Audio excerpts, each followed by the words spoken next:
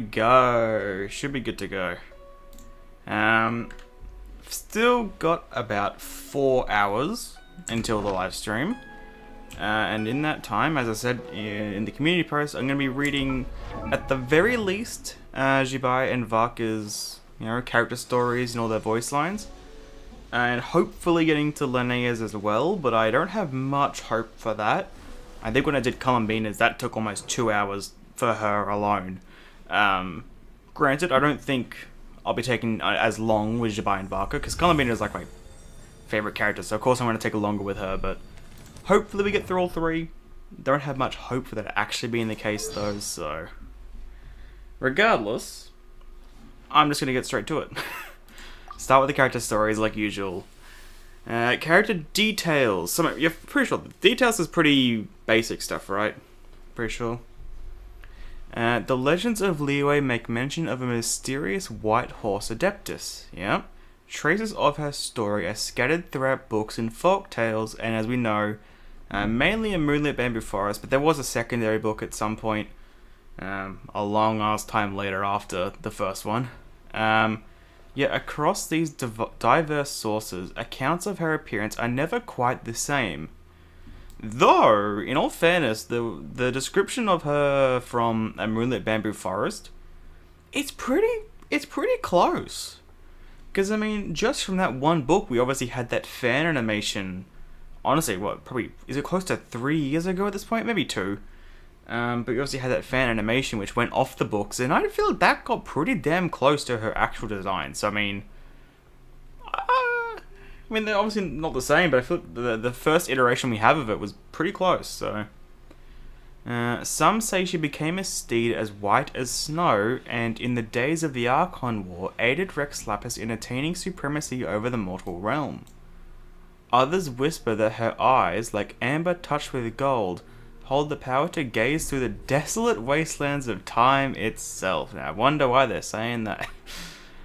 Still, others claim she has always lived on the moon. Hello, how you doing? Still got a long ass wait. Where was I already forgot where I was. Oh yeah, listening to the wishes of mortals and keeping watch over the world of flickering lights below. Yet amidst all these different accounts, none could truly capture her visage. Again, as I said, I feel like a Moonlit Bamboo Forest kind of did. I mean, obviously, like, in the animation, the design was more just like a white kind of outfit, but I mean, apart from that, like, everything's pretty damn close. Nor paint a likeness of her form. Whether amidst gentle tea-time chatter or in debates pouring out over ink-filled scrolls, each view was a glimpse through a keyhole, catching naught but fragments, never the full picture. Well, I guess if you want to take Moonlit Bamboo Forest into that, yeah, sure, it was kind of a very basic description of her appearance. Can't sleep, far too excited for the special program. Morning, it's night for me, but gotta love time zones in that regard. But I mean, I know for a fact I'm not going to be able to sleep afterwards. That typically is the case for special programs and all that. I mean, they start at 10 o'clock, and they're at least half an hour. Especially recently, I talk for another hour and a half, 2 hours afterwards, just going through it all. So it's probably be about 1 o'clock in the morning by the time we get finished here. You never know. Where was I here? In any case, she was as a shard of blessed light, a wild goose upon the snow, whose footprints vanished with the morning. Still, her yesteryears linger in the mortal dust, and her tale awaits the day it is unearthed by those who would seek it. Okay, well, as we, character details, it's pretty broad. The character stories themselves are more interesting. Have you seen the new shorts in Genshin? Yeah, okay, no, I haven't. I did see that the Lowen one was out though, actually. That's a good point. I should do that. I don't know if all of them are out or not. Where is the right button? There it is. Ooh, look at Nicole's one. Hold on. Look at the color of it. Why is... The color doesn't match her drip marking at all. That looks interesting. Oh my god, look at Lowen's constellation! Look at all the constellations, honestly. Wait a minute. Hello, how you going? What? Like, Okay, first of all, the constellations. Nicole's, I mean, it looks awesome. It's like, you can see kind of her wings and like the halo type thing. Almost kind of looks like a book as well. Lowen's is a bunny with a bow? A rabbit with a bow? And then Prune is obviously just like that skull thing that she has. Looks like a castle on top though. Okay. Oh god, what happened there? What is my YouTube doing? It always does this. Why does it always do that, man? Oh my god, the teacup. Obviously 5-star, yep. Wait, hold on, I want to get a better look at the teacup. I wish the shorts were in higher quality. When the program is going to start, a long ass time away. We're still pretty much 4 hours. 3 hours, 55 minutes. Still got a long time. Long time to kill. Is this the same teacup as the one in Varka's animation? I feel like it is, right? If it's not the same, it's very similar. Where are we at? I think it was near the start. It is the same one, yeah. So why did he... Cool! I like that. Lowen's. Yeah, I like this constellation. Is that meant to be a shield? I think? It looks most like a shield. And that's a bow, obviously. Oh, wait a minute. So yeah, fine. I did know that. I did get spelled in that, I will say. But I did think he was going to be a 5-star anyway. Hold on a minute. What is this? Like, dagger? Wait, that looks cool. That's not what I would have expected at all. I mean, we saw him with a pole arm. He's had mentions of, like, you know, he's in the, you know, the ranged company, so like bows or the guns in Dormanport, and we've heard being mentioned. Dagger. Wait, that could be fun. That look I don't know what part of his kit's gonna have that, but that looks cool. And I like the color of it. It's not a typical like cryo color. Kind of reminds me of Skirk, the color of it. Kind of a bit of a tinge of purple to it. That looks nice. Hello, how you going? Okay, what is Prune's gonna look like? I want like... And now I don't even know what weapon Lowen's gonna be. With that dagger. Oh my god. Wait, hold on, what is that? That is a huge bell. Why has it got spikes? 4-star, that's obvious. I don't... Catalyst, maybe? I don't even know. Like, Prune is definitely an interesting one. I still have no idea what her weapon's gonna be. This gives Catalyst vibes, maybe, but her weapon from the drip marketing looks like polearm or claymore. I'm not sure. Huh, okay, cool. And yeah, I like the constellation again. It kind of looks like a castle. It gives that vibe. Childlike dreams cherished. His silhouette is looking like Kaya. Look at the silhouette as a whole. You know, I can see that. Yeah, I can see that definitely. What is going? Why does my YouTube Shorts always do this when I'm streaming? It just breaks. Oh, I can definitely see that. 100%. The color of the background definitely helps in that regard. You know, being cryo. Who is coming first, Durin or Moika? I don't know. I got no clue. I mean, I can't even remember who I predicted. For my banners. Oh, I did predict Moika, so maybe her? I don't know. I mean, Durin hasn't had a rerun. When was Moika's last banner? I can't remember. I'd go Moika, but it really could be. I mean, if Nicole is going to be another Pyro Hexerai support, that's what I'm assuming, it could have, you know, the other Pyro 5-star Hexerai support at the same time, or on the same patch. I could see it. Okay. I'm really, like, obviously I'm interested in seeing Nicole's kit, because it's Nicole.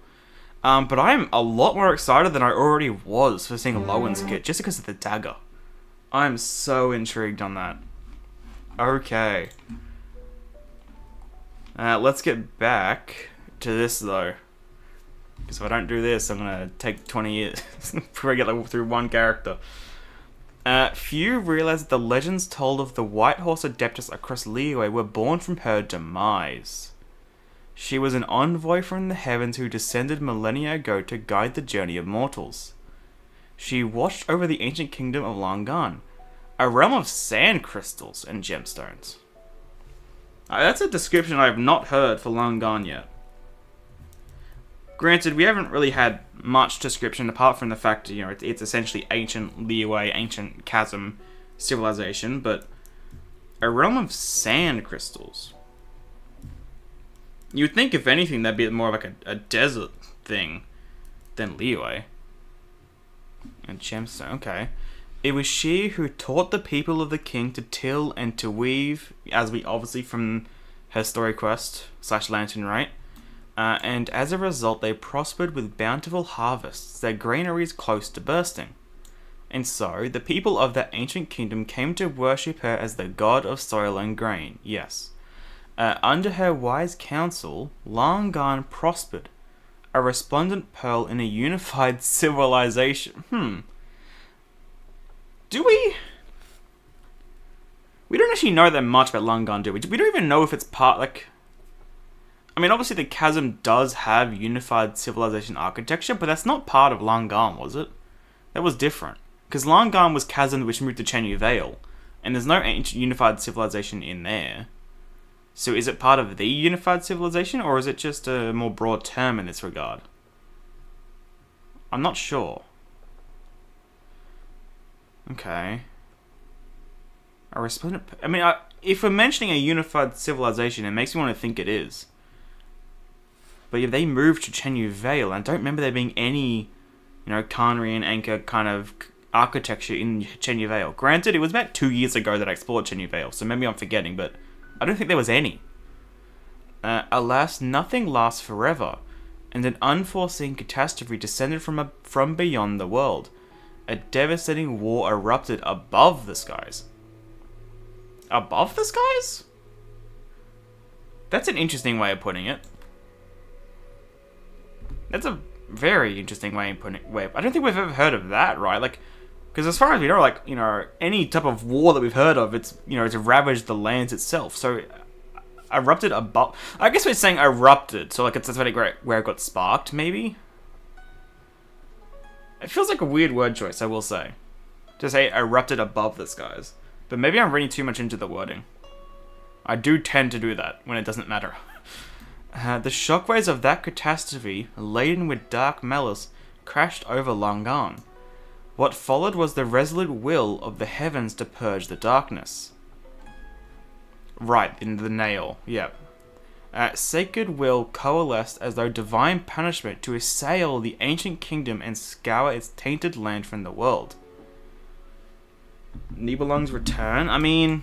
Yeah, that's I was confused at first, but I'm assuming, yeah, it probably does mean that, because, it erupted, it was still, as far as we know, it still, ravaged the land itself, right? But I guess, out of them all, that probably does line up the most with it. Erupted above the skies, Nibelung coming from outside. Yeah. I'm probably just taking the words too literally there. To secure a glimmer of hope for the people she watched over, Zibai defied the will of the heavens. Yeah, we saw that in the amazing cutscene. Thus, with a grievous strike, her spirit was sundered into 3, never to heed the desires of the mortal world again. Yet, whether stirred by pity or to punish an act of betrayal, a shadow watching from the heavens above extended a hand to Zibai.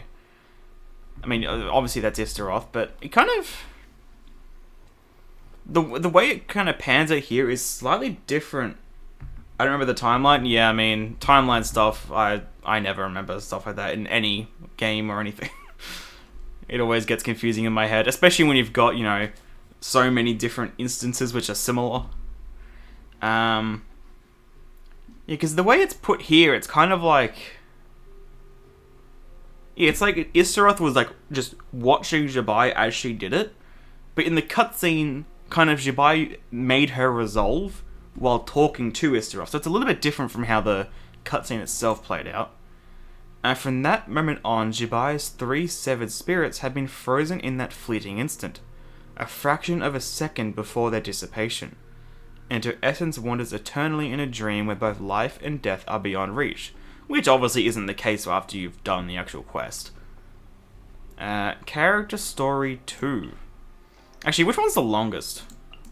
That one's actually really short. Okay, so this one's the long. Well, the moon wheel is super long. Oh my god. Okay. In a time long past, when Zibai descended upon the mortal world as an envoy of the moons, she befriended a being most unusual. Though he bore the resemblance of a mortal man, or the semblance of a mortal man, one with a striking visage, he could ride the clouds and mist, move mountains and fill seas, shatter rocks and grind jade to dust. Huh? Although he bore a oh, right, okay. That confused me for a second because I read it wrong at first. Okay. Yet despite possessing powers that could rival the divine, he was not of the angelic race, much to Zibai's amazement. One day, they agreed to meet high in the mountains to duel in the Adeptus arts. Yet when the hour arrived, her opponent was nowhere to be seen. There was naught but a distant rumble on the horizon. Zibai followed the sound and discovered 3 identical figures aloft in the clouds, engaged in a fierce confrontation. Amidst the clashing of their blades, she could hear faintly a battle cry, the Lord of Geo Heaven's Star. So that's where she got that from? Huh. Zhongli? Yeah. Yeah, no, it took me a second because I don't know, I read it wrong at first. I was like, I thought it was saying that it was immortal, but no, it just looks like immortal, so it did confuse me, but yeah. Who are we assuming is saying this, though? That's what I'm trying to figure out. I mean, there's 3 identical figures aloft in the clouds. Identical? That doesn't that feel similar to what was the actual thing called? The 3 deadly selves, I think, right? 3 identical figures aloft in the clouds, engaged in a fierce confrontation. Amidst the clashing of their blades, she could hear faintly a battle cry, the Lord of Geo Heaven's Star. So I'm assuming that's where she's obviously, when she said Heaven's Star in the quest, I think everyone collectively lost their damn minds, because what the hell? And this seems to be the time in when she heard that term for the first time. And the way it says identical figures, it kind of feels like it's Zhongli using the 3 deadly cells in some regard. I'm trying to figure that out. Like, maybe? I mean, we've never heard of Zhongli doing something like that. I don't think, right? Unless I'm forgetting something. Which is entirely possible, to be fair. Before long, the fighting ended and the 3 figures merged into one. Alighting before her, it was none other than her astonishing friend. Okay, so it does seem like it was the 3 deadly selves. Okay. Interesting. I do want to know where Heaven's Star itself has come from, though. That's what I would really love to know. Obviously, I don't think they're going to tell us that, because this seems to be a thing to go into the future with, but Heaven's Star, okay. This matter piqued Zibai's curiosity, and her friend did not withhold his secrets, imparting them most generously. And so she came to learn the ancient art of trifactor excision, or how to excise the 3 deadly selves. I don't think we heard this term for it. I mean, obviously, it's essentially the same thing, but trifactor excision. I'm going to write that down just because. I mean, it ultimately doesn't mean that much, because it's just essentially another way of describing the 3 deadly cells, but... Well, I guess it's the art of making the 3 deadly cells, so it's kind of... It essentially means the same thing, but it's a little bit different. These so-called deadly cells are the impure thoughts and wicked desires that pollute the practitioner's mind. To cast them aside is to glimpse the unmarred self, pure and clean. But Zibai, as an envoy of heaven and the 3 moons, harboured no such wayward thoughts. No matter how hard she tried, she could not sever her 3 deadly selves. I mean, obviously we know it happens at some point, right? That's what happened in her quest, essentially tracking the 3 down. Didn't she or Zhongli say during Lantern Red that he taught her that splitting technique? Am I making that up? Oh, I'd need to go back through it. I'd really need to. I mean, I could see that being the case, but like usual with me, the actual specifics of a situation I don't tend to remember, unfortunately. But I definitely could see that being the case. Considering, I mean,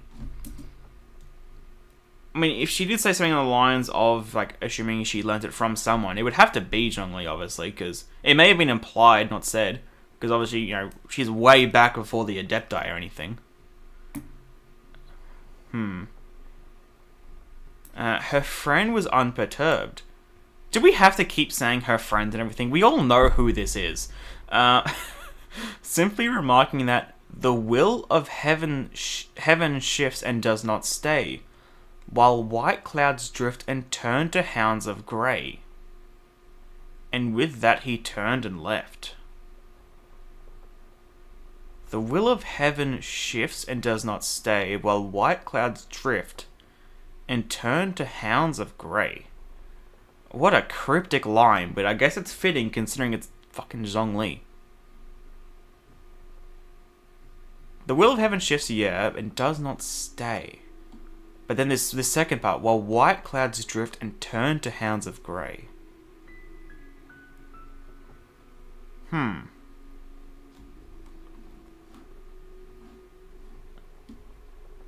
Interesting word choice.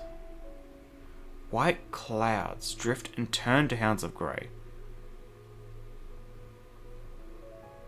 What does that mean?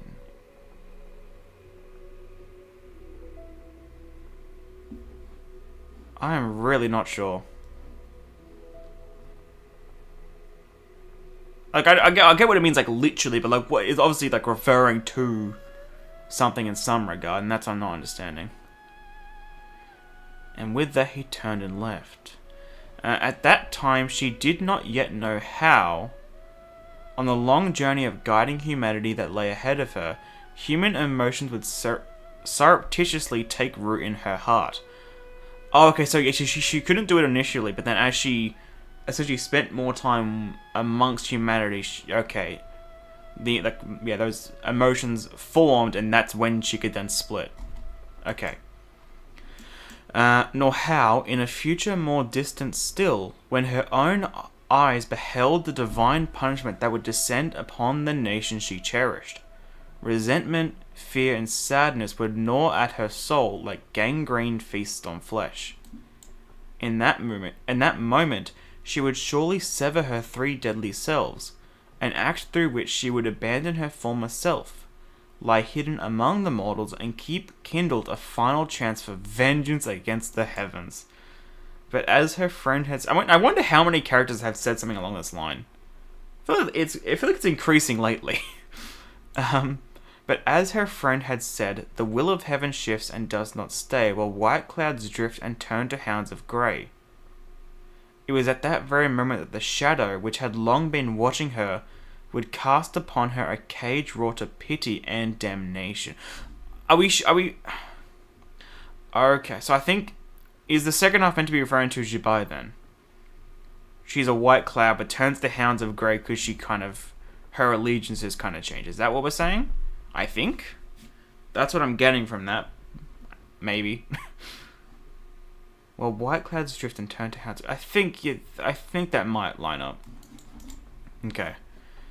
Character story 3. Oh god, not the counting again. Wait, actually, wasn't it? Was it Skirk or Zibai which was counting the moral? Was it both of them? 3, 5. I think I was thinking of Skirk in her story quest. 3, 5, 7. In the Void Moon, where time stands still, all things appear to have ceased their flow. Are we talking about that, like, the, like, empty space we came across the first one? Is that what we're referring to as the Void Moon in the situation? Because that was like referenced as being up in the moon. The space itself kind of looks like a void.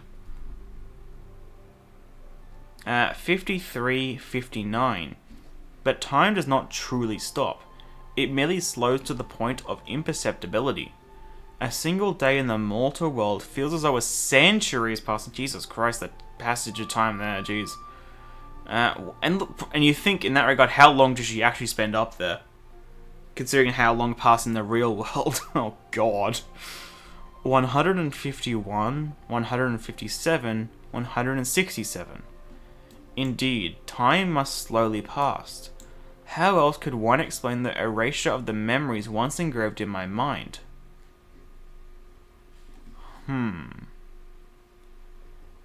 557. Was that one of the names of... Oh, where are my Lantern Right notes? It wasn't too long ago. Was that one of the names of the... Yeah, the one with blue eyes. The Heavenly Soul. That was that one. 563, long gone. 569, their voices, their faces. What do these things mean? It's as if I can't bear to forget them, no matter what. But what do these things mean? What do these things mean? 1553. Is that brightness over there the light from a lantern? It feels familiar. It's as though someone once told me it's the direction of home. Yeah, these kind of... her finding things familiar, the direction of home, that come up a lot in her story quest. There will come a day when I can return to my homeland. This is something I must not forget. 1567. What is home? 3557. I wonder what,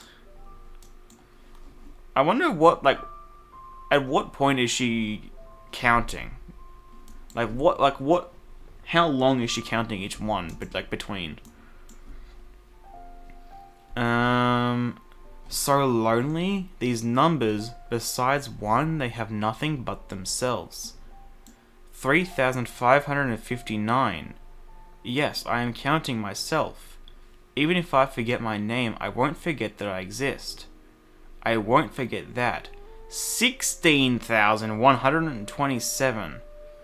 What am I counting? 357 to reset. Oh god. So who knows how many times she's forgotten what she's even counting and reset, let alone reaching already 16,000. God, Jesus. Yeah. Again, it goes back to how long, like, in her point of view, I do wonder, like, how long, like, she kind of spent in there. 'Cause if she's saying, like, one day in the mortal world is like a century passing where she was, for, like, how long did that translate to? Oh, God. It's probably comparable to bloody Finon. Character story 4. The White Horse Adeptus, who frequently appears in Liyue's legends, is... I can't remember how to pronounce that one. Zibai, I guess. Which one was that again? That was the third deadly self. The human soul. It says it right there. Oh my god. The third deadly self severed by Zibai. She was the white horse that the elder of Chengsa village said would assist the campaigns of the Lord of Geo. She was the daughter of time, known to the clans of Chenyu Vale. She was the gold-eyed Celadon mare referenced in the sanctification of Tao Do. She was even the White Horse Adeptus who leapt across the chasm of 500 years.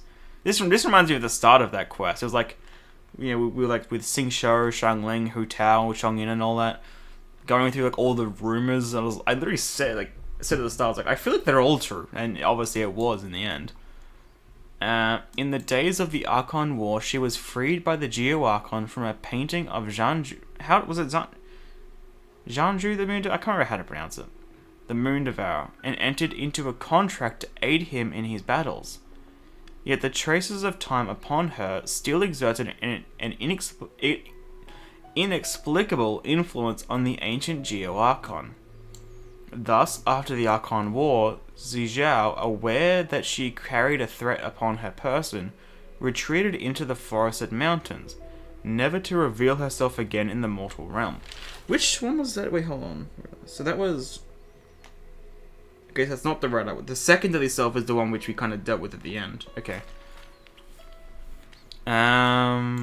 However, she was carefree and unrestrained by nature, and she took much joy in displaying her powers.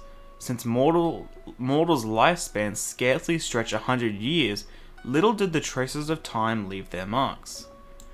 And so, she would sometimes reveal herself to mortals beset by woe.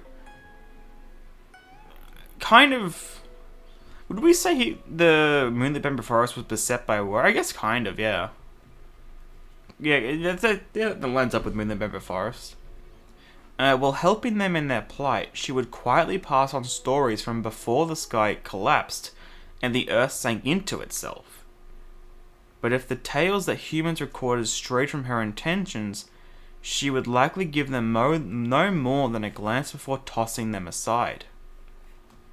After all, she was akin to a wild horse galloping freely across the empty wild, with nothing to restrain her unfettered bounds. Though birthed from Zibai's demise, she deemed it not her face to don her bridle, nor suffer the spurs of anyone else. Ever is she ready to spring with grace and mirth into the ends of time, then with a bang transform into a shimmering cloud of golden dust. Shimmering cloud of gold. I don't think we've ever heard that before. I'm gonna write that down. I feel that might be important. Well, I mean, it's Zibai. I feel like anything really could be important, couldn't it? With a character of this magnitude. Character story 5. Well, this one's a short one. Much like the unforeseen catastrophe that befell the land she loved, the turning point that altered Zibai's fate once more arrived from beyond the heavens. Thanks to the efforts of that golden-haired traveler and her companions, the true moon returned to the skies of Teyvat. Well, the false moon that had imprisoned Zibai's essence began to crumble. With the aid of another old friend, the three fragments of Zibai's soul tempered, slumbering and carefree, greeted the hour of their return to the realm of mortals. Was this all foreseen by the shadow that had kept watch over Zibai, and had it now become the true reality beheld by the first angel? Well, I think it's safe to say it probably was, to be honest. And Issaroth hasn't exactly been the most loyal to the heavenly principles, has she? So, I'd say so. And don't do anything about it, really. Though the land she returned to now bears little resemblance to its former days, the people worship a new god. The rites associated with lighting lanterns are completely transformed, and even the tales that she birthed have become unrecognizable. Yet Zibai understands that the mortals she once protected did not allow their glorious civilization to perish. Instead, they took root in the soil of their homeland and flourished, carrying their traditions through the ages. Their visage may have shifted with the passing generations, yet they still endure to this day. As her old friend once said, had Langarn's magnificent masonry not become part of the foundations upon which Liyue Harbour now stands? From whence would it gain its reputation as peaks adorning the clouded moon? And now, starved of all discontent, even the once insatiable fire of wrath has dimmed beyond sight. After all, her efforts were not in vain. She has returned to her homeland once more. This, it would seem, is enough. Enough indeed to offset the bitterness and hardship she has endured. Is it really, though? I mean, if they're saying it is, it is, but like... the hardship she endured, like going back to the previous one, like how long was it for her? Like, does this really make up for all of that? I mean, hey, if we're saying so, then it must be true, but like that feels kind of crazy to me, considering how long it would have been for her. A boundless land of mountains and rivers. Everything that makes up today's Liyue feels both familiar and fresh to Zibai. Hence, while her spirit remains stable, she journeys across the land's vast mountains and rivers. She travelled to Mount Qingce to watch waterfalls cascade from on high, crashing down and flowing anew through limpid springs. She ventured to the Guyan Stone Forest to witness spears of rock thrust high into the vast sky above. Were they really? I mean, they came down, not up. Their grandeur assailed by the howling wind, steadfast and resolute. She journeyed to Jade Mount to glimpse fishing boats dot the water beneath towering pieces of ancient jade as mountain songs echoed in the distance. She wandered to Jueyun Cast to behold ethereal mists swirl and billow, like a lake of shifting white or an endless upturned sea. ... She was the angel who had taught ancient Lan Gan the art of silk paintings. Now she called on those skills that had lain dormant for millennia. Whenever she encountered a scene of exceptional beauty, she would harness her adeptal powers to embroider the majestic landscape onto silk? Bro, can we see that, like, actually? Bro, imagine we get some, like, furnishings like that. I mean, obviously, this is, you know, Zibai was a couple patches ago at this point, but, like, this would be cool as hell to actually see. I wish. Kind of reminds me of the, like, massive painting from Flintz's demo that I wish we got as a furnishing, because that thing was cool as hell as well. Over time, the mountains and rivers she captured spread over thousands of miles, a magnificent, resplendent tapestry of silk.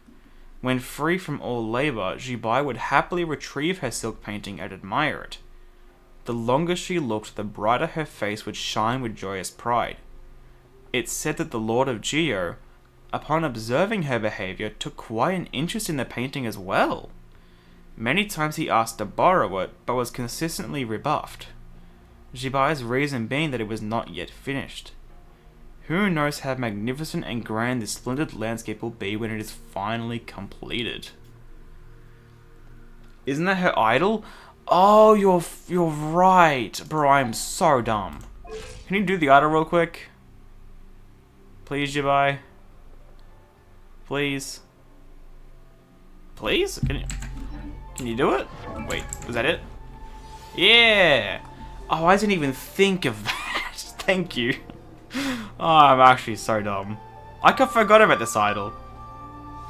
It's mainly because whenever I'm on this team, I'm either on Columbina or Linnea. I'm not actually on Zibai. So I kind of forgot about this idol. That makes sense. Where was I? We finished this one, right? Yeah. So the moon wheel. This one could be kind of fun. And it's long as well. Like, look at all this. Holy. As with her kin, Zibai was born in accordance with a divine plan. Stunning. Absolutely.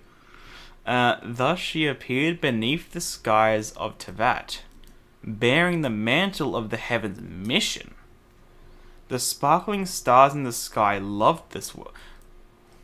I wonder what the mission itself actually was, like word for word. It'd be kind of fun. The sparkling stars in the sky loved this world and sought to shape it into a garden of joy. Why did that remind me of the caterpillar quest from the Fortress of Merope? I don't know why. I don't know why I got that vibe. Understanding her mission well, the emissary began to cultivate the soil. If the soil were fertile, the flowers and plants would flourish. But if the soil was spoiled, the garden would become a putrid swamp. Flowers of joy would bloom under the fervent morning sunlight, while flowers tainted with putrescence? Hold on. I can't.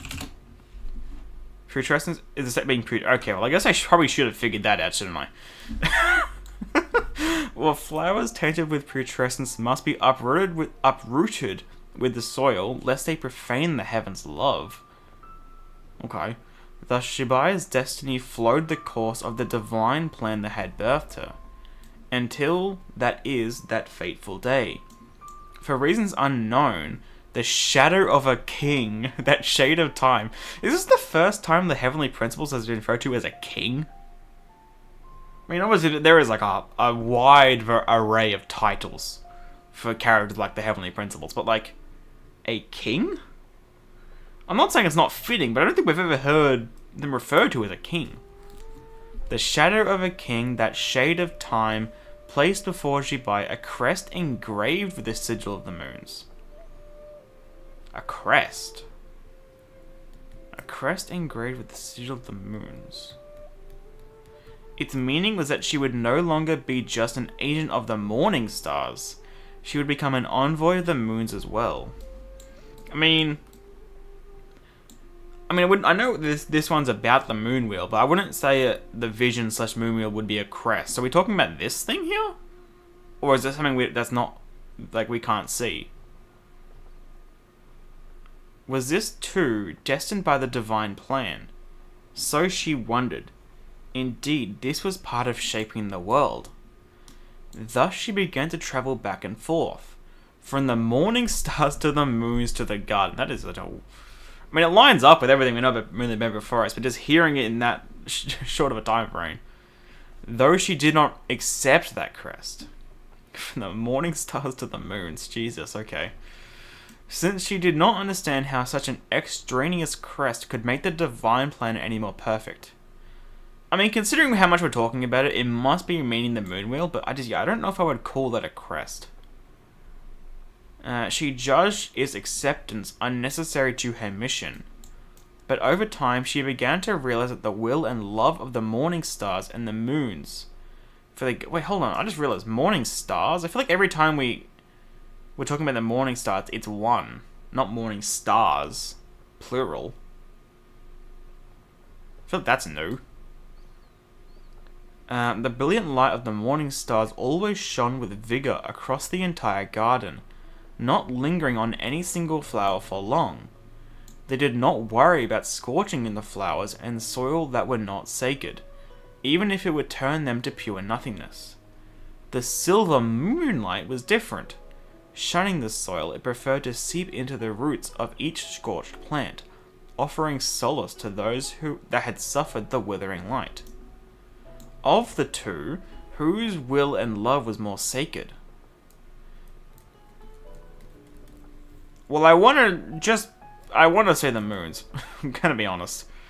From what I feel like we know a lot more about the moons, so I want to say the moons. Such doubts would arise within Zibai's heart from time to time. The answer was clear. The solution lay within the riddle itself. The divine plan was naturally the most sacred. Yet for some reason, Zibai's gaze followed the moonlight, lingering longer and longer on the small patch of flowers and plants she tended herself. When flowers bloomed, they were like laughter. When flowers withered, they were like falling tears. But the soil cannot laugh, so why should waters born from it be capable of sorrow? Yeah, we're asking some crazy questions here, man. Lost in thought, Zibai cast her gaze. Flowers blooming, flowers withering, fruits forming, fruits falling. New buds blossoming, flowers blooming, flowers withering. Later, she heard that a flower bed managed by a peer had profaned the divine and was completely uprooted. I'm assuming this is meant to be referencing a specific character here, but I don't know if I can figure that out. Unless we are talking about a literal flower bed, it's possible, but... She heard that a flower bed managed by a peer had profaned the divine and was completely uprooted. Oh, I feel like that's probably something we could figure out, but I'm not smart enough to. It's probably not even that... It's probably more obvious than I'm thinking, I just can't. Sorrow washed over her, but it soon turned to unease. Indeed, her mission from the heavens did not include sorrow, so how could one born from that very mission feel such an emotion? If we're going back to before, just despite the time she spent among humanity, she came to understand those emotions. Had she been reduced to a plant that needed guidance? Had the will and love she once bore lost their sanctity? This seemed to mark the moment that fate first went astray, only to culminate in another. God, that face word first went astray, Jesus. I wonder how in this regard, though. Because obviously, you know, fate is obviously, it's pretty much set in stone, except when you get to the term, you know, regarding to, like, descenders and stuff. So, I wonder specifically, what? If you're talking about the angel, probably, yeah. Actually, yeah. Yeah, no, that does make a lot of sense. I figured it was talking about something specific. I don't think I'm in a very lore mind right now. I feel like I probably should have figured that out. The one who betrayed the heavens first. No, it would be talking about Koita. Definitely. I don't know why I couldn't think of that. I feel like I probably should have. Where was I at? Oh god, I forgot. I was stuffing here again. Hello, how you going? The garden turned to scorched earth, with flowers and plants teetering on the brink of collapse. The scorching heat seared her will, leaving her powerless to gather her thoughts. At that very moment, the moon crest dropped onto her back like a falling tear. It was the same cold glow she had once beheld and turned down, yet it bestowed upon her the same tranquility and solace as it did upon the flowers and plants in the garden. In that fleeting moment of chill, she realized that before she was consumed by the scorching brilliance of the morning stars, she could still love her flowers for untold ages. See, the crest must be referring to the moon wheel, and that obviously that makes sense because it is the moon wheel one.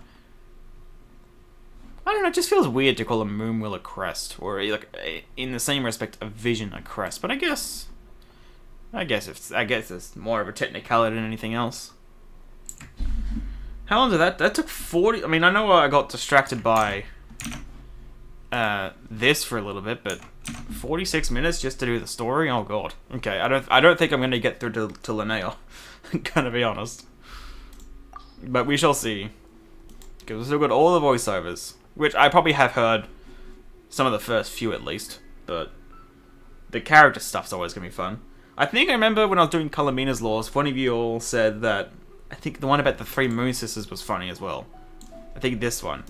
So I'm looking forward to that one. My name is Zibai.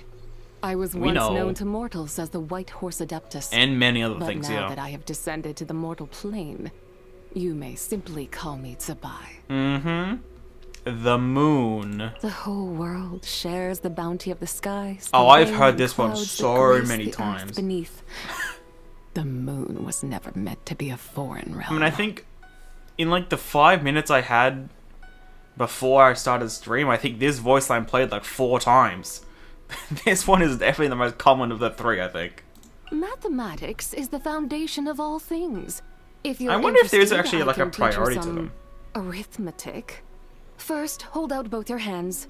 We'll start with the 10 fingers. Because I feel I don't know, like I can't think of right now with other characters which one I would say is most common, but I'd say this one's the most common for Zibai, then this one, then this one. So I wonder if there's an order or if it is just a 33% split. It probably is that, but I feel like I hear the moon one the most. The Adeptus arts are most miraculous, but unless one first cultivates the mind before cultivating these arts, yeah, I mean, will be like as I said, I don't even have Zibai as the character I'm idling with that much, and I feel I've heard these voice lines so much. Because I feel like it's more often is Columbina or Linnea. Well, Linnea is more recent, but typically Columbina. When it rains. Wow. The moon is barely visible. That is a short voice line. That is a very short voice line. When thunder strikes. Hark! The thunderous wrath of heaven. Again, really short. When it snows. At least it's not as cold as on the moon. Fair play. We don't actually know how cold it is. Obviously very cold. She doesn't speak much, does she? Her lines are pretty short. The desert. Journeying through the desert is as arduous as one might imagine. Especially if you're Nouvelette. Good morning. Good morning. Did you sleep well last night? Zibai, you're not exactly offering me much to work with here. Your lines are very simple, at least so far. Good afternoon. The sun is now at its peak. If you are tired, You should take a rest. True. Good evening. The moon creeps silently into the sky until all of a sudden we That's notice a it interesting shining way of putting down from the that. heavens. I feel like, she definitely seems to refer to the heavens in pretty much every chance she gets, and just the disdain when she says it as well. Good night. Are you trying to stay up longer Yes. than the moon? God You damn should it. go to sleep now. I feel like Good I'm getting night. called out. And as I said before, like this, I'm probably gonna be streaming for like, I don't know, 6 hours. So like it's gonna be midnight, but probably midnight at least by the time I end stream. About Zibai travels. After I severed my 3 deadly Here cells, we go. Here we got some. my third self wandered the actual mortal speak. realm and experienced many things. Uh-huh. Most well-known of these are recorded in the book Moonlit Moonlit Bamboo Bamboo Forest. Yes. which recounts my nighttime wanderings. Is that what you're calling them? Perhaps I should visit the bamboo forest for myself. You when I have could the do time. that. Yes. Did we go to Moonlit Bamboo? Like, did we go to Moonlit Bamboo Forest? Did we go there during her quest? I don't think we did. Right? I can't remember if we did. I think it would have been fitting if we did, but I can't remember it actually happening. I feel like we went everywhere but there. About Zibai's seclusion. When I lived alone, I would often resort to mathematics to pass the time. Yeah, she likes her math, doesn't she? devising and solving Fair enough. arithmetic puzzles. I can't If you argue. are interested, I can take you through some of the more amusing ones. Honestly, yeah, please do. I like numbers. I really like numbers. Please do. About us moon gazing. When the people of Liyue write poems about homesickness, they often express their feelings by waxing lyrical about the Uh-huh. moon. This makes abundant sense, as no matter how far apart we may be, Well, everyone in honestly, the world shares the kind same of debatable. and yet to truly appreciate If you the wanna consider the experience Archon of quest. gazing at the moon, surely the traveler would prefer to return home and share it with their friends and family. For as the saying goes, the moon always shines I have brightest never back heard that home. saying before. But if you kind of want to, I mean, I guess it still kind of works. But you think back to the Archon quest, like the moon did change. It was like kind of not the same moonlight. It's kind of a little different. About us, another realm. You mentioned Oh, it's a before long one. that you do not hail from this world, Uh huh. and that you were separated from kin. Mm-hmm. Yet despite the great hardships and dangers you have faced in this foreign land, you have fought on most courageously. Hey, we do our best. displaying What a can we rare say? degree of fortitude. Heaven does not forsake those who strive on. Ah. I am confident that you will achieve what you hope for. I do not I say don't know if I this as believe mere that. consolation either. The people of Liyue often wish upon the moon for family reunions, and as a longtime resident of the lunar plane, surely Well, my blessing counts for more than most. No, for that part, you know, definitely, I can definitely get on board with that.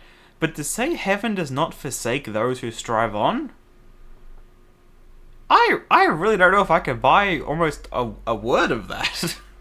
Let's be real. When it comes to the heavenly principles, I mean, I know. I guess in this regard, heaven's kind of like the shades as well. Because I feel like she kind of, when she's talking about the heavens, she is kind of also half referring to Istroth, but like mainly the heavenly principles, but also the shades. Like, I don't know if you can say that. I mean, I guess for some regard, if we are talking about the shades, then I can cut her some slack for that, because obviously the shades have known to kind of do their own things at certain times, which they definitely shouldn't have. Obviously, Renova pretty recently with the Natlan conquest and all that, but yeah, I don't know about that. About the moon wheel. Once divine power is obtained, one may wield it as they will. Ooh. As for me, since I now dwell in Liyue, protecting this land naturally comes Of course. first. I mean, it essentially is long gone, just modern. So we are saying that the I do wonder about this.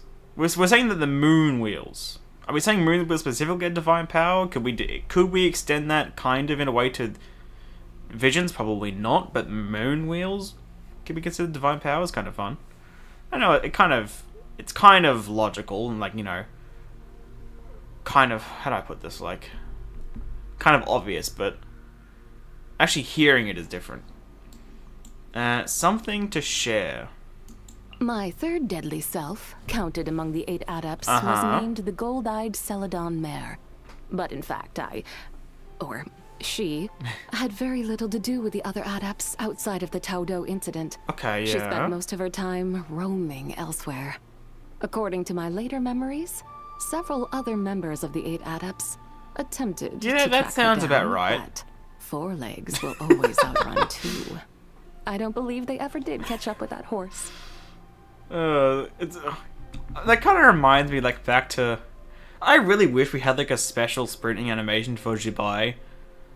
Like, not to take anything away from Llama, but, like, I really wish we had Llama's, like, special sprint or, like, skill just on Zibai. I feel like it makes more sense for Zibai. I mean, she is the horse adeptus, to be, you know, if she's going to have a horse kind of transformation to get a special sprint, I feel like it should have been her.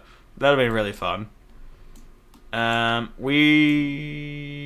I'll just go through them. I think normally I do the character ones afterwards, but we'll do them now. About Zhongli. Though mortals call What are you me gonna the say White about Horse him? Adeptus, I was not bestowed with this title by Morax, the Prime of Adepti. Mm-hmm. I joined the Celestial ranks very long ago. Oh, we know. In ancient times, Long-ass where I time. served as a moon envoy. But what is past is settled, and there is no need to dwell on it. Here in the present, people seem accustomed to calling me the White Horse Adeptus, and that is fine You know, by most apt me. description. Let's be real. Do I ever see Zhongli around, you ask? Why, yes. I occasionally see him walking the streets with Director Hu or enjoying a cup of Well, I tea can on definitely his see own. that second part a lot. I must say, his life as a consultant seems far more pleasant Really? and relaxed than his life as Vox Lapis. Really now? Oh, because there's totally no difference between the two. Come on. Stating the obvious, aren't you? That does actually remind me of something, though. Do we know, like... We don't really know where she's staying, do we? Like, obviously, we've got, like, a little... I don't think it was in Shanyun's story quest, right? I think it was in the Lantern Rite, which released at the same time as Shanyun's story quest. And obviously, we saw, you know... She kind of has her own place now. We don't have anything like that with Zibai. I kind of be interested to know. Unless we did and I just forgot, but I don't think so. About Ningguang. I understand that the Liyue of today is built on trade and commerce. It's definitely what it's most known a for. highly involved and massive complex harbour. affair. For the Tianquan to shoulder the enormous responsibility of ruling Liyue, she must be a truly exceptional And person. yet she's a 4-star. But I have heard that there are a total of 7 Qixing within the Ministry of Civil Affairs, and I have only met a handful of them. Good I point. wonder where the others are. Good point. I suppose they must be busy elsewhere with their duties. That is actually very fair. I mean, I can't really think of more on the top of my head. Obviously, I could think of some, but okay. About Gajing, speaking of. I ran into the Yuhang once on the outskirts of Liyue. She was Hey, there so did with a we. team from the Ministry of Civil Affairs to That's conduct when we some first ran into land her, was on the measurements. outskirts. The terrain was inhospitable, mountainous, with sheer cliff faces. But That there she sounds was, pretty leading similar from to what the we front. when we did. I happened to Near the notice ballista. her and was about to clear some overgrown brambles from her path when, to my surprise, she drew her sword and swiftly cleared the path ahead by herself. I had heard that she had a reputation for being a bold and unstoppable commander. Are we? And I must say, she certainly lives up to it. I don't know if I've ever heard Gaching mentioned in that respect. I wouldn't say it's entirely wrong or anything, but I mean, even just the last word, a commander? I know she isn't, like, you know, a position of leadership in some respects, but it kind of feels weird to call, like, her a commander. Especially, as she's saying, she's alone in the situation, she's not commanding shit at the time. But it does really remind me of when we first met Gaching as well. We were on the outskirts, you know, near the ballista, mountains everywhere, which, to be fair, it's Liyue, there is kind of mountain everywhere, but it does remind me of that. About Chi-Chi, and obviously there was an anecdote a couple patches ago with these two. Chi-Chi is an odd case. Oh, she sure A is. little girl with the body of an adeptus, but not the soul, whose mental clarity fades in and out. And we I love her believe for I it. have seen these symptoms before. Mm-hmm. If fate permits, I should like to examine her more fully and diagnose her This condition. is essentially a shortened down version of that anecdote, to be honest. kind of hinted a little bit. You know, she says she wants to examine her. It's essentially just a watered down version and a much condensed version of the anecdote about Shan Yun. I have met with Cloud Retainer, or Shen Yun as she has taken to calling herself. Although she is an adeptus, she rarely makes use of her attendant powers, preferring instead to tinker away with her we know all devices. about that, don't worry. She explained Every damn that she lantern, right, and seeks stuff. to create mechanisms that All even moon chase ordinary festivals. mortals can use with ease. As it happened, I recalled some mechanical blueprints from Langan, so I proceeded to draw them for her. Wait, can However, we see those? Those mechanisms are so ancient that I'm not sure they'll be of any use in this day and age. Wait, but that sounds cool though. I wonder. Oh, I really wish we did see that, because we could have, you know, Zibai's blueprints. Then we could also kind of go back to the 3.4 Lantern Raid cutscene, kind of see little bits of like Gui Zhong's blueprints for like the ballistas and stuff. Then we have all the Shan Yun stuff as well. It's kind of like 3 different ages of it. Be kind of fun. About Yanfei. I understand this young lady is part human, part adeptus. My goat. Most remarkable. From what Streetward Rambler has told me, it would seem that she belongs to a younger generation of adepti who have never seen war in their When are we going to get a lifetime. playable Madame Ping? And with her consummate mastery of the legal code, I also doubt she has to rely on her adeptal powers to gain wisdom. Oh no, definitely not. I still remember a few examples of case law from ancient times. I'll have to write them down. Wait, in the come on, coming wait, no, I days want to see and that. ask Streetward Rambler to pass them on to her. I hope she'll like them. Wait, no, I actually want to see that, like as like an anecdote or something, please. That sounds awesome. But you know, like actually, when are we gonna get to play with Madame Ping? I know there's every chance we just don't. But like, please, like actually, please.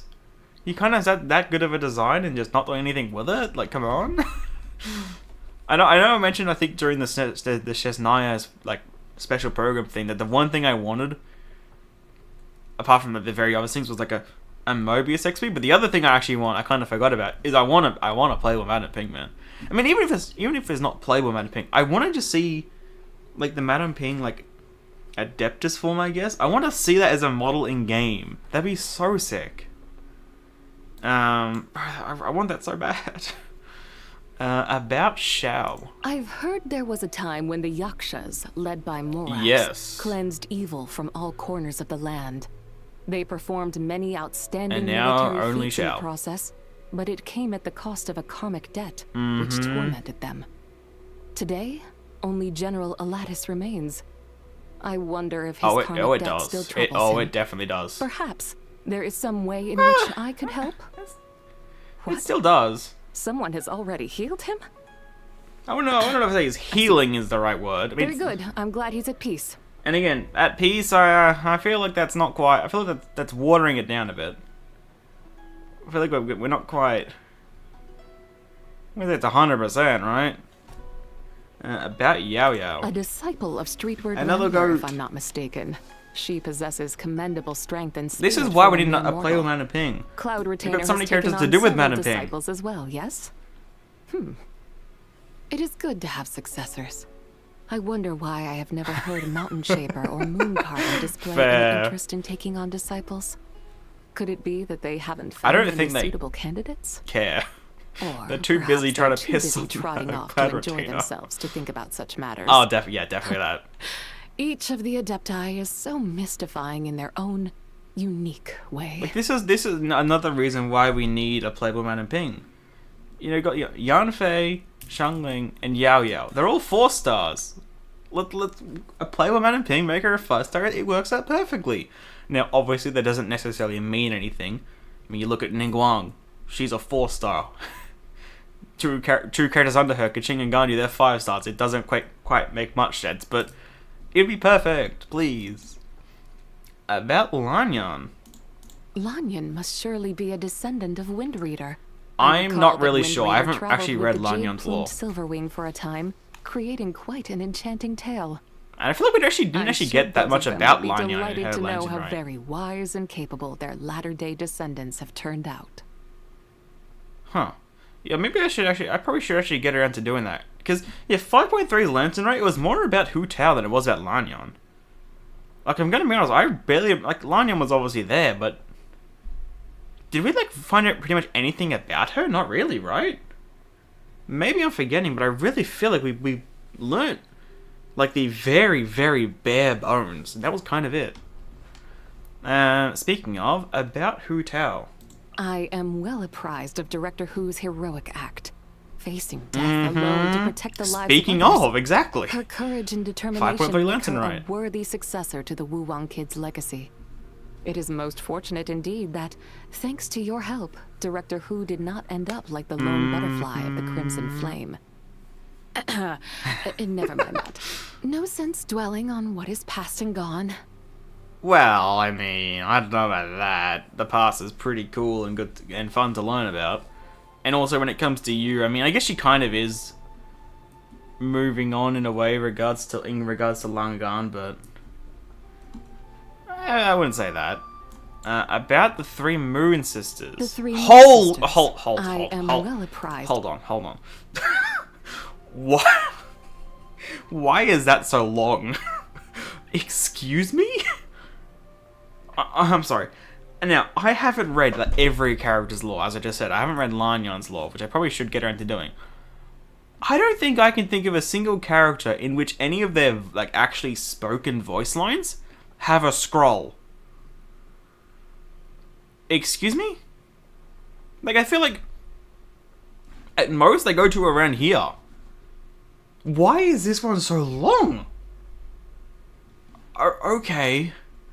The three Moon That is Sisters. ridiculous! Well, I understand that they had a very close relationship. They did. They're also When goated. one of them did not feel like being on duty, she Sonnet would is still the beg best of another the to three, take her though. place, then make it up to her later with gifts of makeup and jewelry. However, so liberal were they with this ad hoc shift-swapping business that it sometimes led to chaos. For instance, there was once a year when all three moons aligned. Right. But this only happened because they all got the timing mixed up. And so there came a day on which only one moon should have been on duty, but all three appeared in the sky at once. I can definitely They picture hurried that. to line up in a row, two moons, trying their best to hide behind the one who was supposed to be on duty. But alas, Well, I mean, they still gave the poor they should people just hide down below behind a most Arya, right? She was the terrible biggest. fright. They burned incense for several days straight. Oh, God. After that incident, the sisters asked me to try to convey to the people of the world that the sight of three moons Yeah, together good luck in the with sky that. was not an omen of impending disaster, nor a sign that regime change was nigh. Oh, my. Naturally, I put the question back to them, inquiring what such a phenomenon should represent to humanity. Phew. They hemmed and hawed for a while before finally saying, It means a festival is coming, and The everyone invitation. should eat full moon cakes. Stuff? Stuff. Oh, it's amazing. Hold on. Stuff. Oh, I can totally picture that. It kind of actually does remind me. I want to go back to the... Not this. I just want to... I feel like... Was the Lantern Rite cutscene posted here? It was. Wasn't actually all three moons lined up in this cutscene? I know it's probably more of a stylistic choice. I mean, all three were lined up here. So are we talking about this specific case, or again, was this more just for the cutscene, and also because they picture later on, obviously the two, where was it? Yeah, two of them breaking. It's more for this. It's probably more to do with that, but I wonder. I mean, probably not though, right? If there was time, I don't know. I could see it being either. It was that same night where everything turned to shit, so maybe it wasn't. Cute, not gonna lie. Oh no, definitely, 100%. More about Zibai. The Liyue of today is Especially a when vastly it's different Sonnet. place from the land I once knew. Even the name Liyue did not exist back then. Oh yeah, it's Many like moons have passed and many millennium, tides have turned since to say that the age. least. And everything I remember is now long gone. Long gone, long Poets gone. like to say that Haha. time flies like a white steed. And curiously enough, my third deadly self was known as the White Horse Adeptus. Oh, I thought it would be the other way Perhaps around. This is karma at work. You'd like to hear Yes. more about my past? I want to know everything. Very well. One more person knowing the truth can only be a good Yes, thing. we are a witness. We haven't heard us be referred to as a witness in forever, man. Or even anything akin to it. I would have thought in this situation, it would have been called Time Flies Like a White Steed after her. Considering, obviously, Daughter of Time and all that. But no, I guess it was... Okay. Maybe it's kind of both. Could be. More about Zibai 2. Long ago, I descended from the heavens to Langan to act as an envoy, guiding the people of that nation towards a peaceful future. The people of Langan called a me hopeful, the god of peaceful soil future and grain, did not happen. believing that I blessed their nation with favorable weather and bountiful harvests. I indeed had some influence over the weather, but the bountiful harvests were entirely due to the hard work of the nation's Did we know she had people. any influence over the weather? How I mean, did obviously, I we know guide soil Langan? and grain and shit, but weather Not as well. with any grandeur or majesty, that's for sure. Save for a few reminds me of interventions Cladder to Dana. define the future, ward off evil, and prevent disasters, I spent the majority of That my sounds time as a like- teacher. Oh, I taught children how to read that and that, that write, makes sense. do arithmetic, and play music. Yeah, I can picture that. In my spare time, I compiled and edited texts on matters of etiquette, music, and the like. Yeah, I mean, the way she says I indeed had some influence over the weather, it really reminds me of Cloud Retainer. Not obviously because the name Cloud Retainer, but back to her story quest and all that. Which I can't remember the exact wording, but, you know, I remember there was a fair chunk of that which was about, like, her in the past regarding weather and all that. I can't remember exactly how it went, but reminds me of that. More about Zibai 3. In my view, the most important thing to focus on when guiding a nation into the future is the education of the heart. Yeah, that's valid. People without virtue Definitely. cannot build a nation that endures, however It also may abundant not their matter, material 'cause- wealth may be. Nail. Consider those from Liyue who climb the mountains in search of the Adepti, motivated only by selfish gain. Even if they are there's enough lucky of enough those to obtain Adepto in every treasures, nation. those treasures will ultimately be their undoing if their intentions are impure. Now, of course, while cultivating virtue in one's heart, one must also sharpen the blade in one's hand. As the saying goes, one ought to hope for the best, but prepare for the worst. Though, in my regard, it's hope for the worst and prepare for nothing. In Chinese mythology, the god of agriculture is also the god of rain. Ah, okay, that makes a lot of sense then, yep. That makes a lot of sense, yeah. Agriculture, soil and grain, yep, okay. Good to know, thank you. More about Zibai 4. I have always been an avid reader. Nowadays, books are the only place where I can find the home and friends that I once knew. And it's the only place we could As find... ever, I annotate the text whenever valid I find law. factual errors. Recently, someone noticed my Oh, annotations God, and it's spent Kave several all over days again. tracking me down to request that I teach history at Oh, his it's school. kind of Kave all over again. He was quite insistent, but his attitude seemed sincere to me, so I acquiesced and taught the classics there for a month. Okay. The sight of those students, Bro, I wish we could be a eager part to of gain that. knowledge, took me right back to when I taught at the school in Langan. I never imagined that I would become a teacher. We should get an again event today. like this. I suppose. It Or was maybe a meant web to event be. where she teaches us shit. Or something like that. I'm not an expert, I just read a bunch of Shanshu novels. Ah, okay, fair enough. Yeah, I haven't read any of those myself, but I have heard about them, especially when it comes to, like, Liyue lore and stuff like that. Especially past 2 years, I think it's become a lot more prevalent. It's like, since, actually, yeah, about 2 years, actually, since Cloud Retain's release, I think it's started to pick up. What was I about to say? Oh, yeah. This is very similar to Kave, no? Am I getting the character wrong? I think it was Kave and Alhaitham, right? I don't know if it was necessarily the interaction in Act 5, but I feel like there was some interaction between the two. Where, like, yeah, all of Kave's notes... Was it... Maybe, it might have been his hangout event. Or it was just someone else. But I feel like it makes most sense it was Kave, because... Kave. I think so. If that would be a peak, no, actually, though, I would love that so much. I mean, again, it could even be a web event. It doesn't bother me that much. Just give us something like that, and it would be cool. But especially if it was an event in game, that'd be sick. More about Zibai 5. Although I spent much of my time wandering, I occasionally return to Liyue to again. teach Bro, classes come on, at they're various teasing schools, it. where I take the opportunity to Wait, did I correct the historical records on Langan. It's Back very in my similar to the day, last the one. study of history was considered a singularly important affair. It is. It's After very all, important for us. The mirror of the past teaches us That's for law lessons for players. the future. I'm sure the ancient sages would be Cycles and delighted shit, to yep. know that someone is still curating the Oh, historical that reminds me, I gotta records say of long something. Yeah. gone. All these centuries later.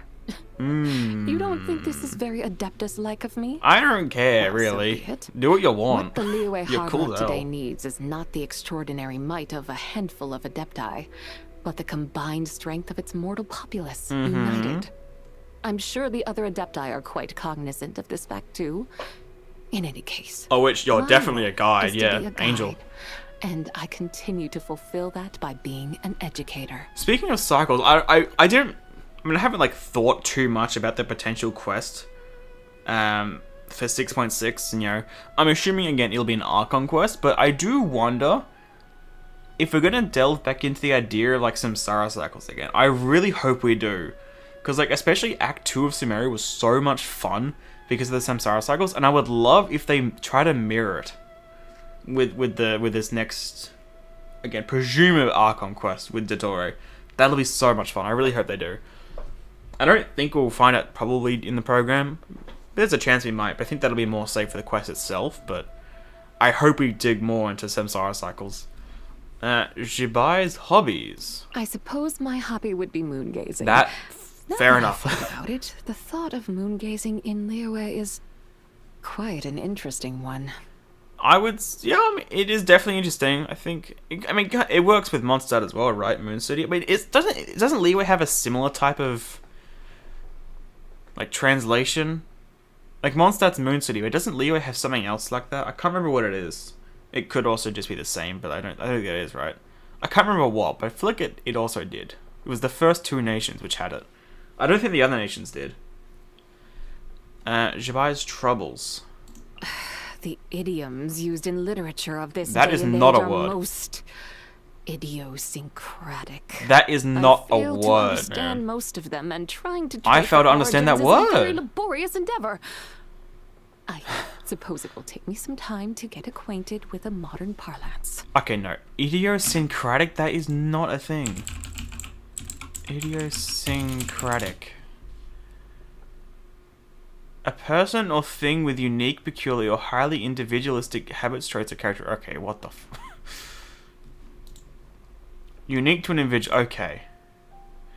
Okay, now okay, that makes sense. I was like, what is that word? Okay. Favorite food? Have you ever tried a No. full moon cake? I used to share them with friends while moon gazing. Do we have a recipe for them? Now, I can't seem to find them anywhere. It's quite a pity. Hold on, do we have a thing? Can I search here? Full. I feel like we got a recipe from from Lantern Night, right? Did we get one for a full moon cake? We did. Oh no, it was full moon egg. Never mind. So we haven't, but we have full moon eggs. That's the closest we have. Okay. Never mind. Here.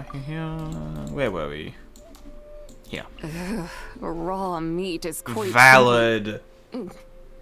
I just think meat should be cooked through. Oh, prior to 100% consumption. agree. Definitely.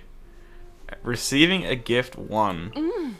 Had I been able to sample such fine delicacies during my lunar exile, perhaps I would have stayed a little Zibai, longer. please.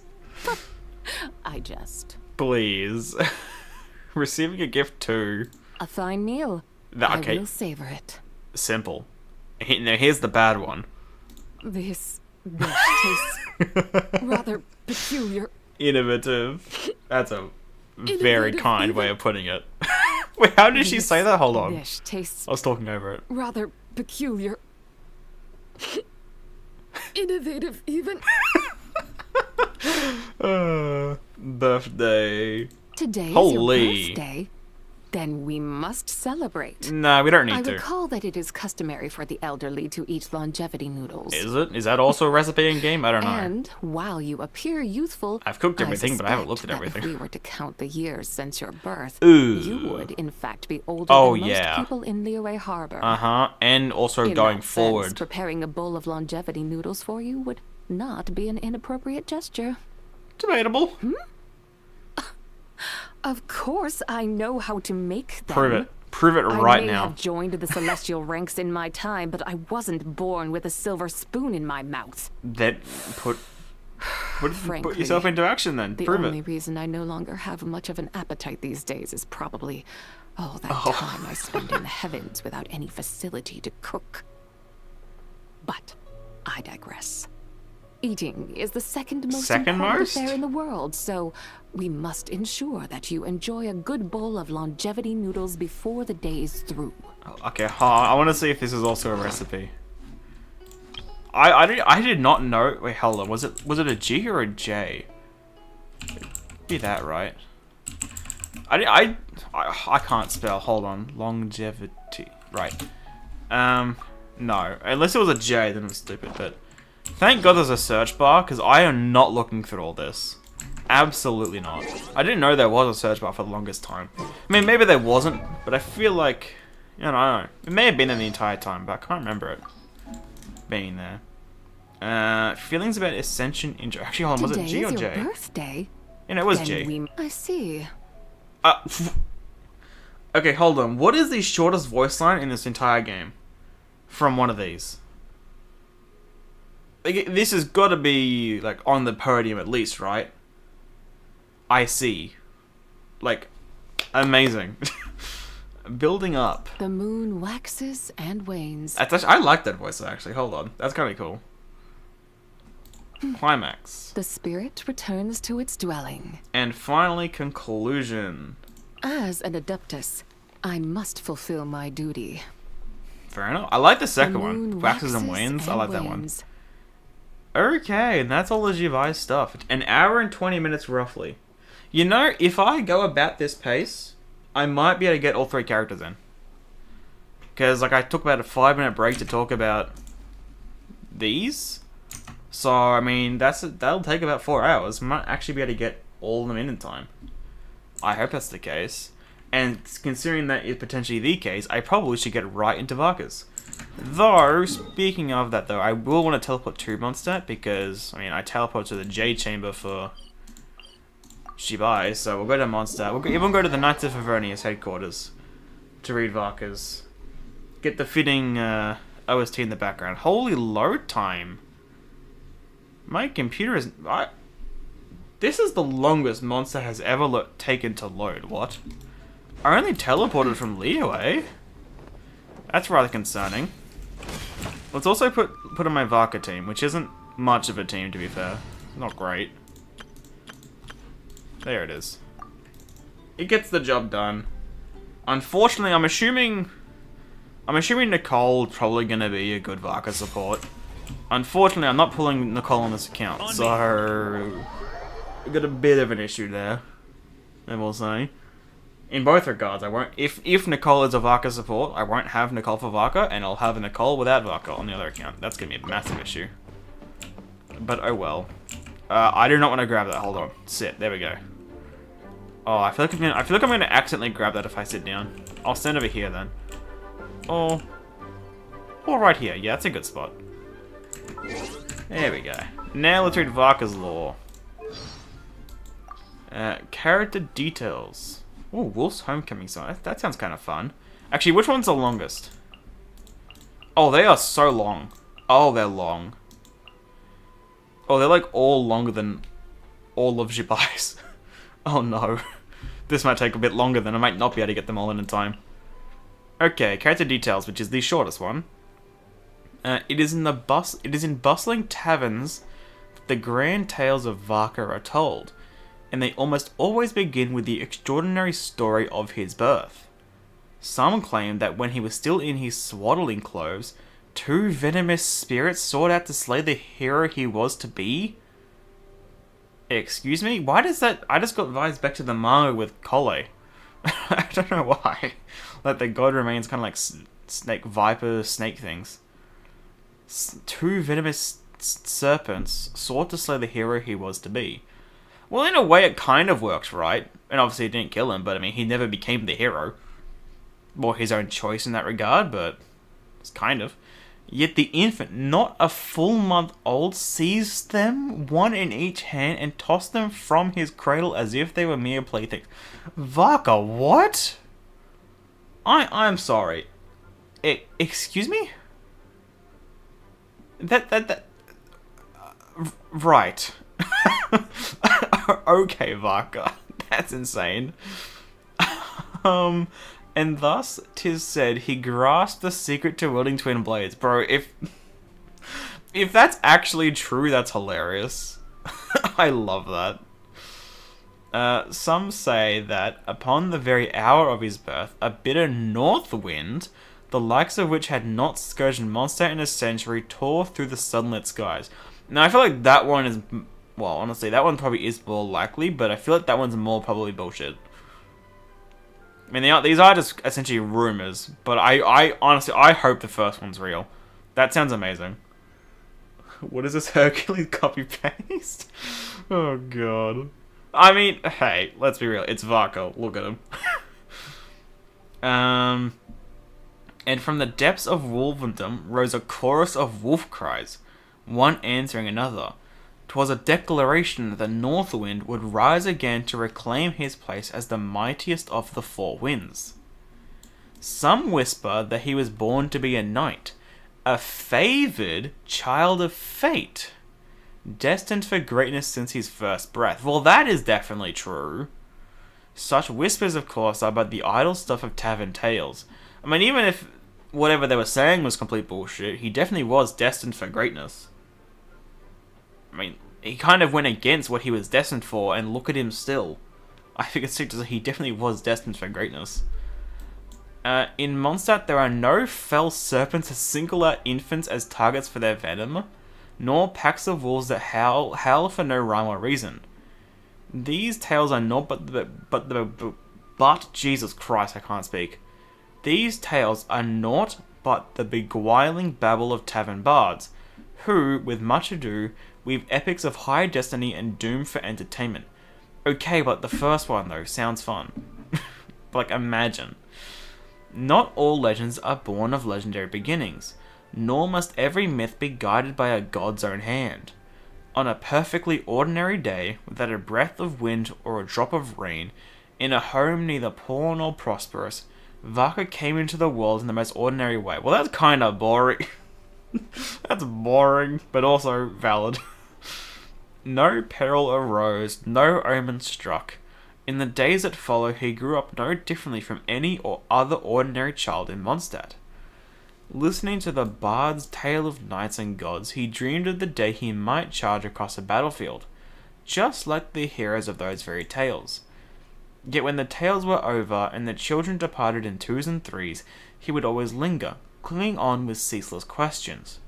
Why is it that the heroes are always born of some ancient bloodline or blessed by the favour of gods long past? So valid, hold on. Bro, he was wise beyond his years, even as a kid, man, what the hell? So valid for that. The bards could offer only an awkward smile in reply. That's how the stories have always been told. Then who founded those ancient bloodlines? Who blessed their gods before their divinity? Varka as a kid, man. Bloody hell. At this juncture, most bards would fall silent. A handful would point towards the Knights of Favonius' library. One cannot look to stories for these answers. One must look to history. And fewer still, wearied by such questions, would point towards the boundless wilderness beyond the city walls. What do I know? I'm just a bard, asks Barbados. Well, I mean, he could if he wanted to now. Let's be real. Many years later, when Varka had at last become a legendary knight of the new generation and the hero of his own tale, he finally understood the bard's predicament. Reality requires no justification, yet a tale must earn the credence of its audience. And for the ordinary listener, it is nearly impossible to conceive.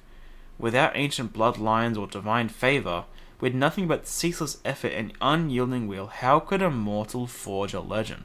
What a sick intro for the character details. Like, I feel like typically when it comes to the character details, it's typically stuff we know. This isn't. I feel like, yeah, typically it's stuff we kind of know, it's stuff in the drip marketing. You know, stuff we've learned while, you know, traveling with the character for a little while. This is completely new stuff. Okay. Asking the real questions? Oh, 100% he is. And this is as a kid, for God's sake. What happened to that Varka? Now the Varka of nowadays is, you know, telling Nicole to hurry the fuck up. Now, obviously, he does have his reasons for doing that, because we were in a rush, but still. The point stands that he's still a law skipper nowadays. What happened to this Varka? Character story 1. When a younger Varka first participated in the knight's prep exams, he floored every single examiner. That is to say, he literally pulled them over! Just as he was brimming with confidence, ready to receive his formal appointment as a knight, a letter of rejection arrived, shattering every last one of his dreams. To Varka, first and foremost, we would like to express our sincere appreciation for your participation in this assessment. Your capabilities and your aspiration to become a knight have left a lasting impression on us. However, after careful consideration and thorough review, we regret to inform you that... I want to read the rest of it!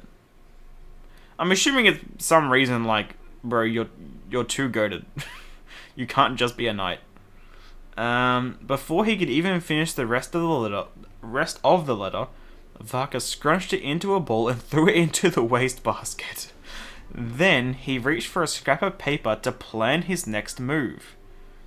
That very night, as Valentine, former Grand Master and the previous Lion Fang Knight, was making his way home after a drink, he was ambushed by an assailant. With all his attendants out, Valentine was left to face the attacker alone, both impressed and speechless. Now, when it comes to, like, Mondstadt lore, and Liyue lore, and honestly, to be honest, so the two characters, there could be details I'm missing. I do tend to have a shoddy memory. Do we know, have we heard this name before? I don't know. We may have. We definitely haven't heard it recently. This could be new, or it's just very old stuff that I'm forgetting. I'm leaning more towards that, because again, like, Mondstadt Liyue, I forget that stuff, and it's mainly because when I first started playing the game, I wasn't into the lore straight away. The lore was something I only started getting into a little bit before Sumeru. So Mondstadt Liyue stuff does tend to not stick. So this could be new, could be not. Probably isn't. Impressed because the assailant was much more capable than he had imagined, and his ability to conceive and execute the ambush in under half a day was nothing short of astonishing. Speechless because the assailant's absurd declaration left him in bewildered silence. If the Knights of Favonius can't even protect their own Grandmaster, how can they protect Mondstadt? Valid! Though, to be fair, in this case, like, Varka is, like, already goated, so they might as well hand the job to him. Did you not finish reading the letter I wrote you? Who reads a rejection letter to the end? I always put the important part in the postscript. Okay. Oh, God.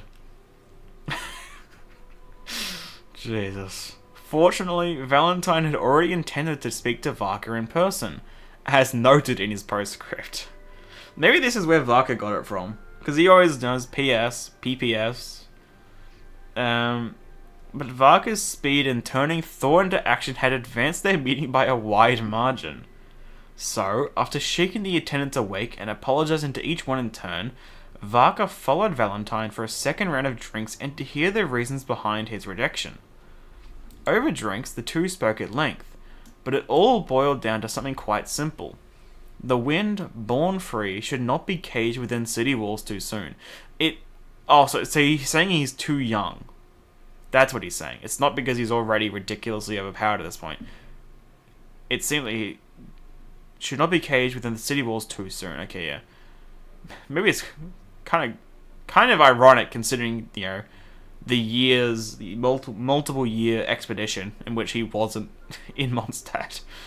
Valentine believed that, instead of standing guard in Mondstadt or patrolling its outskirts, Varka should venture out to distant nations and uncharted frontiers. Just as the adage holds, only by practicing 1,000 melodies can the bard strike an extraordinary chord. Only by studying 1,000 blades can the smith forge a legendary weapon. I feel like that's kind of the saying, but also just not it. It's kind of... I mean, what's it? Like, you fear the man who's swung, like, what... Well, I can't remember how exactly it is, but you'd fear someone that does the same thing 1,000 times over someone doing 1,000 things one time. Kind of, it's essentially that, just in different ways.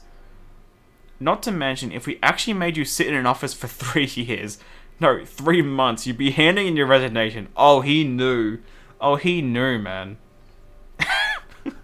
For 1 day is already enough for him. That's half the reason he went in the expedition.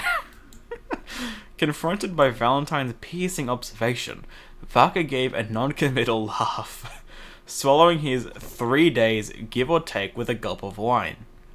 What I really want is for you to find your own reason for being a knight, Valentine said, his smile turning serious. That's a valid point. It also does feel kind of like a cop-out to reject him, but at the same time, it is true.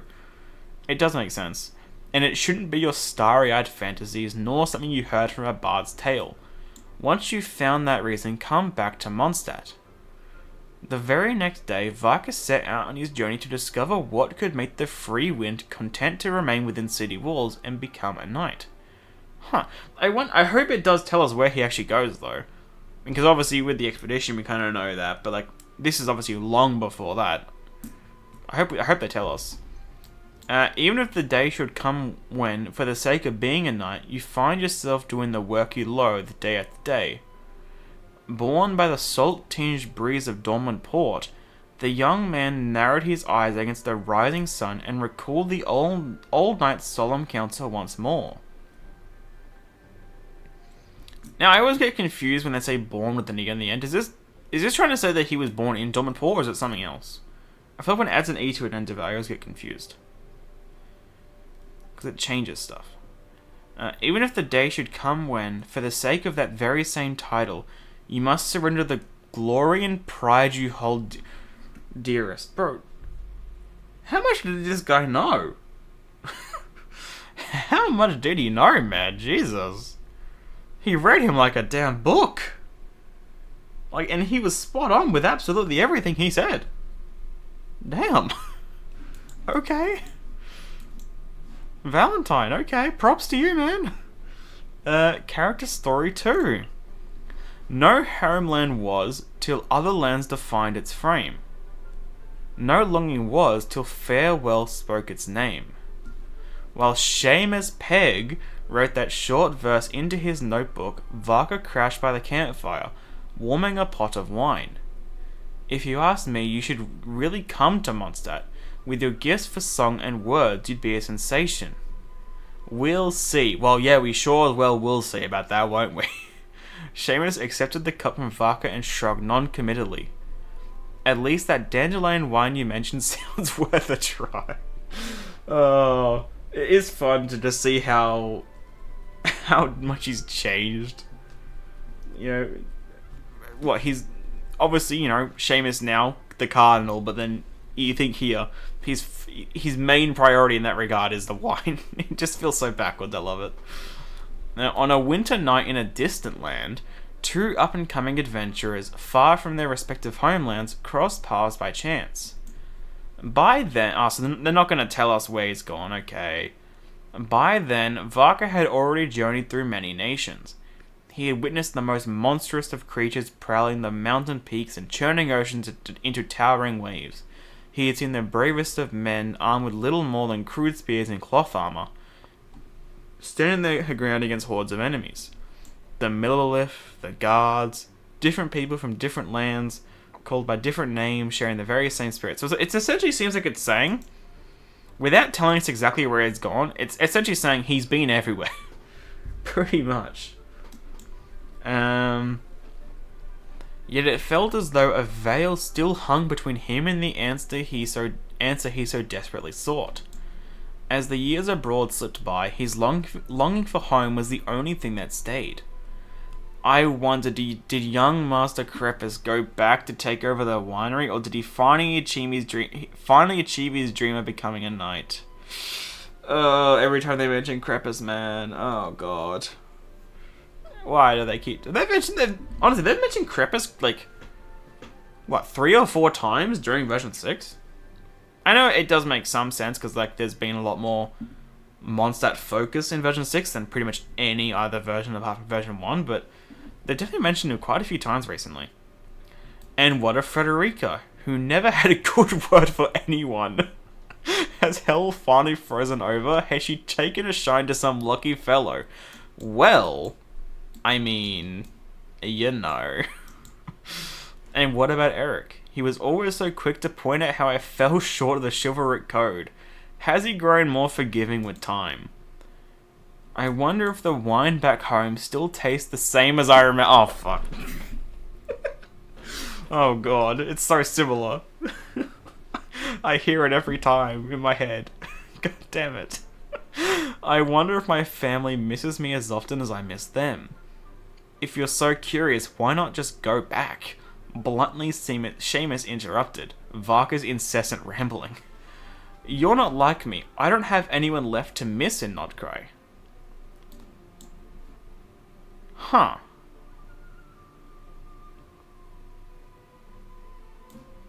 Do we actually... Now, I don't think we actually... Like,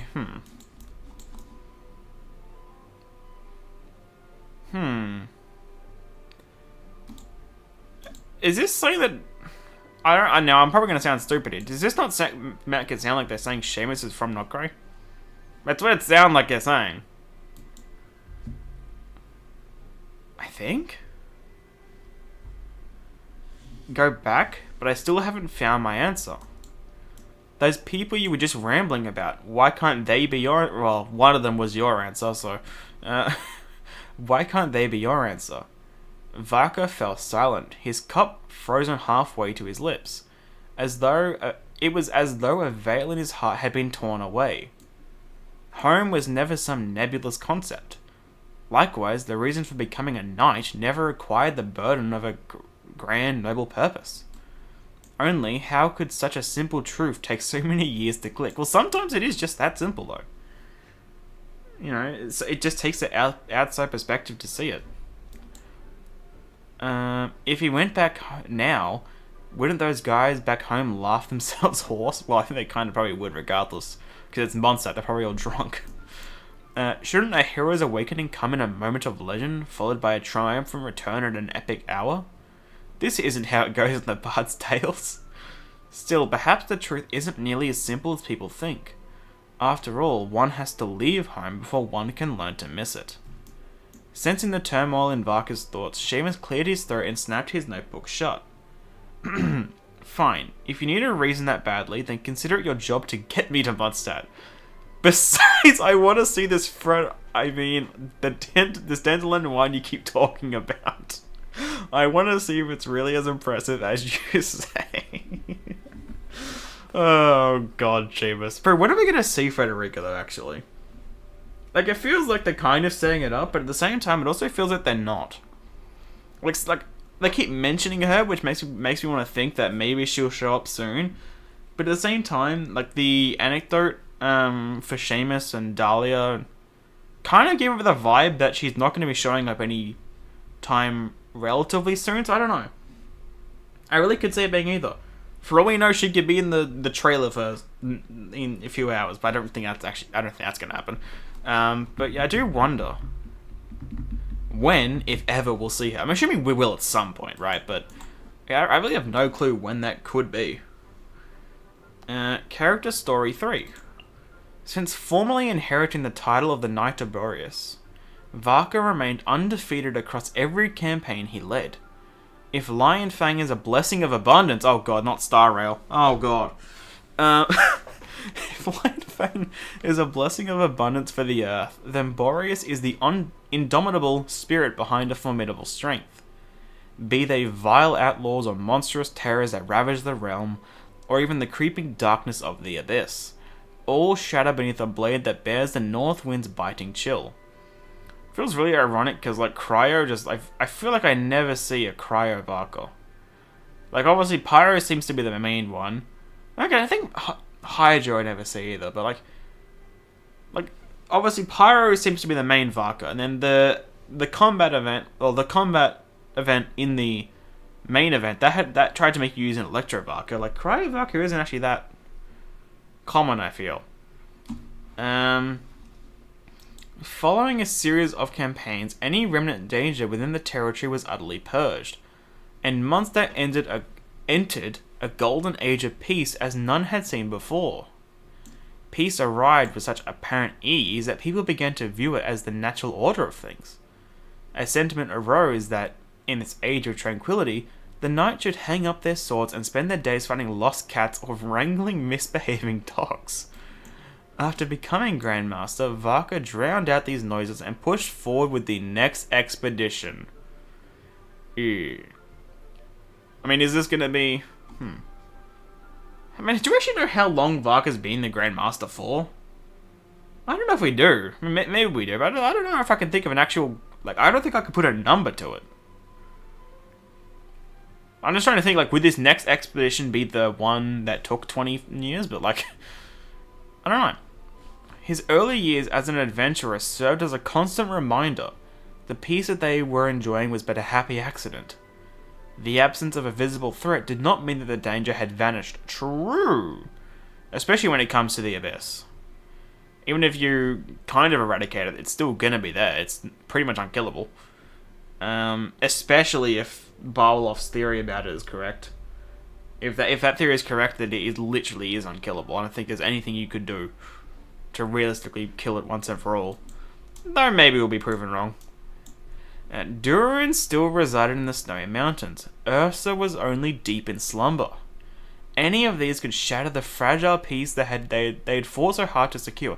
Ursa, that's the dragon from the manga, right? Ursa the Drake? Yeah. Yeah, thought so. Yeah, okay. Any of these could shatter the fragile peace they had fought so hard to secure. The seniors who had paved his path had grown old. Lion Fang Knight Valentine, Cavalry Captain Faro, I think? I can't remember. Captain of the Ranged Company Adorno. Okay, that has got to be new, right? Like, the Ranged Company is definitely more a recent thing. Adorno? Okay. I definitely feel like that's got to be a new name. Old Captain of the Ranged Company. I'm going to write that down. Ranged Company Adorno. That definitely sounds new to me. And yet, the knights of the new generation still had much to learn. Varka knew all too well that his own prime would eventually wither with age, as all do. As Grandmaster, he sought to buy more time for the next generation. As a warrior in his own right, he wanted to test his mettle against the mightiest of enemies before his best years began to fade. Oh, I guess this is probably the reason why then that he took on the Hexacircle's trial, because I'm pretty sure he said in the animation, like when Barbalov was talking about essentially like his prize for quote unquote for winning, is that he really only just wanted to test his strength more than anything. He didn't actually care. And that's when he just decided to take a look into the Scryglass, right? And so, after entrusting Mondstadt's affairs to the veteran knights and Inspector Eric, Varka set out once more on another expedition. But this time, Varka suffered a most devastating defeat. In his own blinding brilliance, the knights remained blind to the shadow he cast, where jealousy and malice had begun to spawn, yep. Varka never realized that, from the day he returned to Mondstadt and joined the Knights of Avernus, a twisted seed had already taken root in Eric's heart. And when the Doctor's segment... Is this the first time they've actually said the Doctor's segment? Like... Maybe I'm crazy, but like obviously with all the Torres stuff, yeah, we know about segments and all that. It was mentioned way back in Winter Night's Lazo. But I feel like the actual term segment... Has that only been said in Lazo? I don't think we've referred, like... In terms of, like, in-world, in-game, I don't think segments has ever been mentioned, right? Obviously, we have, like, the Omega... What do we call it? Omega build? What is the right word for it? I mean, obviously we know about it, but did the Traveler themselves really? I mean, Nahida knows. Actually, yeah, Nahida knows segments. That's right. No, that was mentioned there. Never mind. I think we mentioned the word segment there, but apart from that, I don't think it ever has. Especially not recently. Never mind.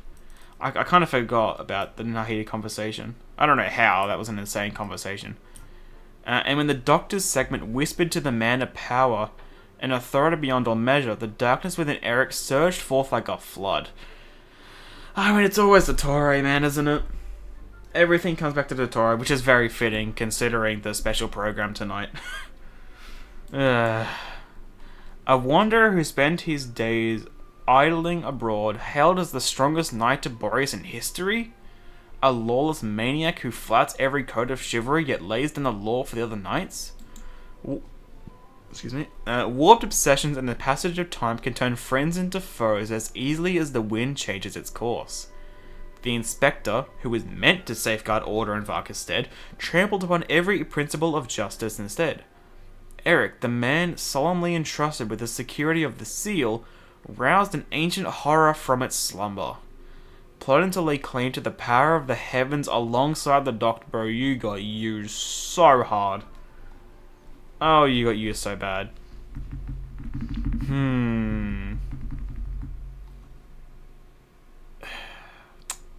Even as Varka was once again striking down formidable foes beyond the borders, holding the line for the monster at the frontiers, devastating news arrived from home. His old friend Kreppers had died in combat, and Inspector Eric had turned traitor. You didn't have to say it, game. We all know how it turned out. We didn't need to say it. Varka returned in haste, immediately setting to work uprooting those who had colluded with the turncoat. But Eric had inflicted too many wounds upon Munster in the intervening years. Cornered by Varka with no way out, he took his own life. Amidst peals of manic laughter. What the ill? Ew. That laughter held no words, yet every note rang with a clear, biting mockery of the invincible Knight of Boreas, the Grand Master who rivals the gods. Behold, you've stumbled, you've failed. You are only human after all. I gotta say, reading this part especially, I do wonder... I mean, I don't think it will be the case. Because if we are assuming that this is meant to be like Pantalone, which I can see it being. I hope it's the 10th Harbinger, but it probably is Pantalone, considering he has been mentioned a bit recently. I wonder if he's being used as well. Because, I mean, he obviously is a lot higher ranking. Because, like, what, isn't, like... Pantalone's, like, what, rank... What, 9, I think? He's, like, essentially the lowest ranked that we know, apart from Charles, I think, right? So, he shouldn't be that powerful, in all specs. I could see it being this kind of case. I want to say it's not, though. But I can definitely see a world where it is. And I just wonder. Character Story 4. No matter how formidable a single person's power may be, even if that power rivals the divine, they cannot protect all things. There are corners in this vast world that will always remain unseen. Oh, that reminds me so much of Travail, man. So much. Schemes in this unpredictable life that will always remain unforeseen. Mondstadt's freedom and peace were won at a great cost, and safeguarding them is a task far beyond the reach of a single man or a single god. One can never be too prepared. Honestly, to be fair, I mean, the sentiment still stands. But Mondstadt almost has it the easiest, right? Like, I feel like Mondstadt has the least issues compared to, especially more recent nations like Natlan and shit, like... So, like, if you consider, if even Mondstadt can't be, you know, safeguarded by a single person, how is any other nation meant to stand a chance? And so the Knights of Favonius must keep up with the times. The ranged company must be outfitted with new firearms to bolster their stopping power, while the support company must develop modern fortifications to adapt to the changing face of the battlefield. There is no need to rely solely on the brilliance of a few outstanding heroes. The evolution of tactics and equipment can tangibly improve the combat effectiveness and survival rate of every single knight. And so, the Knights of Favonius must nurture a legacy that endures. A new generation of knights, whom he had watched grow up, was now coming into its own. Or some that he has, much more of a... How do I put it? When it comes to, ones like Razor and Rosarian, he's definitely more of a frontal figure, I guess, in that respect, in raising the next generation. Yet there are still those who have not truly grasped what it means to be a knight, nor are they ready to shoulder the weight of that title, just as Varka was in his youth. And so, Mondstadt must have resolute and reliable allies. Under the mediation of the Animo Archon, Varka took his place at the tripartite conference. With cunning charm and a silver tongue, he sought to win over a mage who walked beyond the world's common logic. A mage? I feel like there's more than just a mage that does that, but sure. Now, I never expected a knight to have such a way with words.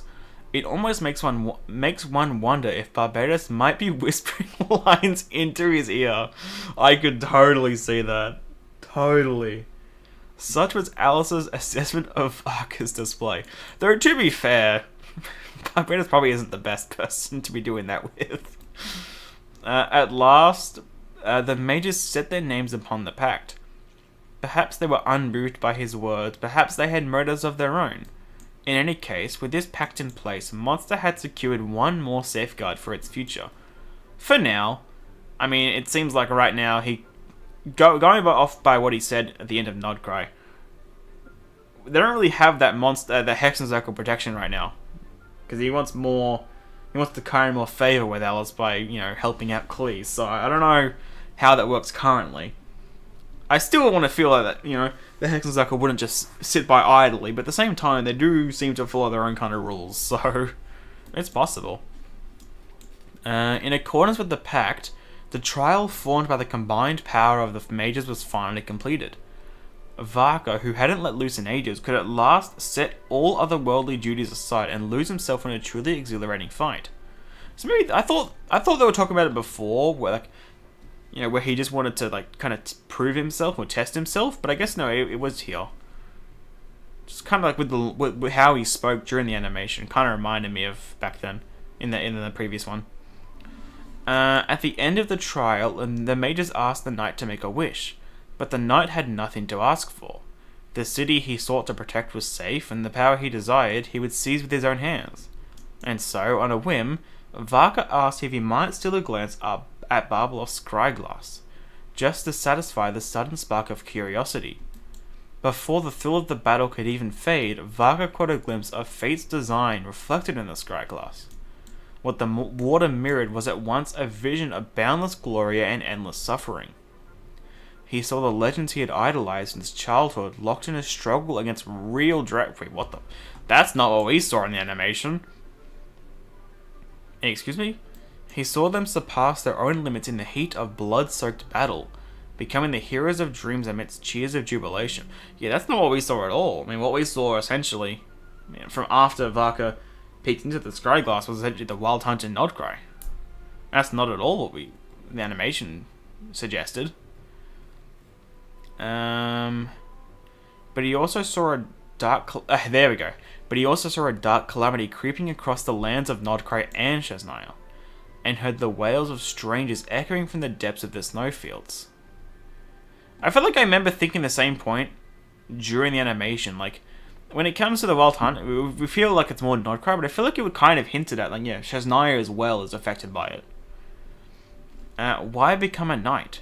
In his younger years, Varka had given himself an answer: to protect those he loved and protect those who loved him in return.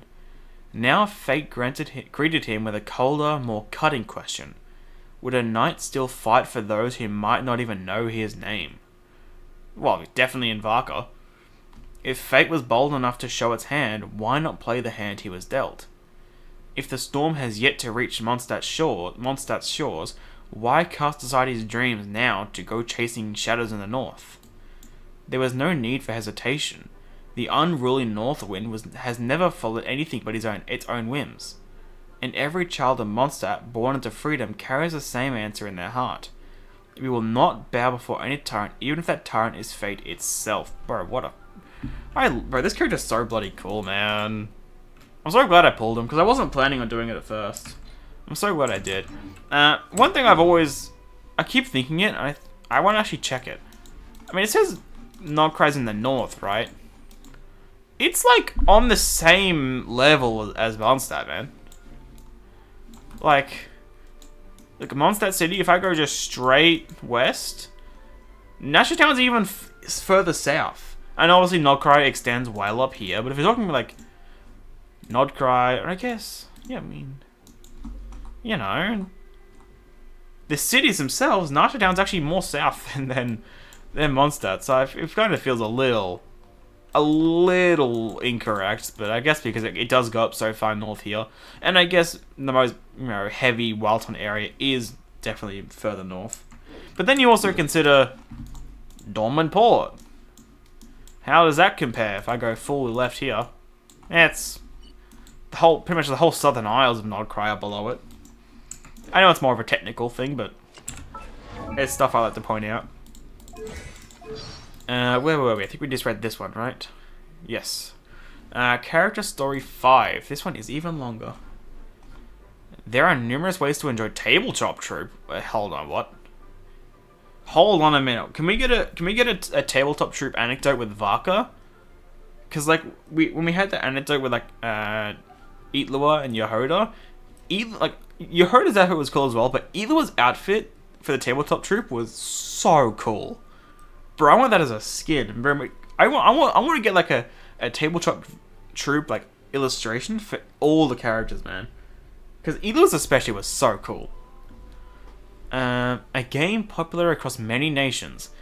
Even the Expeditionary Force makes use of it, hosting games during their leisure hours to help broaden the knight's strategic thinking. I don't know if that's necessarily the reason why they're doing it, but it does actually make sense in that regard for them to try and, do it. And I don't know how useful it would be in actual kind of combat, but it could be. Traditionalists insist that role-playing and narrative are the heart of the game. But every game has its rules, and so long as there are rules, there will be players looking to push them to the absolute limit. My character is a righteous and honourable knight, but I once crossed paths with a cursed blade. To suppress its fury, I have no choice but to carry it with me at all times. And while I am merely an ordinary bard, the rumours I picked up in countryside taverns have taught me many a secret regarding the hidden depths of magic. Beyond that, you'll find people who insist on pitting these characters against each other to see who comes out on top. Okay, then. This feels very fitting, especially... What's that one NPC called? There's one NPC in Nordkrei itself, in Nashertown, which does power scaling and shit. Reminds me of that. A high-level Master of Chi can attack 5 times in one turn and leap onto rooftops in a single bound. That's way too strong. But what happens when they run into magic? They'd be sitting ducks. Magic casters are obviously superior. They can reshape the world itself. Bro, what is this character story? It's just so different. No, look at this. A heroic bard can cast spells while attacking.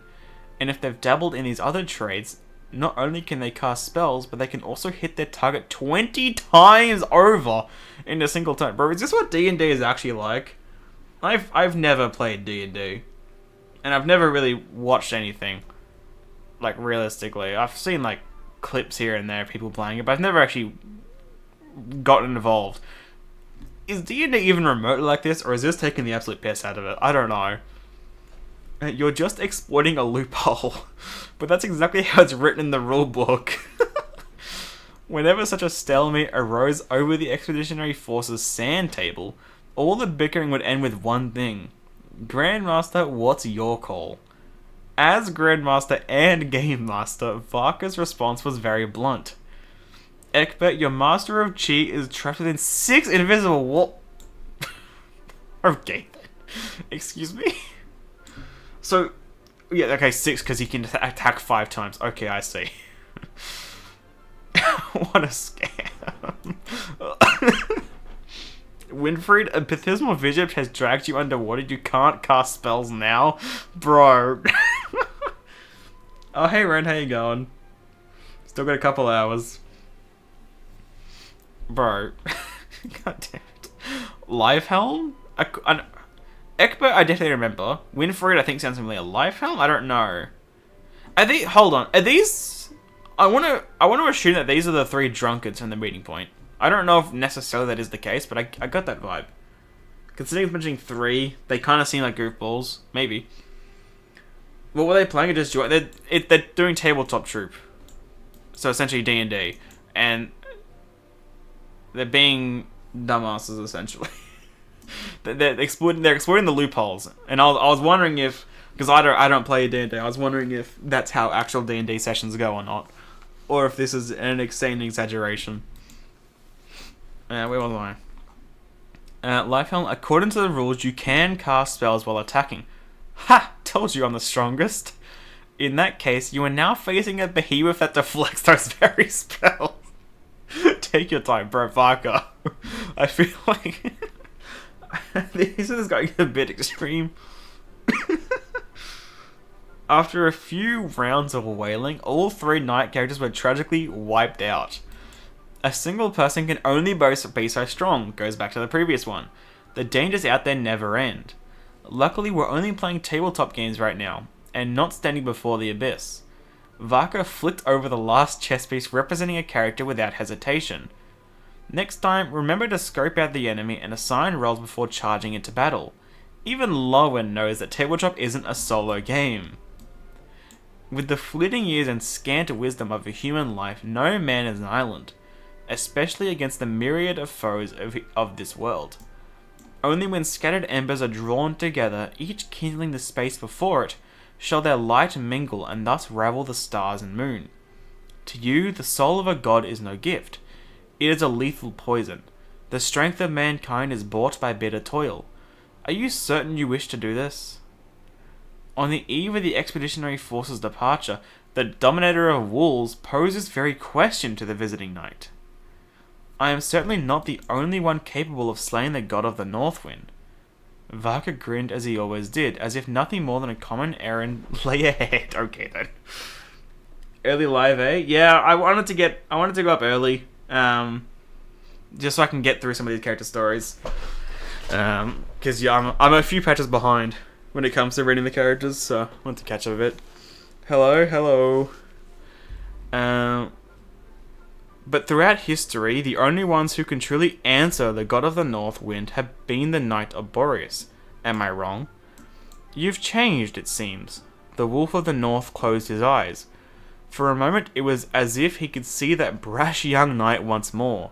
A young man who had challenged him time and again in a relentless pursuit of the pinnacle of power. In the past, you never would have squandered your own power like this. I found something far more precious than mere power. Something I would defend more dearly. The morning light filtered through the mist and tangled bows of wolvendom, scattering across the knight's armor. Whether a trick of the senses or something more, the wild breed carried echoes of the distant city. The playful shouts of children, the good-natured grumbling of elders, the rhythmic strike of hammer and anvil, the clink of glasses of a fine wine. I'm surprised that wasn't first. I'm surprised that wasn't the first thing you damn mentioned, considering it's Mondstadt. The banners snapped in the wind. The knight stood in rank and file. Besides, as for this power of mine... Varka ran his hand over his battle-scarred greatsword, then hoisted it onto his shoulder one more time. It is every person at my back. Bro, how is this character so cool? What a cool-ass line, man. God damn. I want to take the meeting point spot. I have a feeling that the 3 that were playing the tabletop troop, aka D&D, there were 3...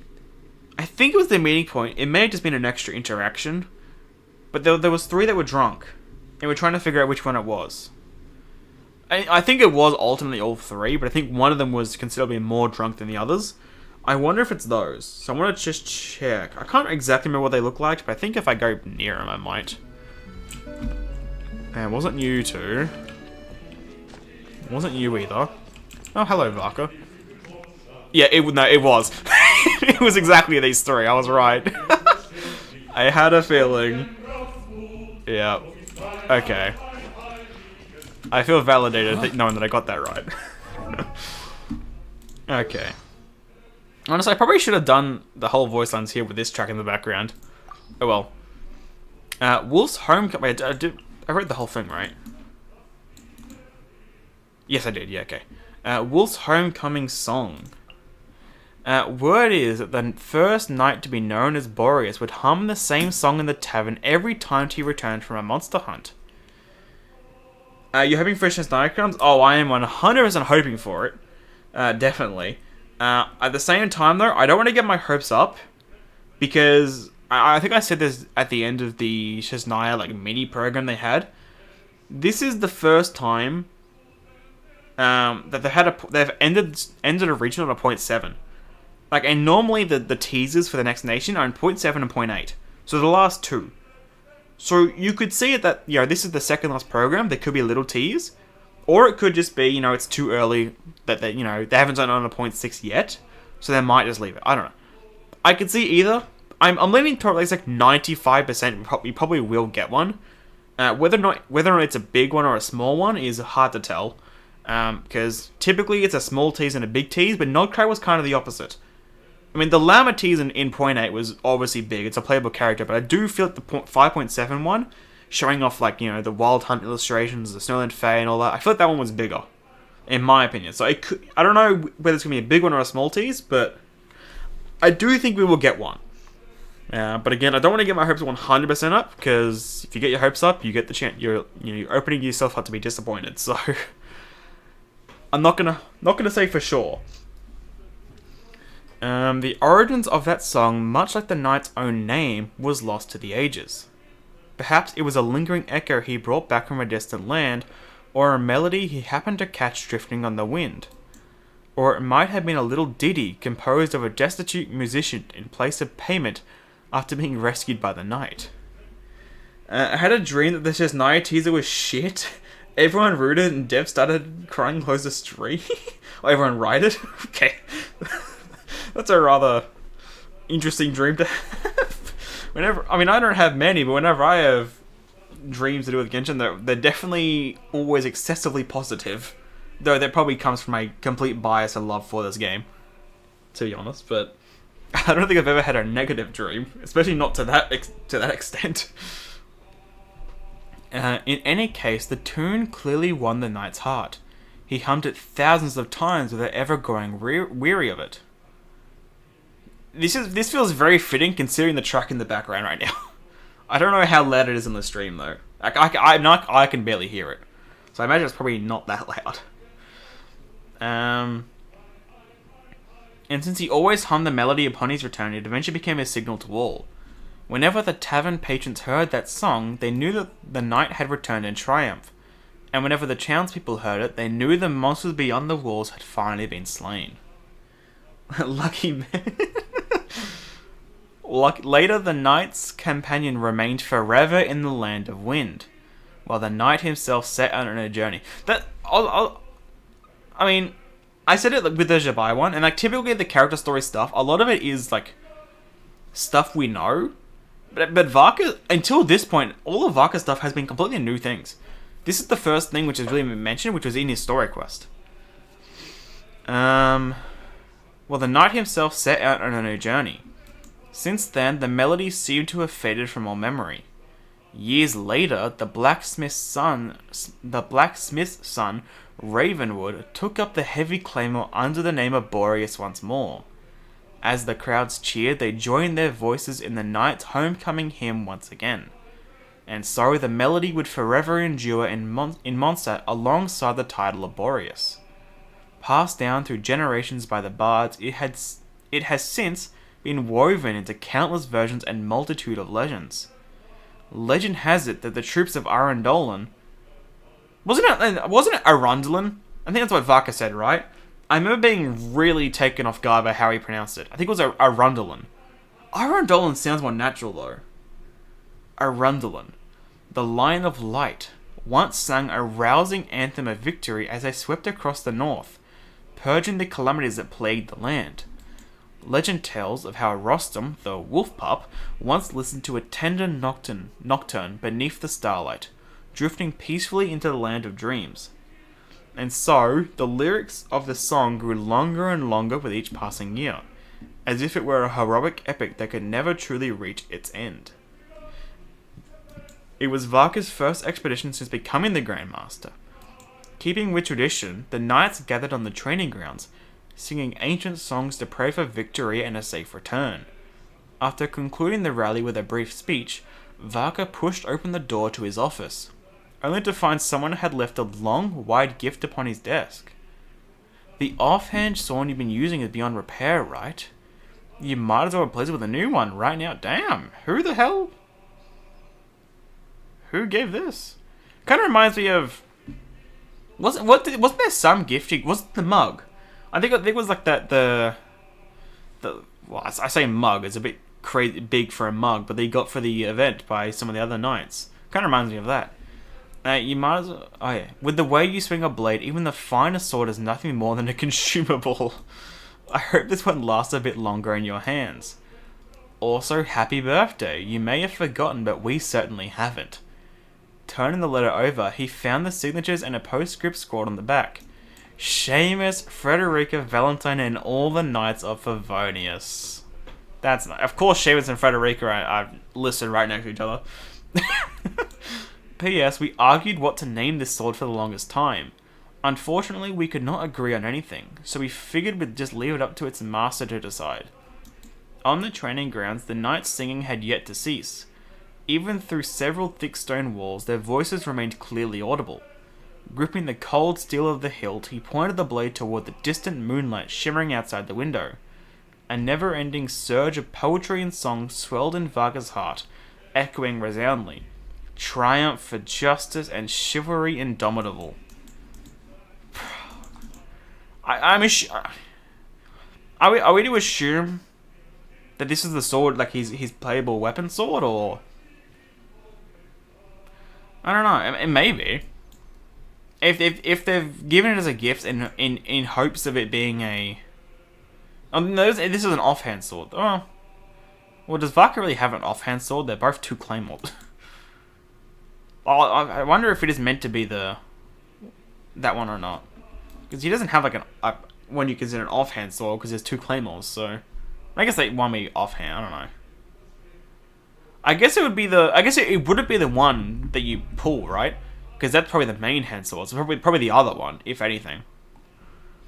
Vision. Even without the favor of a vision, mankind is still capable of monumental feats. True. In Natlan, the human king led heroes toward the divine throne. In Fontaine, a genius once mapped the world's fate through numerology. Bro, this is so sick. And in Liyue, the Grandmaster of Spear and Blade swept across the lands unrivaled. Bro, that's so cool. Little, like, not quite Easter eggs, but kind of little nostalgia bits there. Across vast spans of time, through the endless tides of humanity, there will always emerge those variables who defy the common order of things. In Mondstadt too, there was once a knight who was never blessed with a vision. He reached the pinnacle of strength through sheer power and speed, wielding a claymore in one hand and a longsword in the other. Okay, what's the difference? Isn't a longsword essentially just a claymore, like, realistically? They're pretty similar, wouldn't they be? It's a long sword, it's a heavier sword, so it's a claymore. In the other, performing a blade dance that verged on the divine. But a wild card of such raw talent was a mere stroke of luck. Since the line of light's passing, Mondstadt was left without an heir to his genius. Even the one hailed as the perfect knight, the great hope of both the wolf pup and the line of light, was lost to a blood-stained crusade before he could ever master the dance. Among the knights of later generations, many have mastered both the claymore and the longsword, yet none have ever matched the original, wielding both blades as extension of their own arms. This feels very fitting in regards to how, I think it was during his story quest, they mentioned how, like, his fighting style was so similar to Arandalan's, so that feels a very, it kind of builds more on that, I feel, because it was kind of more of a passing line in the quest. When this problem was laid before Varka, even he was stumped. He certainly didn't lack the raw physical strength to rival the Lion of Light. However, he soon discovered that dual wielding required not just brute power, but also masterful technique. Without it, even his most forceful attempts left him strained and unsteady, each move offsetting the last. For him, it proved far less effective than the sheer, single-minded speed of a solitary sword. Within the knight's records, studies of that blade dance contain no description of its technique. Evidently, Varka's predecessors were so focused on its ferocity that they underestimated its finesse. Have you listened to his voice line about Noelle? No, I haven't. I'm reading the profile stories first, and then I'll do the voice lines right after. So, these are the last ones. I'll be getting to those soon.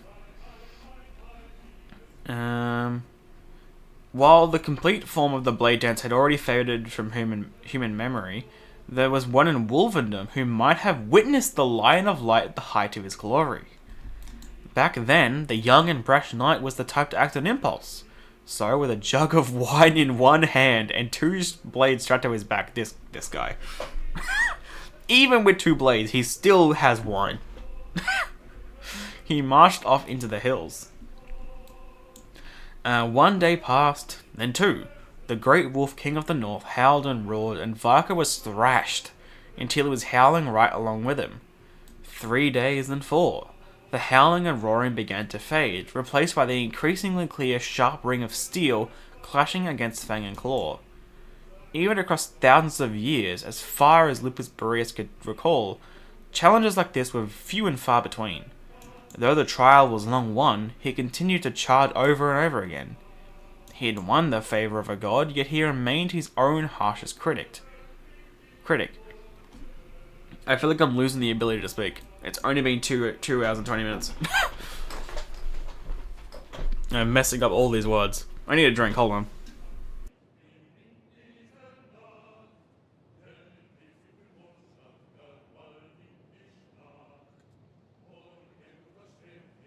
Okay, and yet after another clash that ended in a stalemate... Wait, where was I at? No, here. But another question gnawed at Lupus Boreas. After yet another clash that ended in a stalemate, he turned his gaze to the knight, who was tossing back a jug of hard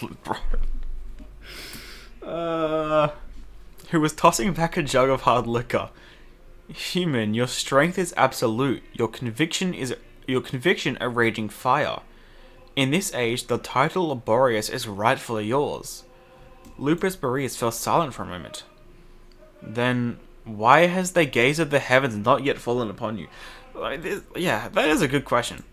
And also, I do wonder, at this point, what is going to give him his vision? If he's already gotten to this point... Wait, what? The gaze of the heavens... Are we talking about my vision? It's right here? With a nonchalant shrug, Varka unveiled a brilliant, glowing jewel he had tucked behind his waist. What the okay. Never mind, we just completely missed it. I think it just appeared in my cup while I was drinking one. Ain't no way. Ain't no way, man. I've got, bro, only Varka. Or maybe I found it amongst the spoils I gained after an adventure. Bro, he doesn't even know. Bro, this guy. You need to stay conscious for our 3 hours analysis after the live stream. Like, I know. That's what I'm saying. Like, I said at the start, like, I don't know when I'm going to end stream. Because, like, Zibai, one of Zibai's, I think, the good night voice line was saying, you know, trying to, like, outlast the moon. It's like, I'm not going to bed until, like, probably, like, 1 o'clock in the morning. The live stream's at 10. It'll be, like, half an hour. Then we've got to talk about it for at least an hour and a half, minimum. I've got a long way ahead of me. The eye of heaven has been upon you all this time? Then why do you not draw upon its power? Well, if Arundel could create his blade dance without a vision, then it's only right that I recreate under the same conditions? Bro, Varka, holy shit, you're goated. What a mindset. Getting to his feet unhurriedly, Varka shook out his arms and settled his grip on his swords once again. As for what happens next... Caught your breath yet, oh great wolf king, bro. His swords crossed. For the first time in forever, the vision at his waist flared with a brilliant blinding light. Now I'm going to surpass it. Bro, this character keeps getting cooler, man. Bro, he ends off all of his character stories with a cool-ass quote. To learn, to inherit, and then to transcend. This is what humanity has always done best. Bro, I feel like at least half of these, he ended off with a cool-ass quote. Triumph for justice and chivalry indomitable, and like... It is every person at my back. Like, bro, he ends them so well. Bro, what a cool-ass character, man. Holy. Voiceover time. Allow me to introduce myself again. Please Though you're do. probably bored of hearing about it. No, I'm fine. I am Varka, Grand Master of the Knights of Favonius, Mondstadt's Knight of Boreas. I'm here to fulfill the Favonian pledge. I swear by my sword, you shall not fall while I stand. You might though, because I feel like whenever I use Varka, mainly in the open world, I feel like he runs out of health so quickly, and I think it's because like he was with my team, which I think the team most people use, apart from Venti, you know, he's using pyro, but he's also swirling pyro, so the grass is always on fire. He's always running out of health, man. I like to drink on Drinking. occasion. Oh right, yeah, this voice line. Oh my god. I've heard this voice on so many times. This voice line, man. Weapons need regular maintenance. I feel like I rarely hear this one. And they'll take care of you when it matters most. Drinking is definitely the most common one, which well, let's be real, it does make sense for a monster. Sure feels good to get away from my desk. Now, where's a good spot for a nap? Yeah, I really feel like with both Zibai and Varka, I'd have to go through the other characters, but I feel like the top one at least is probably the most common one I hear. After the man 2 hours really takes his time, huh? I can't even sleep. Oh yeah, you gotta take your time. I enjoy it. I mean, let's be real. When it comes to taking our time, I'm definitely not. Definitely not the slowest. We'll say that. There is definitely some people who go slower, and I love him for it. And no wonder he doesn't do every claymore charges. Spin to win attack. He'd be recoding decorating with storm with brute strength, bro. Actually, oh god. Bro, wait, hold on though. Like, imagine he did. Imagine though, imagine like he does do that with the 2 claymores. First of all, that'd be cool as hell. You could have it be a wider range, but like one of them is like anime, one's the other one. You get so many swells so quickly. That'd be so much fun though. I wish he did. After the rain. The rain stopped. We march on. Another short voice line.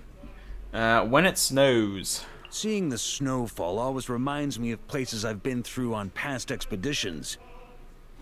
Kind of, yeah. It implies it has been to Chesnaya. Doesn't explicitly say it, but...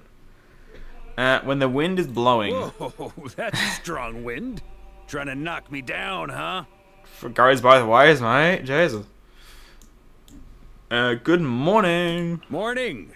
You're looking pretty groggy. Ain't no way. How about a drink to perk you up? Oh, never change. Bro, morning and you're talking about drinking. Bro, this guy. Well, it's not even just this guy, it's just Mondstadt, man. But he's definitely the worst case. Or... who is a worse case when it comes to drinking? Varka or Venti?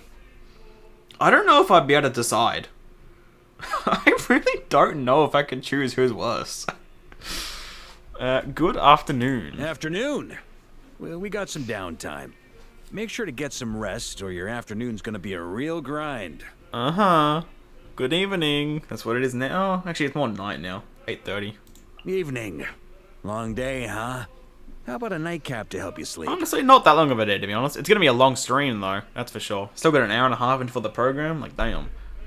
Good night. Night. Even the wind needs to rest sometimes. I'll keep watch outside the tent. Oh, come on. Don't need a night watch. Oh. Right, yeah. We're not sleeping rough. Old habits. They could do it like buff and normal charge without skill infusions, that it would help. Held for a while creates a bigger anime traveler burst. You're not. What's the point of thinking about it? Now we're just gonna feel ripped off. So many cool ideas. But then again, it'd be so excessive, wouldn't it? That'd be ridiculous. I'd love it though.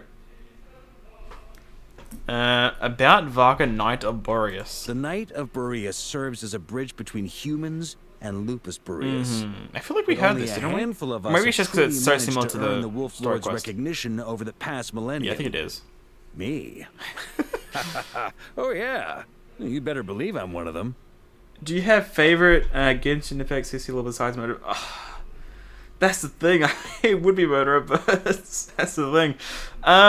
Besides him, oh, that's a tough one.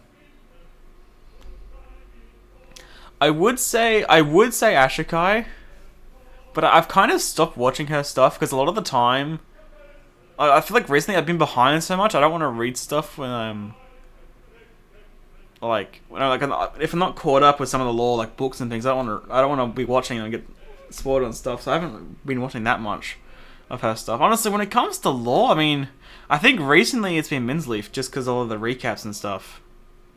I kind of go through periods though, where I watch one or the other and stuff. Because I feel like through versions 3 and 4 and the start of 5, it was definitely a lot of Ashiko that I was watching. But yeah, I mean, the main consistent one has obviously always been Murderer Birds. Absolute goat. About Varka the Expedition. I've been on many expeditions to keep the peace around Mondstadt. Although none of them hold a candle to this one. Yeah, One time well. we cleared out Dada Upa Gorge. Another, We did that as into well. Lilith to pacify Stone Gate. And once we set out from Falcon Coast to intercept some sea monsters offshore. Hold on a minute. No wonder you've never run into any strong foes in those areas. Really? Hold? I was sure I left a few here and there for people to practice on. Sea monsters? Come on, let us do that. Like a Beicht refight or something? The closest I can think of is Beicht. I'm not going to count Osile because we don't directly fight Osile. We do directly fight Beicht though. Bro, that sounds sick as hell. Excuse me? And Dadaopa Gorge, I'm assuming what he means in that regard is that special Hilichel, the Summerchel. Which there is actually one north of Mondstadt now, though, in that little bit of an area with one of the local legends. I'm assuming that's what it was at Dadaopa Gorge. That was the worst pronouncing of it ever. And yeah, Falcon, that sounds like so much fun. Excuse me, like what? About Us Outlander. Mondstadt is the city of freedom. It sure is. It's a place that anyone can call home, whether you're the child of a sinner, a wandering god, or a traveler from It's a afar. crazy thing to say. So, no need to stand on ceremony with me. You're the honorary knight after all. Anyone can go home, whether you're the child of a sinner, a wandering god, or a traveler. What the hell, Varka? I mean, it's not wrong, but it's like that caught me so off guard. About Us Catching the Wind. Focus on a single thought within the 1,000 winds. Capture that unique wisp before it blows away. Okay. That's what Barbados said to me when he explained how to reverse the assimilation process. Huh. Unless you separate Okay. yourself out Did from he? Lupus I think he Boreas, may have said something similar in there's the no way quest. to I don't know if he avoid said that merging with exactly, the ley though. lines. I didn't understand his words at the time. I don't but think you after do anyway. Experiencing it firsthand. Yeah, exactly. Nope. I still don't really That's get not surprising. At least I won't have to go through that again. But come to think of it, I still haven't properly thanked you since I returned Hey, from it's the ley all lines. good. Well, now's as good a time as Ah, any. Outlander got the wind. You caught me, Outlander who caught the wind. I still love how he said that at the end of the trailer. That was so sick. Maybe the weird area to the east of Dormant Port. Is there a weird area to the east of Dormant Port? I can't. This is the bad thing. I still haven't explored. I still haven't explored Dormant Port yet. Like, at all. I mean, what's my percentage? 62%. I haven't done much, and the main reason for that is, I mean, first of all, I've been, doing woo questing and all that, Star Rail questing. Especially recently, I've been grinding the absolute shit out of Wooer. Because I'm trying to pull the next character, so I've been trying to grind as much as I can. But I haven't got to exploration yet. Yeah. I haven't really. Like, obviously I did some, like, during the quest itself, but... Yeah, I haven't really. I mean... What are we counting as the weird area? Like, this area, you mean?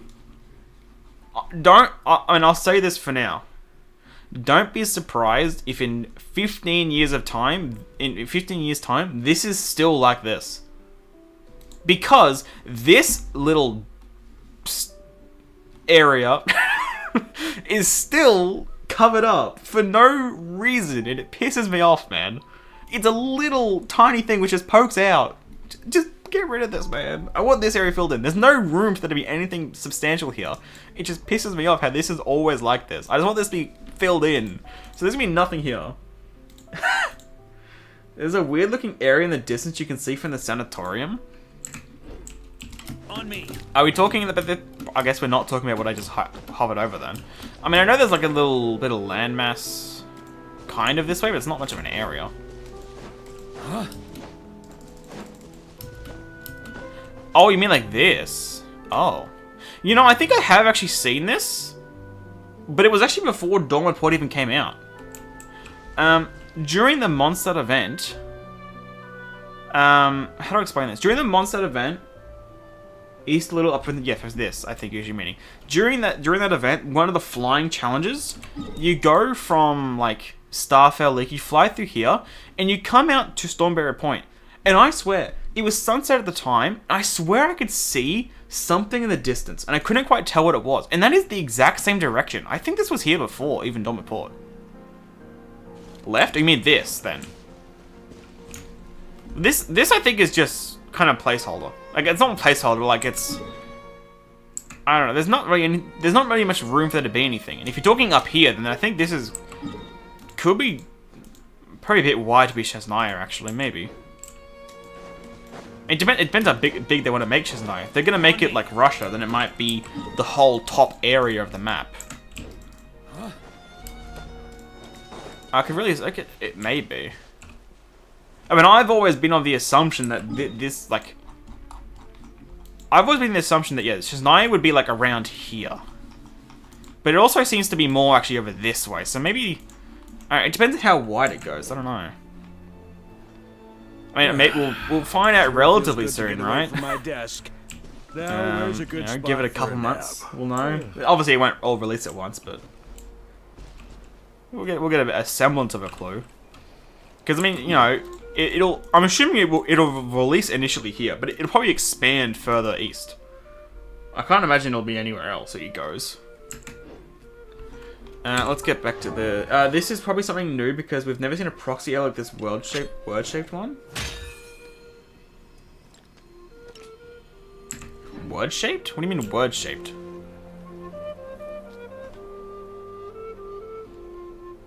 You mean how like this is like actually like you talking about this one then? How it's like actually properly formed? I mean, I wouldn't say it's the... I feel like we've had situations where there's been like formations like that which haven't been inside the world itself. I like to drink on occasion. Not sure what you mean by word shape, unless it's a typo, I don't know. That or I'm being dumb, it's possible. Yeah, there's a few things it could be. I mean, there's even land all the way out there, actually. Look at this. That's a... How far out did the placeholders go? That is a mountain there. When you really look closely at it. I'm pretty sure that is a land... Like, hold on, if I change the time. I am pretty sure that is also land. Like, that is... I did not realize it went that far out, the placeholder territory, or the terrain. Yeah, that is. We are the weird, okay. Yeah, I mean, it's similar terrain to Dawn Port itself. I think it's more just... I don't know, it's kind of just there. The only other thing that I think we could have for Monster is the Dandelion Sea. That's all I really think they could be. Which, that doesn't look like that. Now I'm curious, why is there a placeholder beta terrain that far out? That is ridiculous. Anyway, let's get back to the voice lines. Where were we? Here. Vision. I remember the day I got my vision well. Do you? I was still a reckless You didn't seem young like before. back then. Boy, was I thrilled that the Animo Archon had noticed me. Until I actually got to know Barbados for myself and realized that wasn't what it meant at all. Bro, I don't... Another youthful dream shattered. But the power it gave me and the aspirations that brought it my way. Those will never change. I really wish we could get a clear answer as to how visions work. Because, like, pre 2.0, love how even with the expansion, they're still using some old monster OST, 100%, yeah. I mean, it makes... especially because it's monster, it always is going to give that feeling of home. So I feel like of any nation, if they're going to do that, it makes sense. I mean, sometimes even like just combat OSTs, they say the same, but yeah, no, definitely agree with that. We were talking about it yesterday in the official Discord. There are likely mountains of Venti chopped off, which could mean that the Highlands might be in that direction. Far in that direction. Huh. I mean, it does give the vibe that it's pointing to something, doesn't it? They are all going in the same direction. Which, in all fairness, is also a different direction than some of these are going. It definitely does seem like it's pointing, yeah. It opens up the possibility of a Venti story quest too, am I right? That's never happening. I've given up all hype of a Venti story quest too, man. Yeah, as I was saying though, I really want a clear answer as to how the visions actually work. Cause like, or how giving a vision works. Cause pre-version 2.0, it was theorized that the Archons themselves give out visions. And that was mainly because there was no new Electro characters, and obviously we knew about the Vision Hunt decree. And so we assumed that because of that, Raiden wasn't giving out visions. Obviously, once Raiden released, we learned that that wasn't the case, because she didn't really know anything about that. And then we kind of stuck with that idea for a while, and then Fontaine happened. You know, the Divine Throne was destroyed, and then Neuvillette gave his own unique vision to Farina in his story quest. As you can tell by the actual vision casing itself being different.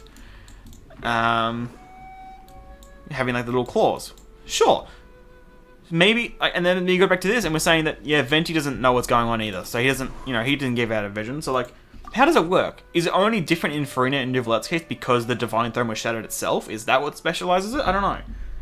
I feel like we never get a clear answer. Something to share the four winds. You know, I've never really understood the logic behind the four winds. Why not? I mean, the Dragon of the East, Falcon of the West, Lion of the South, I mean, they're pretty clear-cut, right? Yeah. But Wolf of the North could refer to either Boreas or me. And Fair. the Knights of Favonius includes both the Lion Fang Knight and the Knight Okay, of Boreas, Varka. which means the Favonian West Wind actually includes both the South and the North. Don't think too hard How does that about make any it. sense? Hmm? You think some bard picked the number 4 to make it sound cool? Yeah. That tracks. Actually, that tracks. It opens up the possibility of the Golden Apple Archipelago permanently on the... Don't give me hope. Don't give me hope, man. Don't. My only... that sounds so good. The only caveat to that would be that we've had 2 Golden Apples. How would they choose between? Bro, don't. Especially considering they've been teasing the Golden Apple Archipelago so much recently. You know, with Alice's Mondstadt vacation plans and Diluc and Kaya in the Spot the Difference thing, also talking about going back there. Don't give me hope. I want that so badly, it's not funny. Even if it's not permanent, I just want to go back there. Even if it is, like, for another just a 6-week patch and, limited. Obviously, I don't want that to be the case. I'd rather it be permanent. But even if it was limited, I want that so bad. Interesting things, cats and dogs. Mondstadt once had a debate between cat people and dog people. Cat person, You myself think the Knight of personally. Borea should probably lean towards dogs, right? But truth be told, I've kind of got a soft spot for cats too, Puppies are real Yeah, cute that's more with like their it. energy and all, but a nice, quiet cat also makes a great companion too. I'd have to take them all. What is this Pokemon? The hell? If I had the chance to adopt, yeah, I'd have to take them all. Honestly, that's the most valid response of them all. I'm gonna do the about characters after this time because there is so many. Like, he definitely has the most. We'll do those afterwards. Huh? Me? What do you mean? What are you curious about? Everything? Hold on. No, there's a not. book in No, the there isn't. library called 100 Things You Actually, Never there Knew might About actually be. Varka? Oh, okay. Now I'm curious too. I didn't even know that was a thing. Right. Let's not do that. 99 of them will probably be wrong. About Varka 2. No knight of Boreas has ever claimed to be the mightiest of all time. Until For now. both humility and honesty Until are now. knightly virtues. Until Varka. Until Varka. Because when he claims this, he is being both humble. Oh, he's and quoting truthful. something. Oh, I see. I don't know. Oh god, about Varka 3. The four winds of Mondstadt once referred to Varka's main No, sword, no. offhand sword, Okay, he's left quoting flank something kick, again. and right fist. But nobody witnessed the full set enough Wait a to tell the minute. tale. So only the current version of the phrase remains. Wait a minute. Oh, well. That's going a bit far. No way could I handle all the work of the Four Winds alone. Huh? Bro, is he Me? actually read? No That knight just of clicked. He's reading out the things in the book. Me? The Ain't Four no Winds way. of... Maybe put that book away. It's a little ridiculous. That's right. I love that. Probably written by That's some actually so drunk good. fool. As you can see, the real-life Varka is just a regular human like everyone else. No, you're not just like everyone else. I age. So, just like any other friend, you'll learn more about me through a catch-up at the tavern than you will by listening to tall tales and rumors. What do you say? I love how grab a these drink? four, especially, lead into one another. I love that. I think the vision situation is more like four icons. I have to give it part of the element to master unconsciously, while never like isn't consciously making the decision. I mean, it definitely has to be some distinction regarding the fact that a sovereign with his authority. I'm assuming it is to do with that, but it's just I would love if they just put it down clear as day. This is why this happens. This is why this happens. I would love that. And obviously, I know that's never going to happen because it's Genshin. They're always going to be pretty damn vague. That's half the point of it, and half the fun of the lore is figuring out for yourself. But there are just some things that would just love to know. Speaking of loving to know, I'd love to know if this is the 10th Harbinger. I don't think it will be. Ever since a lot of people, saying it's Pentalone, I was like, yeah, okay, that does make more sense, doesn't it? It definitely does. As much as I hope it's the 10th Harbinger. More about Varka 5. Drink up! Another round! Oh, for God's sake. Oh, where was I? Oh, yeah. This scar here is scrapping with Boreas. That old wolf clawed me good. I almost howled louder than him. What? And Okay, this hold one's on. from when I soloed the Hexenzirkel trials. If a mortal Wait, wants that to kind of protect makes me want to everything, do that. They had to be prepared to sacrifice everything. That's how I became the mightiest that's knight how, of Boreas. Yeah, that's how it happened. No, it's not. Definitely not. This makes me want to do the Hexenzirkel trial with just Varka. The issue is, that's not happening. That is straight up not happening, because, I wouldn't be able to freeze the thing. My Varka's weak. He's C0R1. There's no way in hell I'd be able to kill the boss in time. I don't even know if you would be able to with, what's it called? I'm blanking. Oh, I've lost my whole train of thought. Holy crap. I forgot what I was even just talking about. Oh yeah, the Hexenzirkel trial. Yeah, I don't even know if a C6R5 one solo would be able to handle it. Probably could. C6R5 DPS probably is really strong, but let's see the truth amongst the pages of Piranha. Bro, I can't wait for the special program, man. A little over an hour 12. Oh, that's gonna be so much fun. Varka's hobbies. I guess I used to be something of an adventurer myself. Yeah, you definitely Heading for did. new horizons, facing new foes. Mm-hmm. It always gets you fired up, doesn't it? But nowadays, well, there are more important things in life. Things that I need to protect. 100%. Varka's troubles. Let's see. Building our stronghold in Notcry, allocating defense personnel for Dorman Port, organizing the return of the expeditionary forces, drying up an itemized budget none of the stuff you breakdown like for to the do. Knights of Favonius' expenses. Ugh. Why does it feel like the real torture begins after the expedition Because you've been ends? avoiding it for years, mate. My theory for the Electrovisions is that A began doubting her ideal a year ago when her own people rebelled against her. The Visions probably needed concrete ideals criteria for given Visions. I mean, yeah, there's so many possibilities, but that definitely is plausible. And again, it comes down to that, bro, give us an answer. But I mean, yeah, definitely in Neuvlet's case, yeah, there's something weird going on there, probably because of the authority, and then obviously the reason the Electrovision's given out definitely has something. It would have to do, yeah, even if it was unconscious or subconscious, definitely have something to do with A's whole opinion on everything, essentially. Favorite food? Of course, it's alcohol. You mean Other than alcohol. Wait. Do wine? It's also not a food, that's a drink. And chocolate liqueurs count? No. No. No, they don't. Well. I guess it'd have to be big slabs of meat seared over a high flame, some nice appetizers, cheese, and nuts. I mean, I could have seen this whole mess, like, line coming from a mile away. Seriously. Least favorite food. There are some drinks out there that look alcoholic. Again, we're talking about food, not drink. But then you drink them, and there's not a drop of alcohol in there at all. That's gotta count as fraud, surely. Oh, this guy. God damn it, Varka. Receiving a gift 1. Wow, what a masterpiece.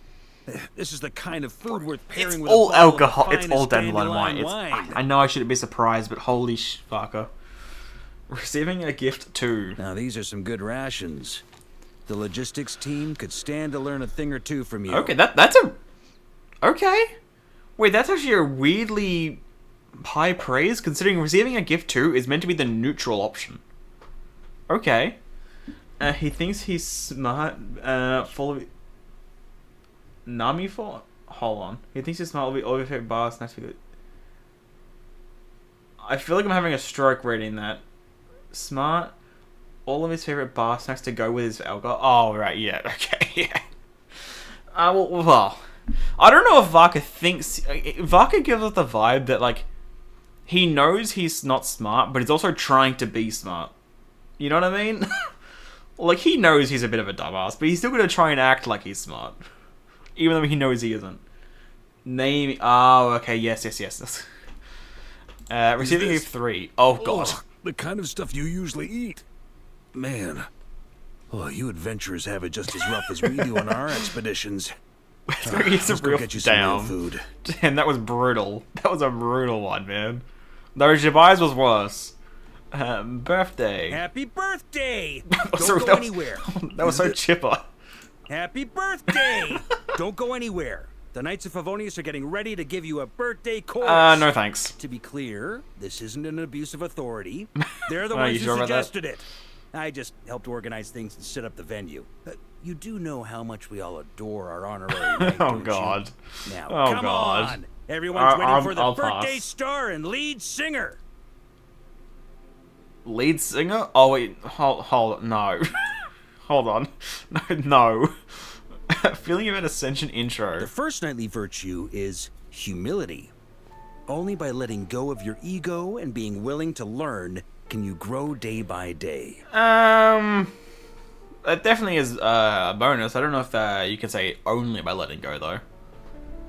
Building up. The second knightly virtue is honesty. Deceitful and cunning words might win you the upper hand in the moment, but a victory won by the blade never lies. Again, I don't know how that really comes into this, though. Let's be real. Especially when it comes to, you know, heavenly principles and all. Like, it really comes down to the victor in the end. It isn't none about honesty or shit. Let's be real. Climax. The third knightly virtue is integrity. Every knight must live by their own conscience and walk their own Fair. path. Walk yours with steely resolve and never waver. If, unfortunately, that goes both ways, though. I mean, kind of Dottore goes along the same kind of line. He sticks by himself, even though he shouldn't. Conclusion. Remember the three knightly virtues? Uh-huh. Good. Now forget them all. What the fuck? Whatever kind of knight we want to What be, the whatever path we choose to take, it's up to us. This guy. Varka, you can't be serious. Ain't no way. Oh, God. Oh, man. Okay, now let's do these characters. Holy sh... I think it's like, what, 26, I think? I think I counted? 1, 2, 3, 4, 5, 6, 7, 8, 9, 10, 11, 12, 13, 14, 15, 16, 21, 22, 23. Oh, I lost count at the end, but it's about that. It's 25 or 26. About Venti. Barbados. He may seem carefree, And he is, for the most part, at yeah. first glance, but when things get serious, so does he. Debatable. And I've got to give him very credit. debatable. The man's got taste when it comes to drinking. Okay, then. Truly a god worthy Yeah, of no, he's Mondstadt. not wrong. Sounds like I'm talking about myself. You flatter me. I'm nothing next to the Animo Archon himself. I mean, are you sure? I mean, just going back to before, I was debating whether or not who's the worst drinker in this, Varka or Venti. But even Varka himself is admitting Venti is on another level, which is ridiculous, considering the level that Varka's on. About Razor. Back when I first met Razor, he was only a few wait, inches that taller sounds than the adorable. wolf of Wolvendom. That sounds Yeah, adorable. he could Can we barely see that, lift a please? great sword. But even then, teaching Right, him I how to didn't see that. use it Sounds was so easier cute. than learning how to talk with him. Must have taken me at God. least half a year to get the hang of it. All these years later, and he's made so many friends of his own. Yes. Oh, how time flies. Oh, that one was wholesome. I liked that one. That one was so cute. About Rosaria. I'll keep my lips okay. sealed where she's concerned. Don't want to get scolded for being a blabbermouth. Yeah, fair. There's ice in that glare of hers. Well, that's why she's If crying. there's anything you want to know, you're better off asking her yourself. I think that by now, she should be ready to talk about the past with you. Well, debatable. If we're talking about like voice lines and things, then sure. But like, apart from that, about Delu. Oh, it's gonna mention Crepus, isn't it? So, he still won't return to the Knights. Oh, it doesn't. Okay, good. Fair enough. Don't bring that up again, The please. wind in Mondstadt has always been free to come and go as it pleases. He has the freedom to not come back, and by the same token, I have the freedom to keep pestering him to rejoin. Still, I probably shouldn't push Yeah, no, my you luck. definitely If I shouldn't nag push him too him. much, he could put me on Don Oh, Minery's Varka, blacklist. you'd be so Now screwed. that would be a real crisis. Bro, imagine. I hope that happens in like an event or something. Even if Deluxe's only like mostly joking. Bro, I would love to see a situation where Deluxe does actually blacklist Varka from the Dawn Winery. That'd be so much fun. Bro, now I really want to see that. That sounds awesome. About Kaya. I know how much Master Oh, Crepus no, we're meant mentioning to Kaya. Crepus. Oh, God. That tragic incident Not was again. no less devastating for him than for his adopted brother. Uh-huh. But even after enduring such injustice and fraternal strife, he still chose to remain with the Knights. Ended up playing a key role in exposing Eric's corruption, Okay. too. Since he chose to trust us, I also choose to trust him, no matter what lies in his No past. matter what, huh? Fair enough. So, obviously implies that Varka knows. Which I don't think is the craziest thing, but confirmation, I guess. About Jean.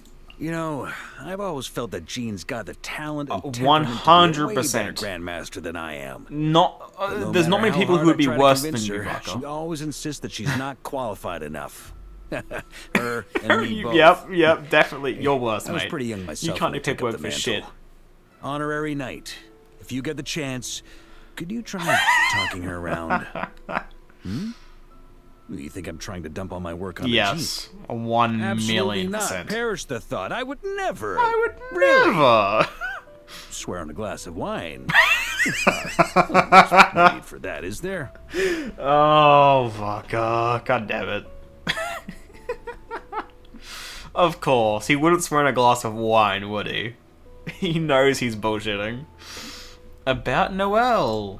Even I was surprised by her innate Oh, strength. yeah. I heard she's learning the sword from Jean now. After she's mastered both single Wait, and what? two-handed sword styles, I wonder if she might be able Oh, to after inherit she my- has. Never mind. Oh? She chucked her sword straight up into the ceiling last Yeah. time. All right, then. Guess we need to schedule a few more training sessions for her. For a second, I thought he said that she had mastered both single and two-handed. I was like, hold on. Actually, no, there was two-handed sword style. Damn, I thought it said two-sword. I can't read. I thought they were saying she had mastered two sword styles. I was like, what the fuck when that happened? But no, I just can't read properly. Never mind. Of course, we have to mention the sword in the ceiling. Was that in her what was that from? Was it Noelle's hangout? That's what I want to say, because I'm pretty sure it was, years ago at this point. It may be like one Laserfest as well. I want to say it was her hangout though. I don't know if it was part 1 or part 2, but I think it was one of those. I'm leaning more towards part 2, but I can't remember. About Lowen. Feels like every other day that rascal's causing some kind That of doesn't ruckus. surprise me. I used to think he was like a younger me. Eager to fight strong foes. Well, he and is win eager to glory. fight strong foes, but not Turns glory. out, He just wants to he's fight. into the fighting part. Uh-huh. Couldn't care less about the glory. Well, at least when he's fighting the enemy, it keeps him busy. Wait, Otherwise, they'll be digging traps to ambush me out of boredom. what? Wait, what? He's trying to dig trap to ambush. Okay, what that gave me a vibe back to, I think it was Moika's story quest when Aurora was digging like the traps to try and catch Shibalanke. I don't know why, but okay. I mean, yeah, we mostly understood that part about Lowen. He's definitely combat crazy, which is why I want to pull him, because he's so similar to a child. But he wants to. He digs traps to ambush him. Okay, I kind of want to see that in action. About Mika. When you're lost in life, you need a mentor to guide you. True. When you're lost on a march, you need a map. And then you By do that Mika. logic, you could say Mika's my mentor. I don't. I tried telling that joke to Mika, but he went pale as a sheet. Honestly, he should have more confidence in himself. After all, not everyone could be a knight. Oh, Mika, please. Bro, Mika's such an underrated character, man. I wish Mika showed up more often. He gets way too much hate because he's so nerdy. About Eula, bro. I want to see, bro, a lot of these things they're mentioning, I wish we got to see, man. It sounds like so much fun. I've been planning to send someone to Dorman Port to receive the troops. Makes sense to go send Eula Eula. told me she'd already arranged it. I reviewed the schedule, and She's one of the first people we heard about Dorman Port from, I I feel hadn't like. expected her to be so thorough. And this time, she never mentioned vengeance With even the once. Yanfei and stuff. Maybe it was just. Did Eula Nothing mention it as makes well? me happier than seeing our knights grow. Who was the one that actually mentioned the Eula Yanfei interaction? Was it Eula or Yanfei? Or maybe it was both. Remember they both mentioned it. Can't remember. About Amber. She's a ball of energy, isn't she? 100%. As our outrider and gliding champion, she's usually active around the outskirts of Mondstadt, helping those in need. She's the first knight of Favonius most visitors will meet, meaning she's practically the public Well, face yeah, of the she's the first one organization. we met, so yeah. She was the first knight you Yeah, met too. exactly. That's our Amber. About Albedo. When Albedo first arrived in Mondstadt, he struck me as one of those model kids That is all so parents wish their accurate. own Hold children on. Were more like. That's so modest, accurate. so well-mannered. But to put it another way, he seemed quite reserved and cautious. I was hoping he'd learn cautious. to loosen up a bit. Yeah, more, I think After more all, reserved than how can you cautious. call yourself the city of freedom if people aren't comfortable just being themselves? Well, I mean, Well, considering he's not I exactly may have like got the more others, than it I makes bargained sense it'd be a for, 'cause bit. these days he'll even rib me about my painting skills. Well, holy, what a long laugh. Yeah, but Varka, let's be real. I think a lot of people could kind of have a bit of a go at you at your drawing skills. I'm gonna be honest. I mean, I do like his illustrations because of how kind of goofy they are, but they're not. They're not. How would you put it? They're not. What's the word? I'm trying to think of the right word to use here. They're not not stereotypically good. Oh, there's a word I'm thinking of. I can't. It's on the tip of my tongue. I can't think of the word though. Maybe it'll come back to me later. About Durin. I'm not gonna lie. When I first got reports about Durin's resurgence, my heart skipped a beat. Fair enough. I was about to send a crack team back home It to itself defend is a heart. Mondstadt. Thankfully, the new Durin is nothing like the old Durin. I mean, And what was once In- one of the there are greatest aspects, threats to though. Mondstadt is now one of our most reliable allies. Fate sure is an unpredictable force, I mean, huh? you know, the real You Durin, never or know the which way the the first wind will blow Durin. next. There was nothing wrong with the old Durin's intentions. So I mean that aspect, the innocence to him, is still there. About Klee. Our Spark Knight is getting better and better at escaping Oh, the solitary God. confinement room, isn't she? Seems like she's been taking my Varka. teachings to heart. Maybe I could even learn Ain't a no thing or way. two from her. I mean, This you guy. don't forget I said that. I was talking about painting techniques. Of course, Yeah, Varka's doing that. Well, I guess it's to help You're not gonna Alice tell out. Like, General Beto about this. goes are back you? to his message at the end. Oh, please don't tell Alice either. I don't know. Thanks. I think he should tell Alice, because he was saying at the end of the Nokrai Arkham quest, so he wants to carry more favor with the Hexen Circle. Helping Klee escape solitary confinement is probably gonna do that. Like, I know obviously he mentioned that he would do the time for Klee, but like this has the same kind of ramifications, right? He's helping Klee out. Alice would love that. And at the same time, not that Alice really needs the help to escape, but Alice would love to take part in that because she obviously gets sent to solitary confinement as well, as we saw during the Mondstadt event. Was it? It was the Mondstadt event, right? Yeah, it was. So, I mean, I feel like there's no reason he shouldn't tell her.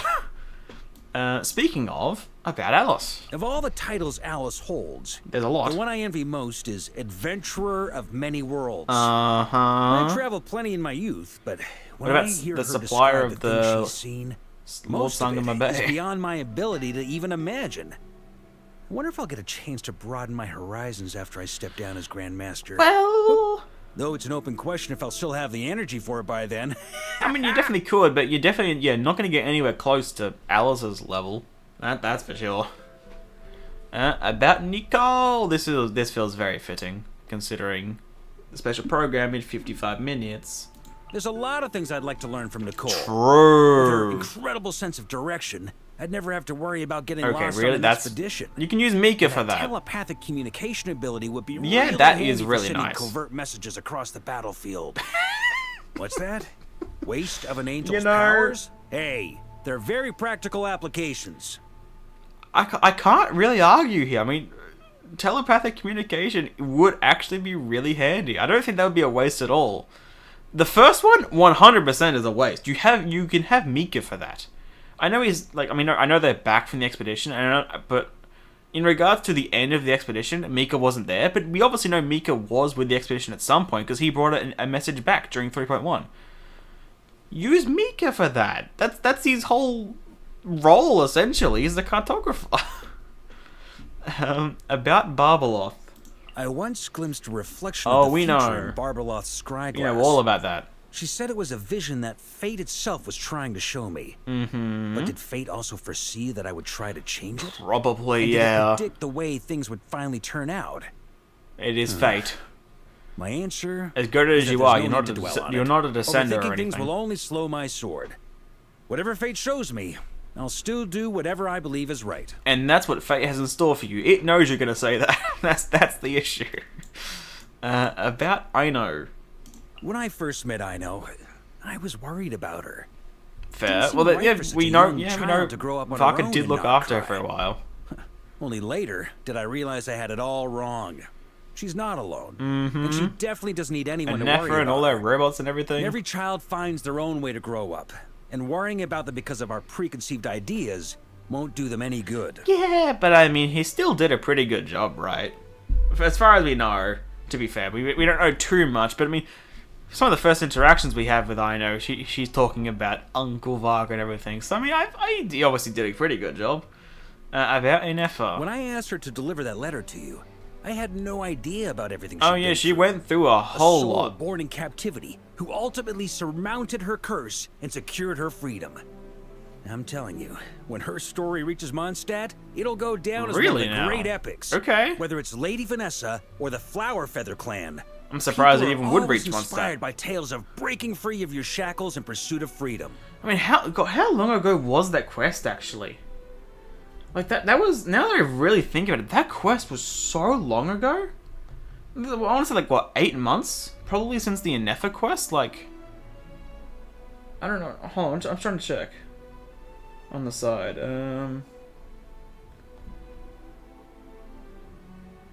it was like 9 months ago.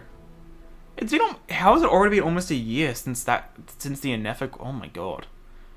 The time has absolutely flown by, man. How is this possible? Oh god, this will be fun. About Flynn's. People often confuse chivalry with the aristocratic code. Uh-huh. Given how the aristocracy of old Mondstadt conducted themselves, there was a time when I wouldn't have let ideas like that slide. But if all aristocrats were like Oh Flynn's, god. I'd be happy to share a drink with him any day of the week. God damn it. Again, even, you know, of course, you know, talking about Flynn's, of course he had to bring up drinking again. Like, god damn it. Yeah, now I'm actually curious. I'm not going to go back through them, but I do wonder, out of all these voice lines, how many of them mention him drinking? It's probably like 40%, man. I feel like it's almost every 2 voice line he's mentioning drinking. About Nefer. The Northern Intelligence Network was a great help to our expeditionary force when we arrived in Nod Cry. I intend to maintain our fruitful help them get collaboration going settled, forward. right? Even thought of a code name for myself. Ah. Lucas Majoris, huh? Well, Pretty I mean, cool, right? well, yeah. First thing, I feel like they all use like one word things, right? The only one I can remember off the top of my head is Deluxe, which is Owl, right? I'm pretty sure they mentioned a couple others. So, but I don't think that would work. Second of all, that is just your constellation, my guy, right? Yeah, that is just straight up his constellation. How does he know that? About Yehoda. She may gripe a lot, but once she gets to work, Uh-huh. she's ruthlessly efficient. She's goated. You know someone's got true grit when they can make a name for themselves as treasure hunter in a rough and tumble place like Nodcry. There's a lot of them I'd have to around. recruit her to the Knights, but that would Yeah, be that's not poaching her happening. from her current boss, and No. she probably wouldn't She want to definitely switch wouldn't. jobs anyway. She's loyal. I was even thinking of offering to double her pay, but it's probably better not to ask. Yeah, that's probably a can of worms you probably shouldn't open, let's be real. About Mawiko. Whether as a human or as a god, Is he gonna mention drinking the again? Pyro Archon is a formidable warrior worthy of respect. Uh-huh. If I'd been born in that land, I wonder if I'd have had the chance to cross blades with her while she was still human. Of course. But then I wouldn't be I able guess to if she's protect still kind of Mondstadt, still would count I? as human, how does that work? No, that wouldn't do. I suppose it's just as well. I am very pleasantly surprised that he didn't mention drinking. Though I guess it's because I think it was Mawiko's most recent birthday message, right? I'm pretty sure they mentioned them essentially having a drinking battle. So I assume they were going to mention that, but surprisingly not. And about the captain. I only met him once, but really? The Uh-huh. Knight of Conria. Sentinel Knight Thrain, huh? Mm-hmm. Sounds like he took his destiny Oh into yeah, his he own sure hands. did. He 100% did. Okay. And that is all of Varka's lines and story. We only have 49 minutes until the special program. There is absolutely no chance I'm going to be able to get Linnea's done. I mean, you look at it. It's taken me 3 hours. We'll run it down to 3 hours, because I was talking about some other things for about 12 minutes, we'll say roughly. It took 3 hours to get through 2 characters. It'll take an hour and a half to get to Linnea, so we're not going to get that done. What I will at the very least do, I'll go through her voice lines, because it's reading all the stories, which takes a while. I'll probably just do this in my own time, but I will at least, because if I wait to do like reading lore streams to do every single bit of lore, I'll just get too far behind. So I'll at least listen to all these voice lines, because that shouldn't take too long. That'll take what, 15-20 minutes maybe. That'll give us another half an hour before the program and all that, and go through my predictions and stuff. And that should work out pretty well. Hello. Hey there! I'm Linnea, an advisor with the Adventurers Guild. And this little thing is my buddy Lumi. If you've got any Lumi. questions about adventuring in the wild, Absolute I'm your goat. gal. Oh yeah, and if you ever come across any strange or unusual creatures on your adventures, be sure to tell me all about it! I need to do her like special quests as well to get the customizables. God, I'm so far behind, man. I need to do some of this stuff. I wonder which one mentions her not being a weirdo from the trailer. Chat Lumi. Lumi is just too cute! Agreed. But she does have a bad habit of Again, I swallowing think any this shiny one is the things most to raise common her eyes idle at. voice line I hear. So keep I your think the top one valuables seems to be the well most away, or common. You might never see them again. Chat Speranza. If Or you ask me Speranza. what's the one place you should visit in Nasha Town, obviously I'm gonna say Speranza. Or Speranza, You know that's I'm what it was. biased, but seriously, you should give it a try. Katya's cooking will not disappoint you. Chat Archive. You wanna see my archive? I need to do Of that course. quest. I'm always happy to show off my masterpiece. I even did the illustrations. I mean, I feel like I've heard this voice line like only a handful of times. I know it's still only the patch she's come out. She hasn't been around that long, but like, I have barely heard this one at all. And I've heard this one like 100 No, times. it's After the rain. Ah, the scent of wet soil. That's the world waking up. Is it? Is it really? I would have expected something like this for the good morning message. The scent of wet soil, that's the world waking up. Okay, that's interesting. When it snows. So cold. You want to build a... Okay, then. Hey, you want to build a snowman? Okay, Lumi then. can come help That's out. obvious. Ah, and no need for the hammers. Wow, Lumi, please. Oh, Lumi is just the best, man. Oh my god. When it's windy. I wonder where the dandelion seeds will fly to this time. Okay. This feels like a very fitting, considering she released in the same patch as Norman Port. That feels like a very fitting voice line for that. In the desert. Sleep. Close your eyes. What is she golden quoting? slumber summons thee, wandering sand. Drink not that bitter salt water, for the sorrows of tomorrow have gone away. Huh. I really want to know what she is quoting there. Sleep, close your eyes, yon golden slumber summons thee. Golden slumber, oh god. Wandering sand, drink not that bitter salt water, for the sorrows of tomorrow have gone away. I mean, the fact that it's in quotation marks is interesting. What is that about? I'm assuming it's just something she's read in her travels, but I mean... Okay. Good morning. Morning! Take a whiff of the air outside. Nothing beats the first scent of dewy grass. Good afternoon. Actually, no, it's a bit different from there. I was gonna say it's kind of similar to the rain one, but it's not. It's about time I ate something to boost my energy levels. The day's still young, and there's so much I want to accomplish. Good evening. If you're not sleepy yet, Okay, that's... how about we stay here and stargaze I would for expect a while? voice like this for like a Mona or a Layla or something. Okay, Stargaze. That sounds like fun. Good night. Whew, we did a lot of walking today. I get did some none. sleep. Good night and sweet dreams. About Linnea seeking and waiting. There are so many weird Oh, and there wonderful so creatures in is. this world. But trying to uncover their secrets is like playing hide and seek with a really shy friend. Luckily for me, I'm good at seeking. Oh god. And good at the waiting game too. That feels very fitting, especially because from her teaser, like, you know, Lumi was obviously wearing the paper bag at first, trying to hide. But yeah, there definitely is a lot of weird creatures. I mean, you know, the Aranara, the Melazine, I mean, the list goes on, really. I mean, as much as I do love Lumi, the Melazines I think will always stay as number one. I'll be glad to be proven wrong, but the Melazines will always be goated. I don't want to say Lumi yet, just because we've only seen one Jack Frost, so can't really make too much of an opinion yet. But all the Melazines are goated. Sadine is the best. About Linnea childhood. Even though I didn't get to live with my real family, I know they loved me in their own way. I grew up nurtured by a very different kind of love. I mean, from what most they kids did. It was experience. definitely a bit of a... I mean, given their reasoning, they kind of had no choice but to not tell her anything, really. But, like... It's still a little fucked. About us travel experiences. Wow!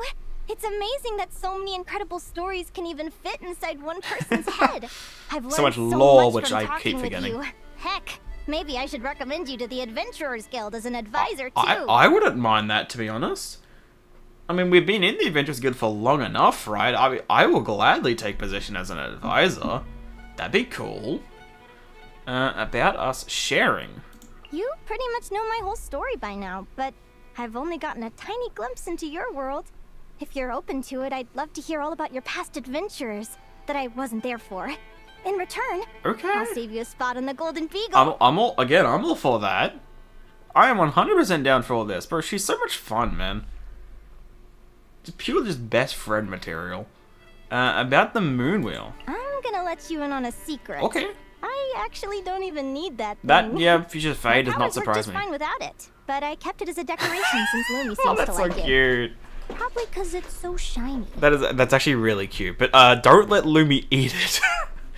Oh, now I'm curious though. How would it work if something like Lumi ate the moon wheel?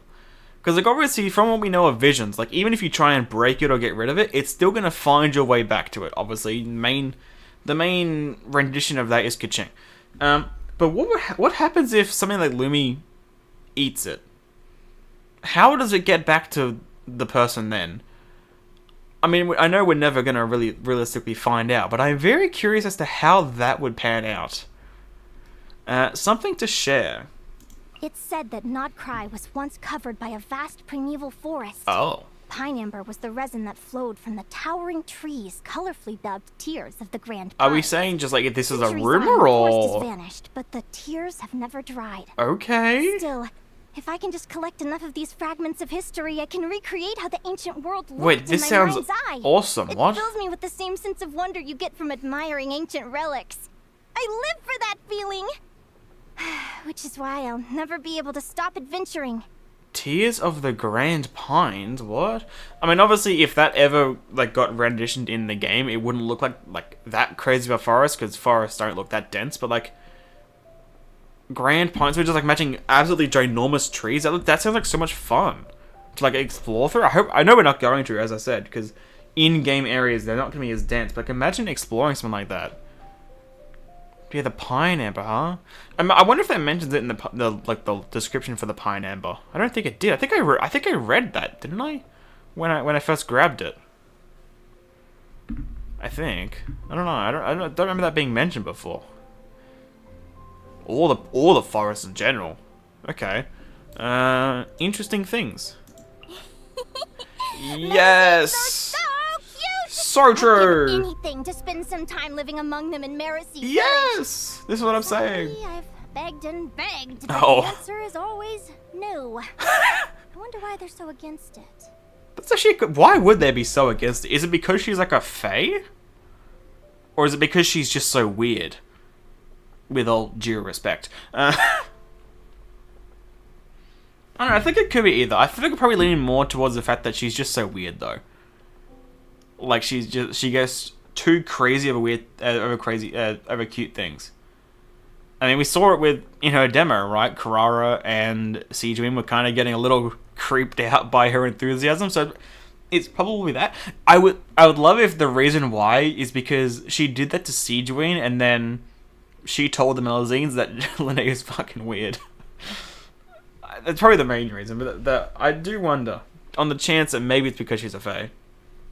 About Aino. Actually, we'll do the characters last again. About Linnea 1. Wait, you have questions about me? Yeah? Not my archive or adventuring tips? Yeah, of course. Huh. I don't know Well, everything. that's a perspective I don't think about every day. If I was the object of my own observations, what conclusions would I draw? And I guess a lot of the things I do want to know about her is actually stuff she doesn't really know herself. It's more about her lineage as a fae, right? And she doesn't know that much about it. I mean, obviously she knows a bit more now because of her story quest, but realistically, she doesn't actually know that much. Probably. Oh, I want to know so much more about the fae, man. I want to know all the types and everything. About Linnea 2. Even though I'm no longer a member of the Conch Gang, I still go back and see everyone when I have the time. Just like in a story Grant quest. feels like a home to me, and I suspect that having that one place I could always go back to was the only reason I found the courage to explore this world. The selfless love that they showed me when I was feeling lost and desperate. Well, helped that's me just to that's realize the that the world Speranza in general, hadn't isn't it? rejected me after all. That's the whole point of what Cartier is doing with it. It's essentially just orphans, right? So of course I like that. That's what she's built. About Linnea 3. Something I used to worry about was how Lumi would cope outside of the tundra. Especially How when does I was getting ready for my Lumi trip cope to with Natlan. anything, I really? was so scared I could barely sleep. What if Lumi really melted like a snowman in high temperature? Well, Lumi is not really cryo, is she? Just thinking She's about more it now geo, still so scares me. Fortunately, from what I've observed, temperature doesn't really affect Lumi. probably affects And regular one time Jack when she Frost nearly fell though. into lava, she was still grinning away happily. Pretty incredible for a Jack Frost, I gotta say. Okay, first of all, I'm assuming she means like liquid phlogiston, not lava. But what the what? Okay. About Linnea 4. Go, child of the Fae. Make your way to Ah, the villages from and her story towns quest. and seek kinship with the humans. The world of the Fae is rife with a sorrow Yes. you do not understand.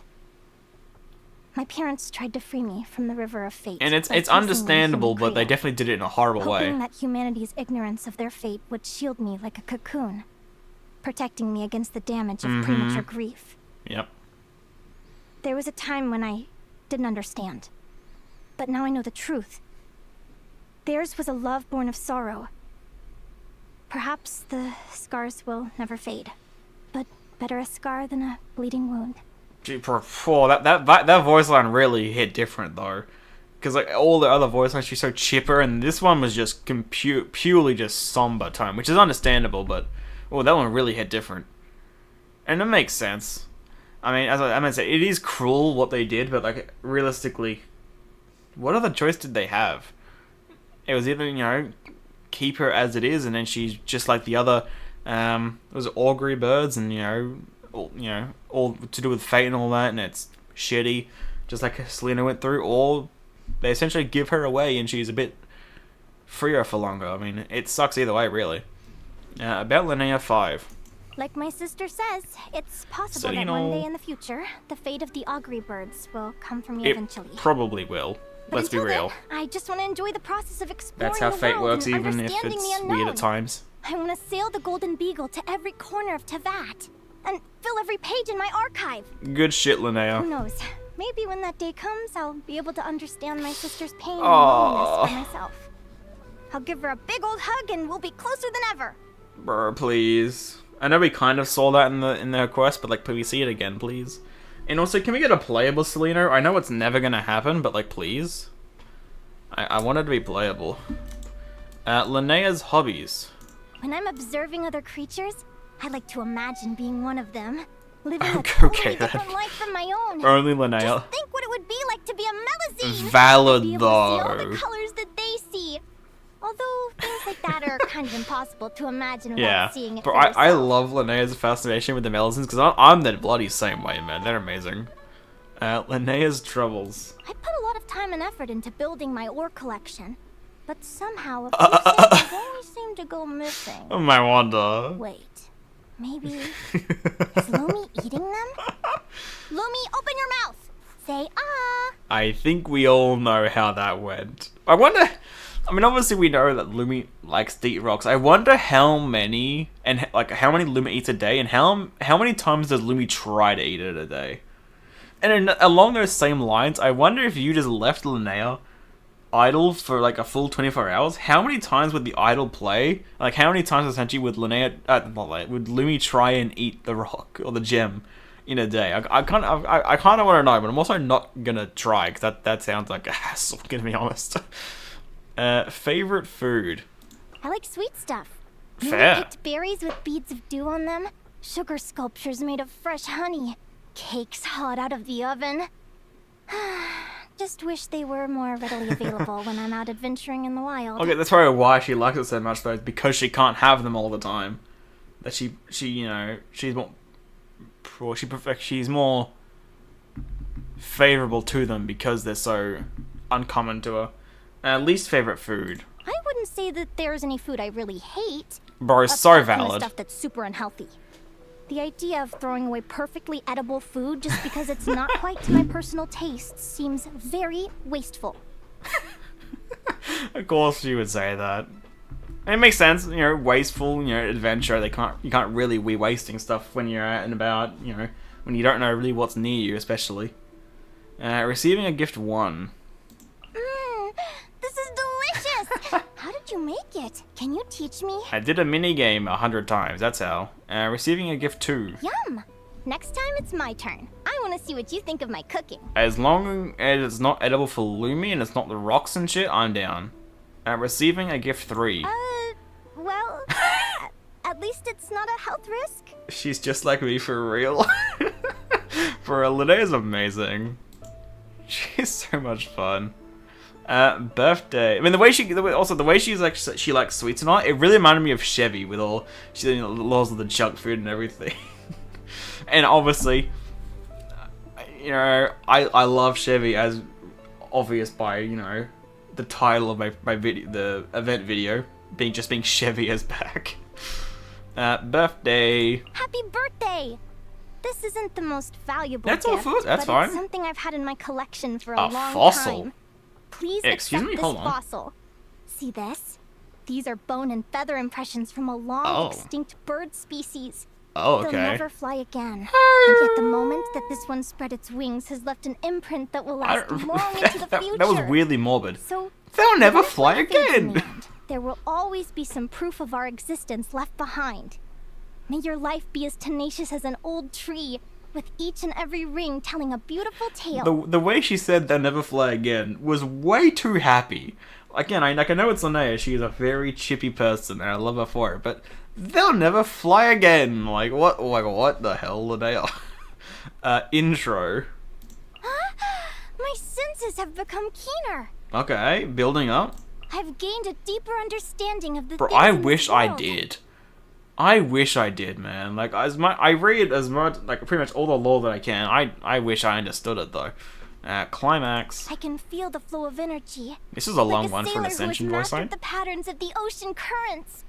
This voyage will be much smoother from here on out. And conclusion. My knowledge is transforming into intuition.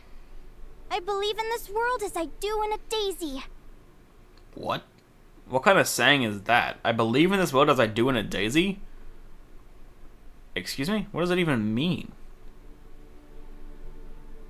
I've never heard that kind of saying before. It sounds like it's meant to be a saying.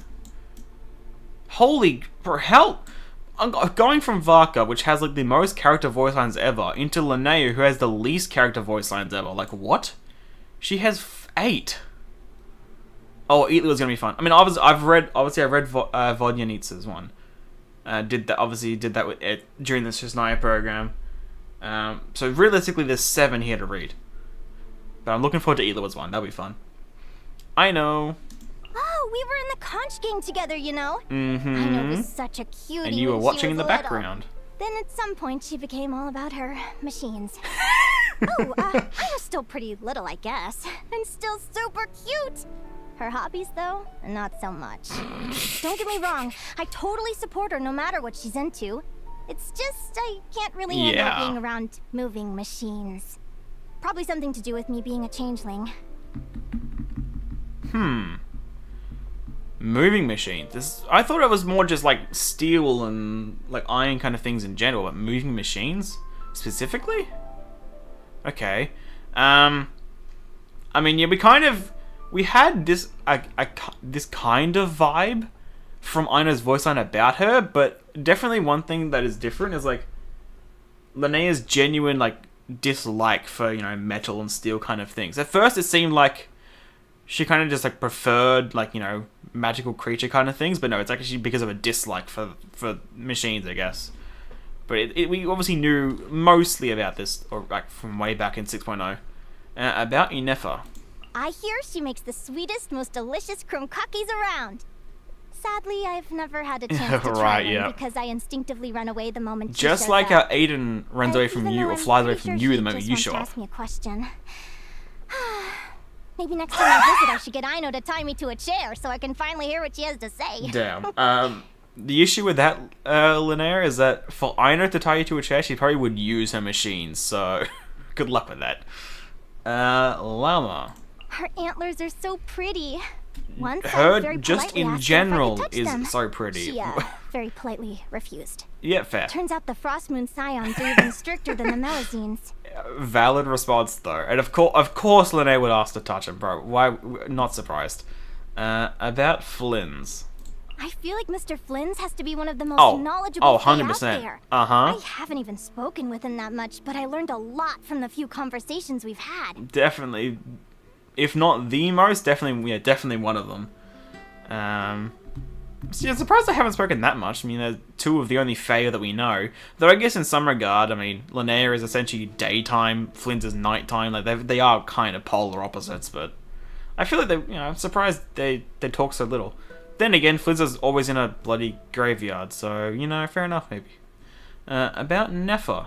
Anyone who's active and not cry is bound to end up crossing paths with the Curatorium Even of if you're not Secrets active, eventually. just being there. Miss Nefer is incredibly efficient. Mm-hmm. You won't find a more reliable partner than her.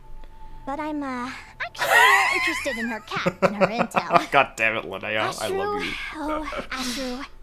You are no ordinary kitty. That's for sure. Oh, this character's so good, man. About Itlua. This has to mention Aiden. He's pretty young for a Never squad leader in mind. the Lightkeepers. Must be a pretty talented guy. Unfortunately, we met under slightly chaotic circumstances. Oh, no, it does so interrupt I a lot, probably yeah. didn't make a great impression. I really hope he'll still let me do the archive entry for Aiden. I don't think you're gonna get much of a chance. You scare Aiden, who's not even scared of the Wild Hunt. That's how crazy you get. I don't think that's gonna work. And the last one, because I've already... Oh, and I'll also listen to this one again. But about Sanjorne. Oh, yeah, how's she gonna react to her?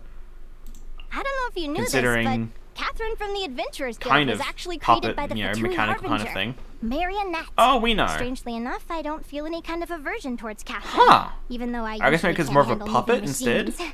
Must be something to do with the technology Marionette used. Interesting. Whatever Okay. that could be. Anyway, it's just as well, because otherwise I'd have to get Saren or someone else Sarah, to pick is up that my the one commissions at from the front of guild for the me. Catherine If I here? ever get the chance to meet Marionette, I owe her a Ooh. huge thank you. Oh, shit. You know, not to burst your bubble, but she's kind of, dead. Yeah, right. I also forgot to teleport to Nodcry to do these voice lines. I was gonna do that, wasn't I? Yeah, okay. Yucky. That's interesting. Yeah. I do wonder what about the machines though. Who's gonna tell her? Yeah, I'm not gonna do it. But yeah, why? Wonder what's about it. Because we're assuming, you know, Catherines are essentially made in practically the same way that she's made, right?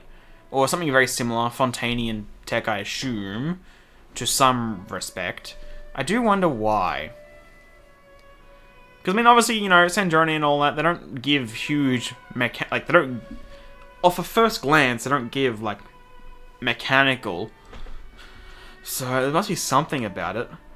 And I wish she had a similar voice line about Wanderer. Because, obviously, Wanderer is also a puppet, but also, you know, also made out of Irminsul. So I wonder how it works in that regard.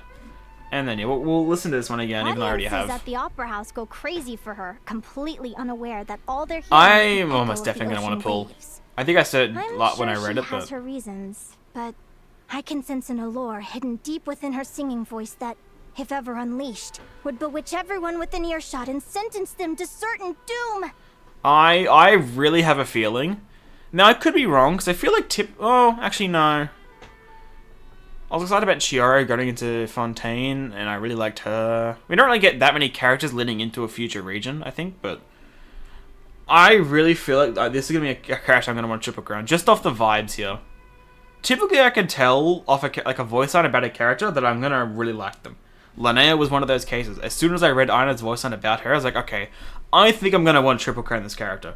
Especially when I read Itlua's voice line about her, which even further cemented that. Then her design got released and even further cemented that. So I typically know straight away when I'm going to want a character, and I feel like this is another case of that. I am very intrigued. And because there's one less patch cycle, it's only going to be about 2 months until we get the trailer. Because like it's typically within a week after the last special program. So we've got 6 weeks until the last special program for Nodcry. And then within a week of that. So honestly, less than 2 months we'll be able to get the trailer. So probably very early July. And that is exciting. Okay. We don't have any time. Well, there's time for more, but I'm not going to be able to get through all those, all the story stuff in 22 minutes. So that's going to cut it there. Again, I'll just read those in my own time. I don't think. I mean, I'll still record them just in case there's something crazy, you know, and I might upload it if it's something ridiculously insane, but I don't think it will be.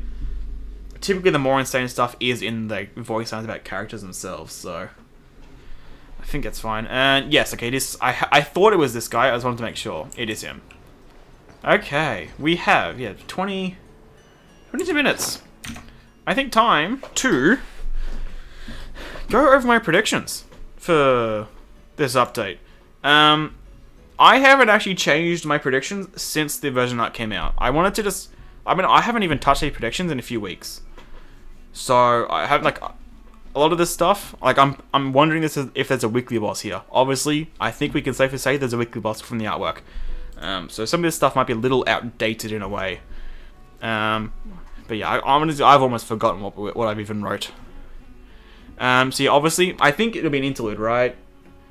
I mean, there is actually every chance. It could be Sumeru Act 6.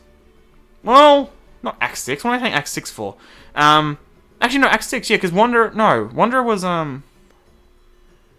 Inversion of Genesis an Act 6, or was it an interlude? Hold on.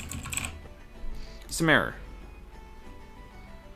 Can I get to the Arkham Quest, please? Can this page please load exactly? Here we go. Chapter 3. Did it count as an act? Oh no, Act 6 was Kari Bear. Right, so it might be Act 7. It also could just be an interlude, but considering it is called Truth Amongst the Pages of Piranha, I think it could be an Act 7, which would be kind of fun. Obviously weekly, what else did I write? Well, it's not debatable at this point. One thing I will say, which I wouldn't say I'm concerned. I'm not concerned at all, really, but I'm very intrigued. We haven't had 2 weekly bosses of the same character, unless the weekly boss is going to be whoever this is. Surely not, right? We've never had, like, 2 weekly bosses of the same character before. So, like, one thing I'm really curious about is how are the mechanics of the fight going to work? And how is the music of the fight going to work? I'm assuming it'll be fine, but part of me wants to be slightly concerned at just how it's going to work. Like, I don't want it to be too similar. I don't think there will be. I think this will be meaningless concern. But the one thing I don't want is them to be just too similar to one another. Because I feel like they would it'd kind of make it a little bit, I wouldn't say worse, but it's kind of like downplayed a little bit. But I'm curious. Obviously, we're not going to get the music here, but we should get the mechanics for the fight, and we'll obviously get we normally get a little bit of a tease for the music, so we might be able to tell a little bit from that. I mean, it doesn't have to be wildly different. It just has to be different enough where it doesn't feel the same. Oh right, yeah. Well, this is actually more likely now. I wanted that, like, hopefully Nodcry would end like Natlan did. And obviously, this will be an Arkham Quest, I think it's safe to say, right? And then there's only actually one more patch. There only has to be one more Arkham Quest. One thing I'm curious about, we might not get a Dane quest for Nodcry. Because we got Dane, like, that could be why Dane was in the main story for a small period. Because there's actually not going to be a Dane quest. I do wonder about that. Or it could be next patch. It's possible. I don't think it'll be this patch, though. Because I feel like typically when he does show up, he's typically in the version artwork. Even when they hide the version artwork, to be fair. Because he was in 4.7, but they hid the version artwork for that version until, like, 10 minutes before the update came out. So, it's possible. I mean, this artwork could also change. I don't think it will, though, because this artwork is absolutely insane. But it's possible. I just hope Wanderer and Nahida won't die. Praise the playable character armor. Yeah, I mean, I think Nahida will be fine. I do think it's interesting, though, as I said in my predictions for when I was analyzing the artwork, I do think it's interesting how these lights look like puppet strings. So I wonder how that's going to play. I didn't write this at the time, but I do wonder if the reason why they're doing that is more just to represent Dottore trying to take control of Irminsul, not Nahida herself. Just using Nahida as a stand-in for Irminsul, pretty obviously why. And Wanderer, I mean, out of the two, Wanderer is definitely the more likely to die. I mean, they feel like they were kind of trying to set it up in Nodcry Act 7, kind of trying to say how he's already lucky to this point. He should have already died before this point. But I don't really think they actually would. I don't think they're gonna actually kill off a character which is already playable. But out of definitely the two, Wanderer, but I don't think so. I did say in the thing, I don't know what the hell Collar's gonna do here. Like, I would love for Collar to get her revenge. Imagine she shoots the final shot and kills him. That would be amazing. It's not gonna happen. as much as I love Collei, she's too damn weak to be here. Let's be real. But I'm curious to see her role. Yup. Yeah, I'm very curious to see her role in this quest. Obviously, it's because, Dottore. I'm assuming if we are getting Collei involved, surely this means this will be the final Dottore, right? Because he is like a cockroach. How do you kill him? But like, and I think after this point, if Dottore does somehow come back, even after this, it probably will feel a bit old. So I feel like this has to be the end of Dottore. As much as I love him as a villain, because he is so much fun to deal with, this has to be the end, I think. Cole's gonna call her 2 dads. Yeah, so we've gone to the weekly boss. No, okay. Okay, now in terms of I'll do that after, actually. That's... Yeah, that's another thing. I actually haven't read the artifact set lore yet for 6.3. I need to do that. Again, I'll probably do that at my own time, just so I don't get too far behind. Again, I will record it just in case the lore is insane. It probably will be. What I might actually do is I'll read these and I'll record them. And then if there's a new artifact set, I'll probably read those and I'll upload that as a video. Because I actually haven't uploaded a lore video or lore reading video. I've only done streams of it. But yeah, if there is an artifact set, one of them could be a Shaznia set. That'll be fun. It's only too good until it gets old. Yeah, I think anything past this point would be old. Up until this point, it's amazing. But yeah, anything past this would be old. And I think when you look at Dottore here, we've obviously seen, this is like the 4th iteration we've seen of him. This is the least human version of him. So I feel like if you're gonna truly kill off Dottore once and for all, it would make sense if you do it to the version of him which looks the least human. So I think this it would have to be. We could get like a Nicole. So I don't really know about the actual like effects of the artifacts, but I do think, yeah, lore wise, it should be a Shaznia set and probably something else. I mean, last time we got a crazy Skirk set. We'll see. Banners, it's really more of a guess. I really don't actually know. Echoes, we should have actually got Echoes last patch, but we didn't actually get any, right? So maybe Echoes. I feel like Frina deserves a set because she's next in line for the Archons. So maybe. Events. I don't even know what I wrote.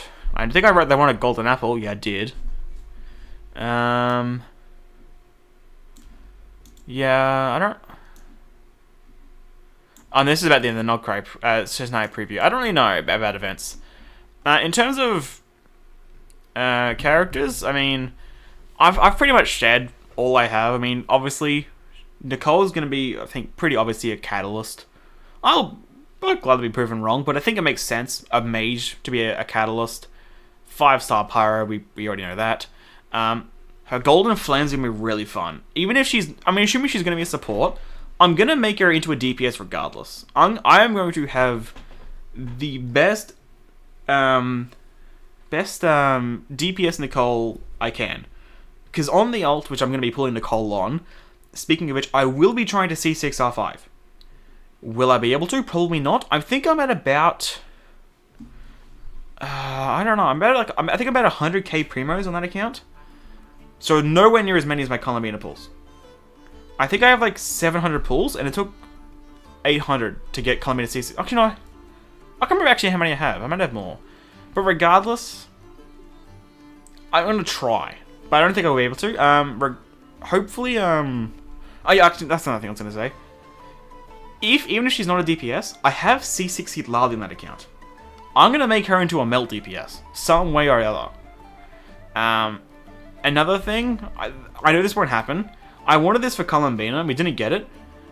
But if we can get an Eponia kit-like character in Genshin, that'd be so sick. Just the wings and everything, like, that, it'd be perfect. I would love that so much. And assuming her wings will be in her ult in some way.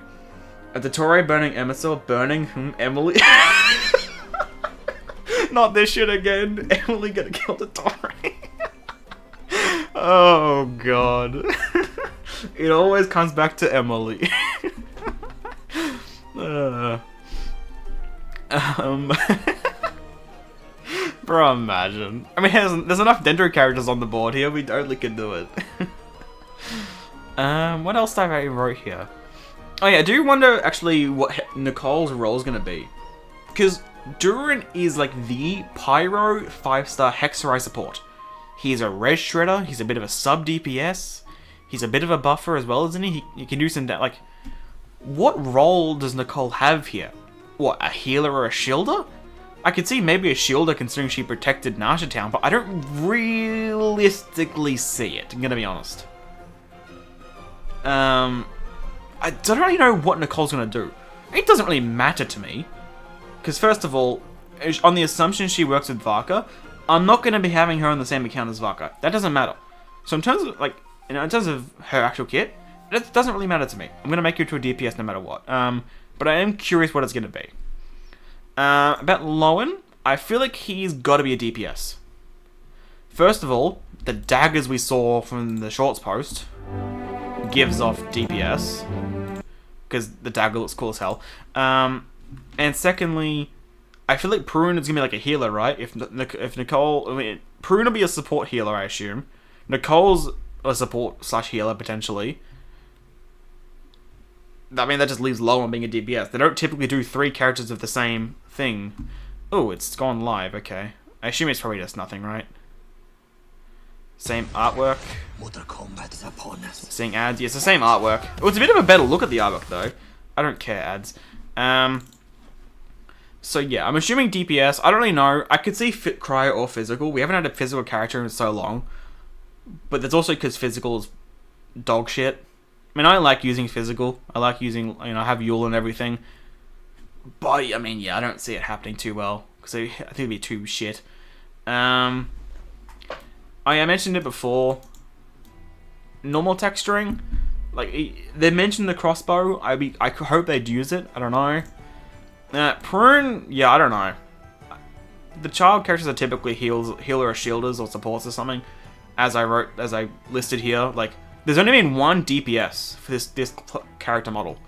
That was Klee, back in 1.0. So like, you know, like. It doesn't have much of a track record of being DPSs. So, can this ad finish already? Holy damn. It's taking forever. Please? It's stuck on 1 second. Are you serious? I'm trying to see the artwork in better quality, man. It actually just broke on me. Okay. Sure. And that's about it for predictions, honestly. Another ad. Oh my god. I'm gonna lose it. Yeah, that's it. That's about it. Honestly, the main thing I'm excited for here... Well, I say that. Like, there's so many things to be excited for. Like, Shaznia preview, the Torre, Archon Quest, Nicole, Lowen, Prune. If that's Pantalone, if it's Saint Harbinger, all this stuff. There's so much to look forward to, but I really hope we get a Shaznia set. That's like the one more niche thing I'm hoping for. Okay, can this load? Okay. Is there music? No, like usual. This is a really nice look at it. A lot higher quality, that's for sure. Oh, we can actually see their hand here. Not that it really shows us. Oh, hold on a minute. I think that's Pantalone. That's Pantalone. The ring. I mean, if I was even somewhat hesitant before to say that it was Pantalone, I'm not hesitant now, I don't think. The ring. We'll say the North. As you can tell, I was looking at his design before to try and compare, because it went right to him. I mean, there's only one ring, but I mean, just the rings. It's his right hand, right? Oh yeah, his right hand has one ring. This right hand has one ring. On the is it the middle finger? No, it's the ring finger, I think, right? And the ring, yeah. Oh, that's middle finger, actually, I think. Regardless, that it's Pantalone. Wait, more so to running Koitalas, but oh, yeah, probably from Nicole's voice lines, yeah. Oh, that's another thing. Nicole's voice lines, oh my god, what is that gonna have?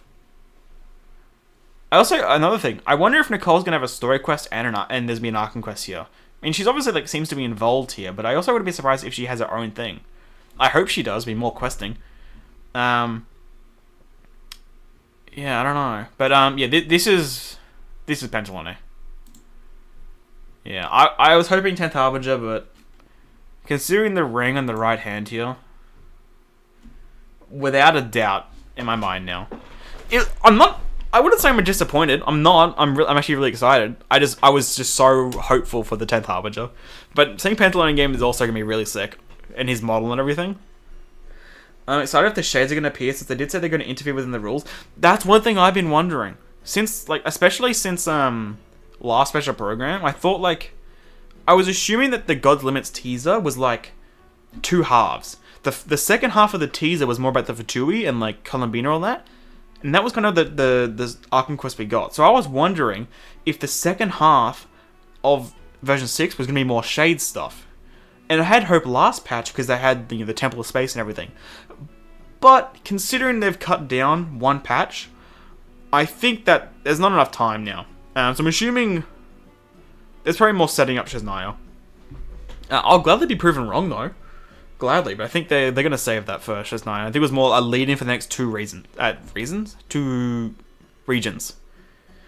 I desperately hope Nicole has voice lines for every Hex member. No, so do I. Like, that's going to be so much fun. Especially, like, I mean, there's like Alice and all that. Super excited for all that.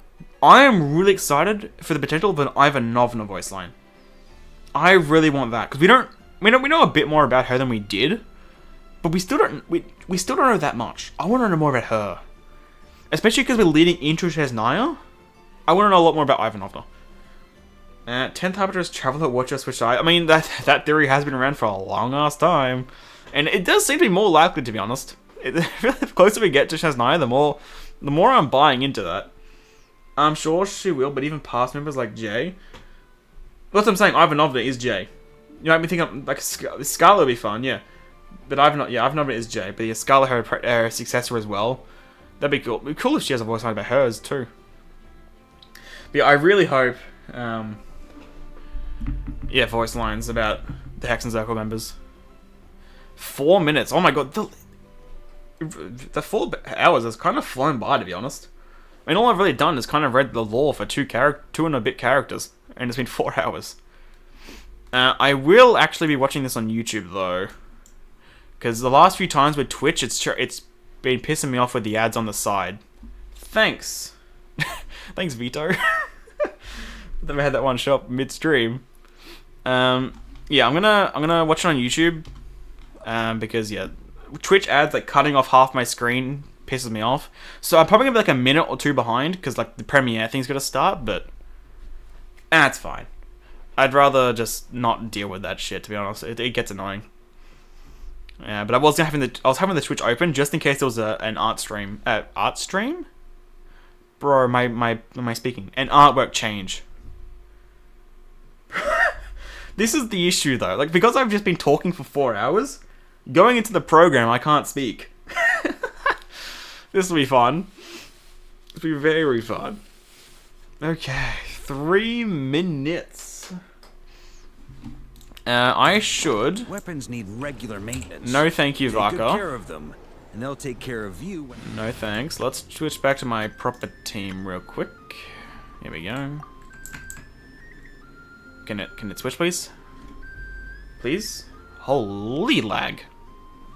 Why is it taking so? There we go. And then we just mute the game. There we go. 2 minutes 25. This is gonna be so much fun. I'm gonna try. One thing I'm gonna try with this program. It doesn't change YouTube too. It does, but I feel like it changes first on Twitch. So I typically try to keep it open just in case.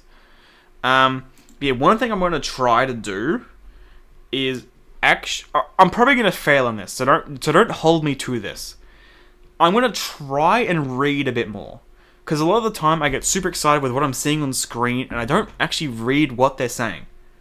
So again, don't quote me on this because I'm probably going to get super excited and lose my mind and not hear what they're saying. But I'm going to try. At the very least, there will be an attempt made, even if it lasts for about 5 seconds. So don't be surprised. And plus, even if I don't read stuff off the bat, or off the rip, all it means is that there's more stuff to talk about post the stream. More stuff to talk about for a couple hours, so it's not even an issue if I miss it. Realistically. I still would like to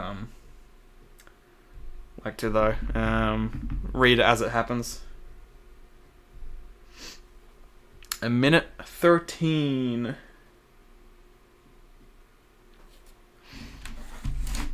God, this is gonna be something.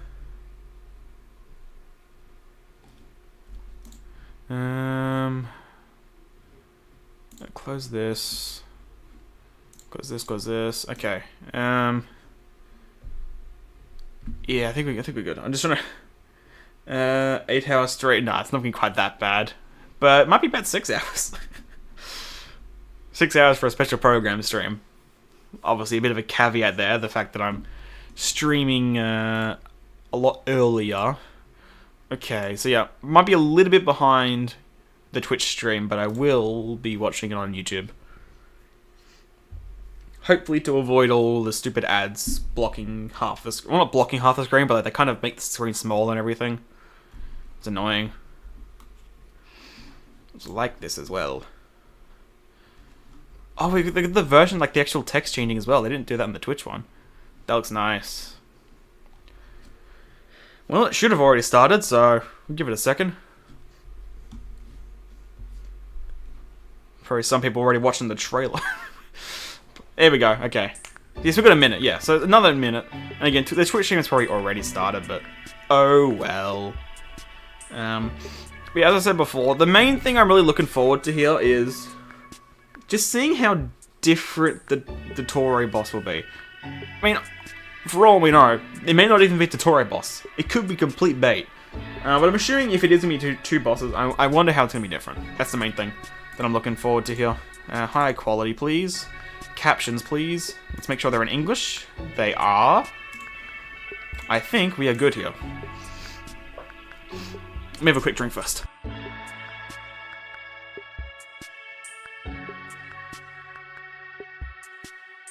Okay.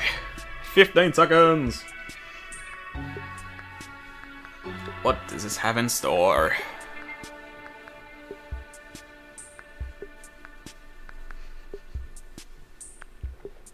Are we gonna start with the trailer straight up? We typically do. Oh shit, we are. The volume's very low. Hold on. I think that's good. All I remember is fire. Oh shit! Yes! Oh my god, it's already happening. Sky to the ground. Oh my god! Wait, that's in the world. Wait, that's in the world.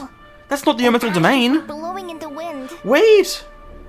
Yeah, it's like the dream she had at the end of Lazo. Oh my god.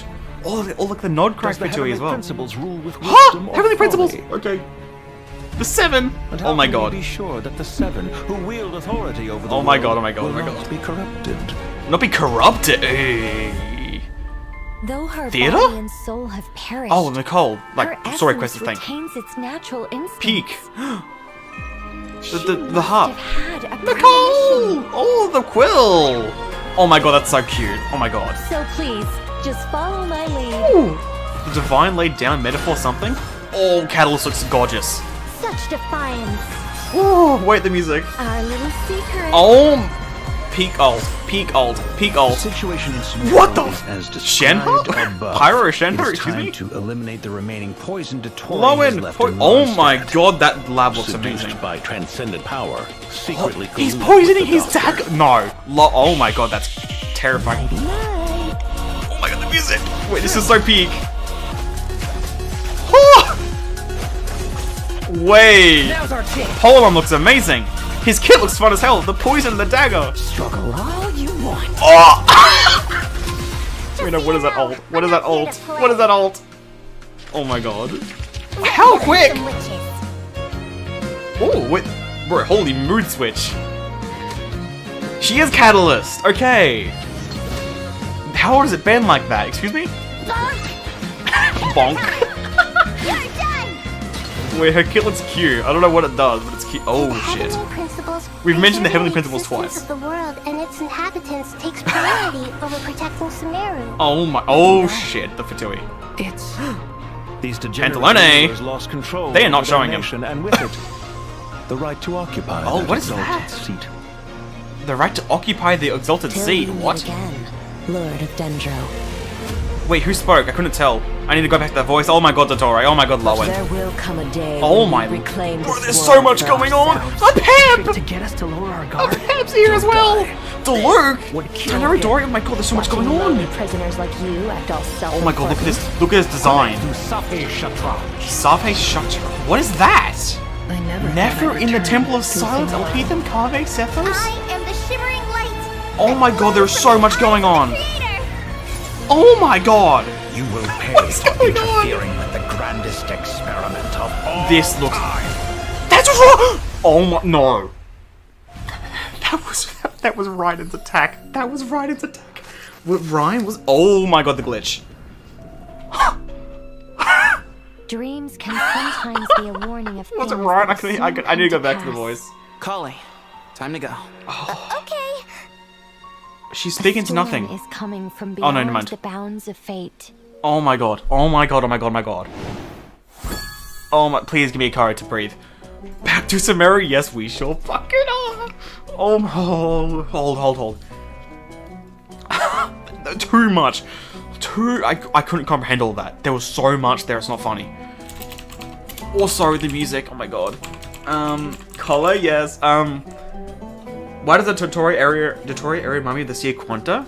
Yeah, it does. One thing I also would say it reminds me of is I don't know what the area is called, but in Wuwa, when you're doing the weekly like sim uni type of thing, one of the last rooms with the fallacy boss, really similar to that. I can't explain it properly, but that was absolutely nuts. That was fucking insane.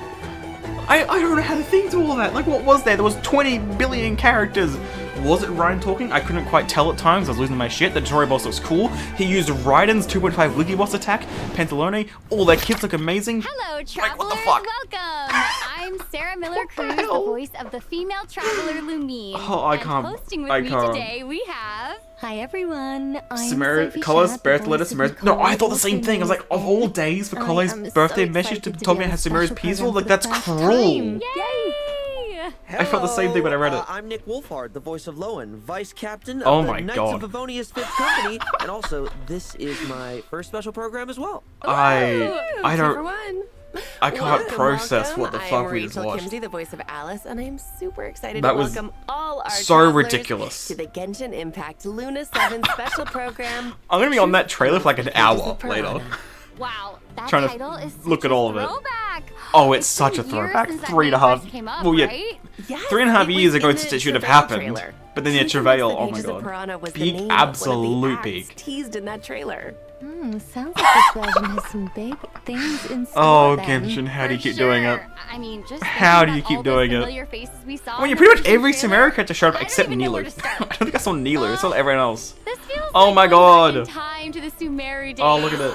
And even though It said so we've much, but also quite not the much at all. I journey want to know. since No, then, that's we've the best made part about so not many Cry meaningful trailers. memories in They Sumeru. typically show a lot, You but they know, also it mislead kinda you feels and like show years so worth of little. setup Like and they never showed growth Revere or scattered anything around the in open the world first one. And like, might be coming to there's so fruition much. in this version. they've been so good with their trailers this I version. was gonna say, like, I mean, they always are, I but- think travelers are gonna be really excited, but Yeah, I'm really something excited, maybe mate. to not be so excited about is the current situation Yeah. in Sumeru. It's not looking too good. No, it's not. Imagine his new because just Seeing mimics me previous bosses. unconscious like that does Yeah, not seem like oh, a good look at sign. Nahida's Yeah, leaf. and all those It's gens yellow. attacking, that's not normal either. Ooh. Also, yeah. Um, did anyone else see a certain someone in that? I saw a lot of trailer certain who- someones. I think. I mean, definitely Yeah. should not have been there. Um, right? Yes, oh, what was I saying? yes, Yeah, I like the thought we Rhino boss, dealt but with him in it kind Luna of, four. Seriously, it's kind of what I poor wanted Dottore. from the Okay, It looked from just She like Quaddle him. boss, where it But mimics attacks, kind before of like we how spiral too the much, Tenebrous enemies we should mimic know what we might other be up enemies. against. So If it's let's anything like take that, a oh my look. god, oh my god, look at that Sealy, oh my god. Admiring We're the starting with the, we're discussing the boss straight away. What the fuck? Hold on, I need to see the attacks. A power What the worthy hell of is? my Oh my god, he's actually mimicking it. That was the thunder manifestation. He's mimicking bosses. Oh my, that is She Quaddle. That's Raiden. This is The new insane. opponent does seem to share Exalted a lot of Master of the similarities to Heretical Dottore, Path? and unfortunately for us, he is I'm just as losing it. dangerous. He'll Let's catch calm down, us listen, off I'm guard trying by to. appearing before us when we least Will this be canon to expect Sumeru it. chapter quest? I'm not quite- I And think if we Sumeru. try to create some distance, Here's the name. he immediately teleports and Okay, launches another attack. calm, breathe. Fair. Yeah, it looks like complete control over the One of pace those attached to the battle. thunder That's manifestation. right. And later on in the battle, One was even Sheik getting Waddle. within close range Oh will my be a god. challenge. Oh my He god. Oh my might god. even summon Oh my certain god. powerful Look at forces this. to fend us off. Wait, is that the Muso no Hidotachi? He just You spams can them use back to that? back to back. Yeah, he's looking tricky. It's real tricky. I have to say, Listen to all the that, music. I'm even more It's a- worried for Sumeru than before. Oh my god, it's act. This is our trusty It's 9 and 10. Sumeru It's companions not are cry. banding together to It's help. 9 and 10. From Kale and the 10. forest strangers to the sages Oh of my god, the academia sages. and a whole bunch of other Shit! Everyone is doing their utmost to address this crisis. as well. Aw, Oh my god. he's really No, this grown is up a this is the lot. best. I mean, when we first No, this- met this her, is the she was best. too This is the scared best. to even interact with people This because of her is the best Elzar. quest And ever. now The best she's quest ever. tackling crises left and right. This is Yeah, this is for peak. sure. It looks like the Ibis King Thoth my god. is also Thoth making as an well. appearance. Oh right. No, this is Yeah, we ridiculous. met in that ruin. What even? I thought King Deshret trapped him in Aru. I wonder what his role is going to be Oh in this my whole god. thing. Oh, well, travelers are just going to have to wait and see. Okay. I need to okay. breathe. Just like wrapping Of my myriad mind around paths, all these flux, and characters dissolution as all involved in this falls Archon to quest. It emptiness. seems just insane. For Jet sure, but and, like, considering there's how so long it's been much. since Sumeru, the devs thought travelers might need a quick refresher on a few. Oh, I need a story-related refresher just to details. give me time to And with that in calm. mind, What? the devs have added a guiding More to the notes quest feature overview? to the quest overview screen Oh in my Luna god. 7. I can hear Jet's allowing voice. easy access A voice, to all Jet, I didn't even sorts of think about information that. on past adventures. Oh, You can nice. also open your Up notes it. during dialogue scenes to look up relevant information. Oh my So helpful. god. In addition, Special story starting mode in save Luna point. 7, Archon quests will now have notifications when the quest autosaves. Nice. So, this should make it Wait, really easy for travelers the to Cold know Chibi when doesn't their even progress has been speak. saved. Doesn't even open her mouth. I love that. Completing this Also, her Archon accent when she quest speaks comes with normally? a limited time I really like 560 it. Primogen rolls, Pine. as well as Ascension I materials called it. for I Nicole. called it. That's awesome. I called it as soon as I picked up the Pine That must mean Amber. Nicole's- There would be she's Pine gonna show up Ambers in this for her Archon materials. quest too, I guess, right? Of course. Fucking knew it. Nicole is Peak. known as the observer of the world.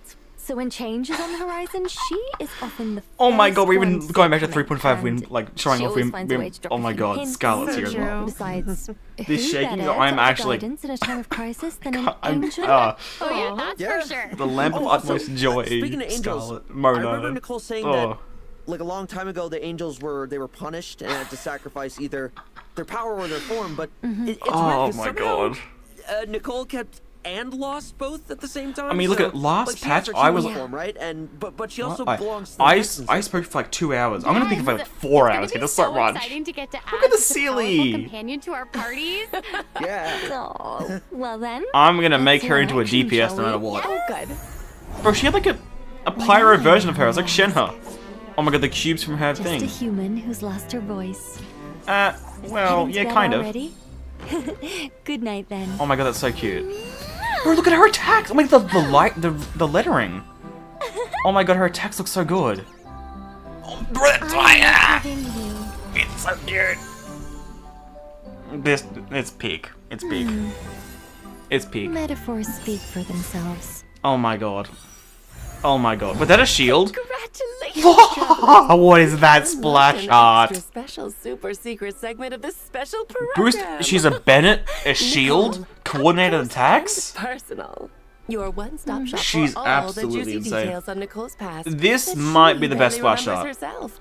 Don't Like, forget it to hit might that be even better than subscribe Columbina's. button, because Look one at that. lucky follower will get a compilation of Nicole's abandoned novel ideas. Wait, what? What? No, they won't. You can't just hijack the special program. I don't see any Oh, hijacking I'm going on losing it. here. I do. Fine, we'll do it the boring, The boring. the normal way. She will summon arcane I'm sure projections. travelers are dying to Hex know what Rika, Nicole yeah. can bring to their parties. She's so majestically So peak. No, let's like get this into is. it. I'm. And that's Also, more the like stairs it. going up. Oh my god. So we know Allegoria. Nicole is That's an a angel nice. who's been Look at alive the for thousands weapon. of years. Whoa, you can't just expose our age like that. Look at the No, I was just thing. using it That's to the best part of my emphasize kit. how, you That little know, seal is so cute. It's vast kind of her like the knowledge warming is. series from Dragon's Spine, but a lot Well, lighter. that is for certain. Bro, the little. But the She's text an is. angel whose knowledge spans both past Look at and this. present. Her angel abilities even extend to non-combat What? scenarios. For example, Fuck, outside of no, combat, she no. can call upon nearby Sealies to help guide us to No, that's treasure. ridiculous. You just need to No. have a treasure compass You're for the kidding region in me. question, and you are good to go. Piss off. Guiding people to treasure is something Nicole takes a lot of pride in. With her power as an angel still intact, Nicole also I might like this wields kit aesthetically more than pyro Columbina's, which is vision. crazy. Her elemental Look skill at that generates a shield. shield and boosts the attack of all characters. Wait, in the party. shield That's does it? Not right. even her Not ult? only She has does an this attack boost buff with follow a the skill? active character around, meaning it is not limited to So a it's not even. specific Oh, AoE. oh my It god. also Oh my applies god, to the she's entire so. party. Which means that both the active This is and ridiculous. off-field No, characters Emily showed can up deal again. No! No, don't. My internet, please. No, don't do this to me. more damage. Don't do No this to me, matter not now. Where you are on Don't the do this to field. me. Pretty nice, right? Oh. And I'm gonna- doesn't her shield kind of look like being It's wrapped lagging, up in why? angel wings? I'm gonna just not have it. Fine, I'll turn down the quality then, damn. Why? Don't Angel buffer on wings. me. Oh, talk about feeling safe. Don't and do this to me. I'm protected. losing my shit. Yeah, well, I suppose it's her role as a reliable and responsible Yeah, guide no. in I mean, hey, action. she's a support. No, Of I don't course, care. I'm making her that is not all DPS. there is to Nicole's abilities. Her With normal attacks and her elemental burst. Nicole weaves golden threads of light. This to is summon wow. an arcane projection that attacks the enemy alongside the active character. I The damage just. dealt by this arcane projection scales based off Shields, the active character's buffs. attack. Oh, and it Coordinated looks like attacks the as well, elemental like- damage it deals corresponds to the active character's elemental type. What? Ooh. All in all, Nicole's What? quite the reliable. Whoa, that's so companion. weird. Well, Oh, that's so I'm glad different. you think So, Yeah. plus, after completing her witch's homework, triggering her Oh, Hexerai secret rite effect my God. will further increase the damage dealt by I her am arcane no okay. projection. I don't Wait, care what you know happens. what? What happens? I am going to Some of these C6R5. arcane I don't care projections what look a little happens. different than Wait, that looked others. like Varka's. The arcane projection looked like Varka. But I think we should leave that for the travelers to discover for themselves in game. Wait, what? No, it's so peak. No, it's so to give a perfect. It's quick perfect. recap, Nicole is able to boost the entire party's attack from anywhere Like in the field. immediate shield her C6R5. companions, Immediate. And attack alongside the active character for I don't extra care. damage output. She is sure to be a I reliable just- addition to all sorts of team comps. Yay. Like this is like Wow, the exact same level as Columbina. so It's absolutely right? perfect. Although, I'd expect nothing less from a member of the Hexen Circle. I mean, we were Like Honestly, my I'm expectations were so already crazy to think high. We're getting a and they've been playable Hexen shattered. Circle mage after That looks all this absolutely time. I mean, peak. our Yeah. first encounter with Nicole was Yes! back in Sumeru 3 or 4 years ago. That's so insane. Oh, dude, that's a long time. When we first met She's her the back then, Sirenia of Hexerai characters. definitely Yeah. didn't expect her to be this huge Honestly, she just seems like the Especially Sirenian when Pyro she characters. Like doesn't what? have a voice. Well, that definitely Yeah. does not stop her from being able to dump a whole lot of Like, she's not even just lore-related limited. stories into Like her she is head. just pyro. Like the one where Insanity. Nibelung tries to assassinate Fanies. Feignies? We're practicing at Actually, Feignies? I'd Excuse say me? the one where the Not person who Feigns? calls out the names of the four shades gets turned into ash. Oh, If You're we right. don't want to end up the same way, I suggest we. But like, yeah, the move fact on. that her coordinated attack is yeah, the same as let's do the that. the on-active character, that is so Okay, unique. okay. Oh, does Oh, her anyone talent still material remember as the well. Witch's Lodge we helped Nicole to build? Yes, Uh-huh. of course. It was so cute. I wanted to go inside so bad. Oh wait, that's just Right? wait, Oh, speaking of that, is wait, where I think it's going? Maybe towards that. wait. Yep. Yep. Wait! 7 travelers will now be able to do just that. Oh So my we god. remodeled the whole interior. Oh, complete oh my- with treasure hunt That's a that big travelers can take teacup. part in. Wait, a So, treasure yeah. hunt? No, seriously, Genjin. Seriously. Each week, a new room in the lodge will be unlocked, and travelers will What? be able to uncover its unique story and locate the treasure inside. You know, They are going I wonder all how out. Nicole would react if we choose to leave it. They are you going know, all out. Just Oh, kidding. come on, like you could resist. Plus, treasure is not the only surprise Ah. that awaits inside the lodge. Unlock all the rooms, and another hidden surprise. Okay, surprise then. might just appear. Sweet. I just So excited. I can't have even every reason speak, to man. I am Wait a second. burn. Did What anyone are else you do doing that here? just now in What front of the are you witch's doing? lodge? Yeah. Uh-oh. It looked like a little kid. Oh my god. Sorry, it's so Oh my god, that's so cool. cute. It's like cute and fierce at the same time. I know. Wait, that's adorable. Yeah, I think she probably like read a fairy tale Oh about my witches or God, something it's so and quick. just wanted to come meet one. Oh, yeah. I don't think she wants to meet one. that She wants is to kill not- one. Okay, let me explain. Her name is Prune. She might look like a kid, but I would think twice before getting on her bad Oh my side. God. Armed with a bell of summoning and a A hammer bell of of judgment summoning? won from a Oh, that's the witch, thing from the she claims the to short. be a witch hunter, one recognized by Alice herself. Oh wow. A witch hunter. Bro, Wait, there is hang on. so Didn't she much. have that notice on the bulletin board in Uh-huh. Court? Oh, she There was seems two to that I hold saw, some but I haven't kind of explored properly grudge yet. against witches, I Well, think. a rumor has it that a certain witch took a very special friend from her. Oh.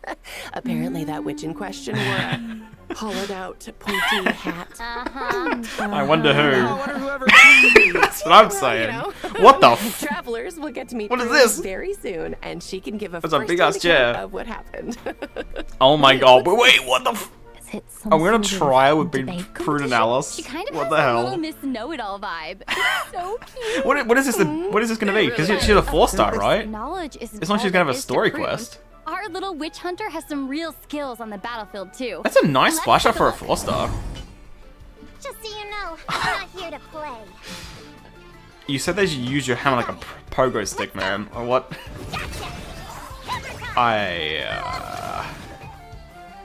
So wait, what is she like? Is she like DPS then? A 4-star DPS? I can't tell. Oh my God, that's so cute. I love the bell. She's adorable.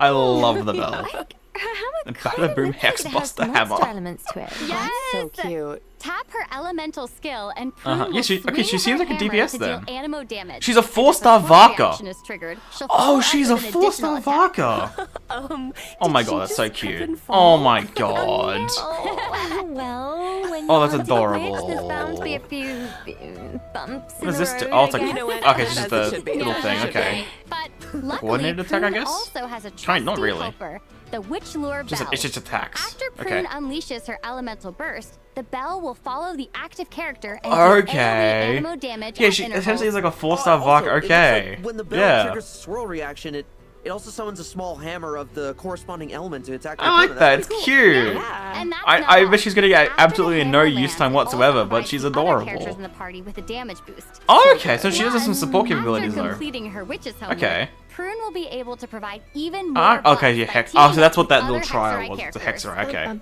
Yeah. Fair enough. She can deal off-field damage and buff her teammates.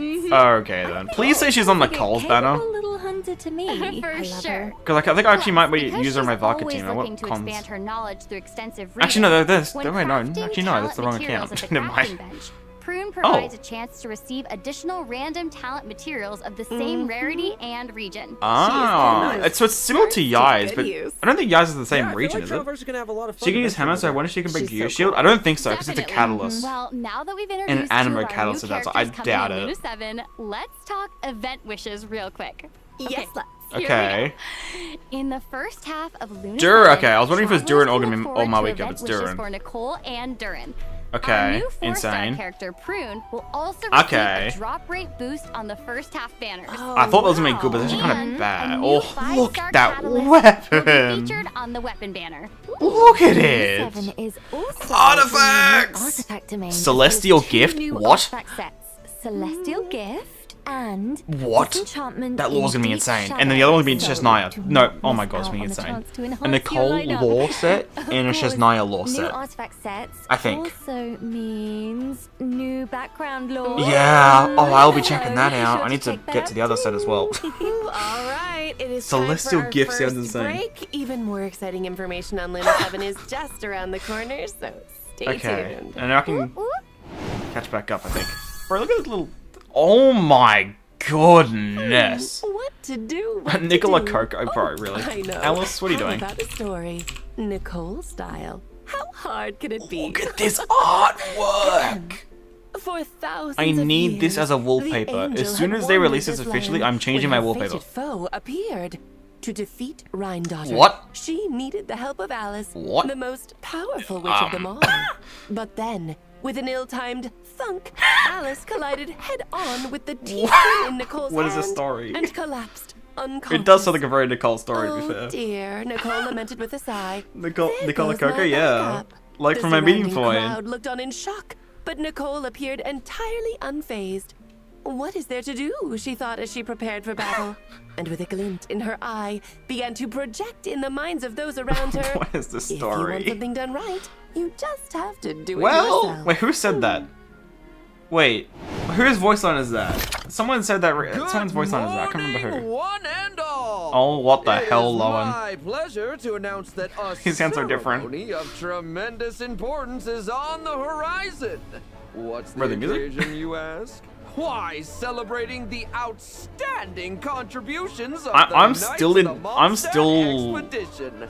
broken from that trailer. The My mind's still audience in question reeling from is that. None other than Lowen, Vice Bro, I want to see his Captain kit of so the bad. Fifth He like, Company. He's the, even okay, poised first of all, to the alt receive was a new ridiculous. The title. poisoning of the knife was cool as hell. So, Or the dagger. without further ado, this He has to be a is DP. He looked like a your DPS. formal invitation to the most prestigious of ceremonies coming in Luna 7. Excuse me? Oh, okay, yeah. Oh, Thank there you. it I was gonna is, say there ceremonies, it what? is. That Bring was it very in. Oh, looks nice. That was great. Why did it look like a moon behind him? I bet Lowen is a familiar I think it's name more to meant a lot to of be a travelers spotlight, at this but- point. You might have seen him around Dornman Port or even met I him actually during haven't, certain because quests. again, I haven't Yeah, explored that and area. Some eagle-eyed travelers even figured out there was a Lowen Easter egg in Varka's He character was? trailer. Yeah. Who the f- I never heard about that. The leave of absence request, or I I guess never- it wasn't really a Bro, request. who the hell spotted because Lowen that? had already left. I never heard about that at By all. the time Varka even got the letter.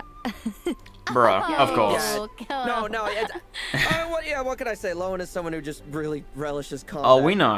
Well, Oh, we 'cause know, on the man. battlefield, his focus and determination. Bro, to his win are facial expressions in his second to kit was none. Let's so take a second to see unhinged. him in action, shall we? Nice. Yes, Let's go check it please. out. I need to see this again. Bro, look at the animation. I love the dagger. Let's fight. Dagger's so sick. See, infusion. Bro, look at it. It's so sharp. Oh, Now and the for music. Tate. Oh my god. Yeah. I like how they're using this track. No fairy tale Look ending. at that ult. That ult is so clean.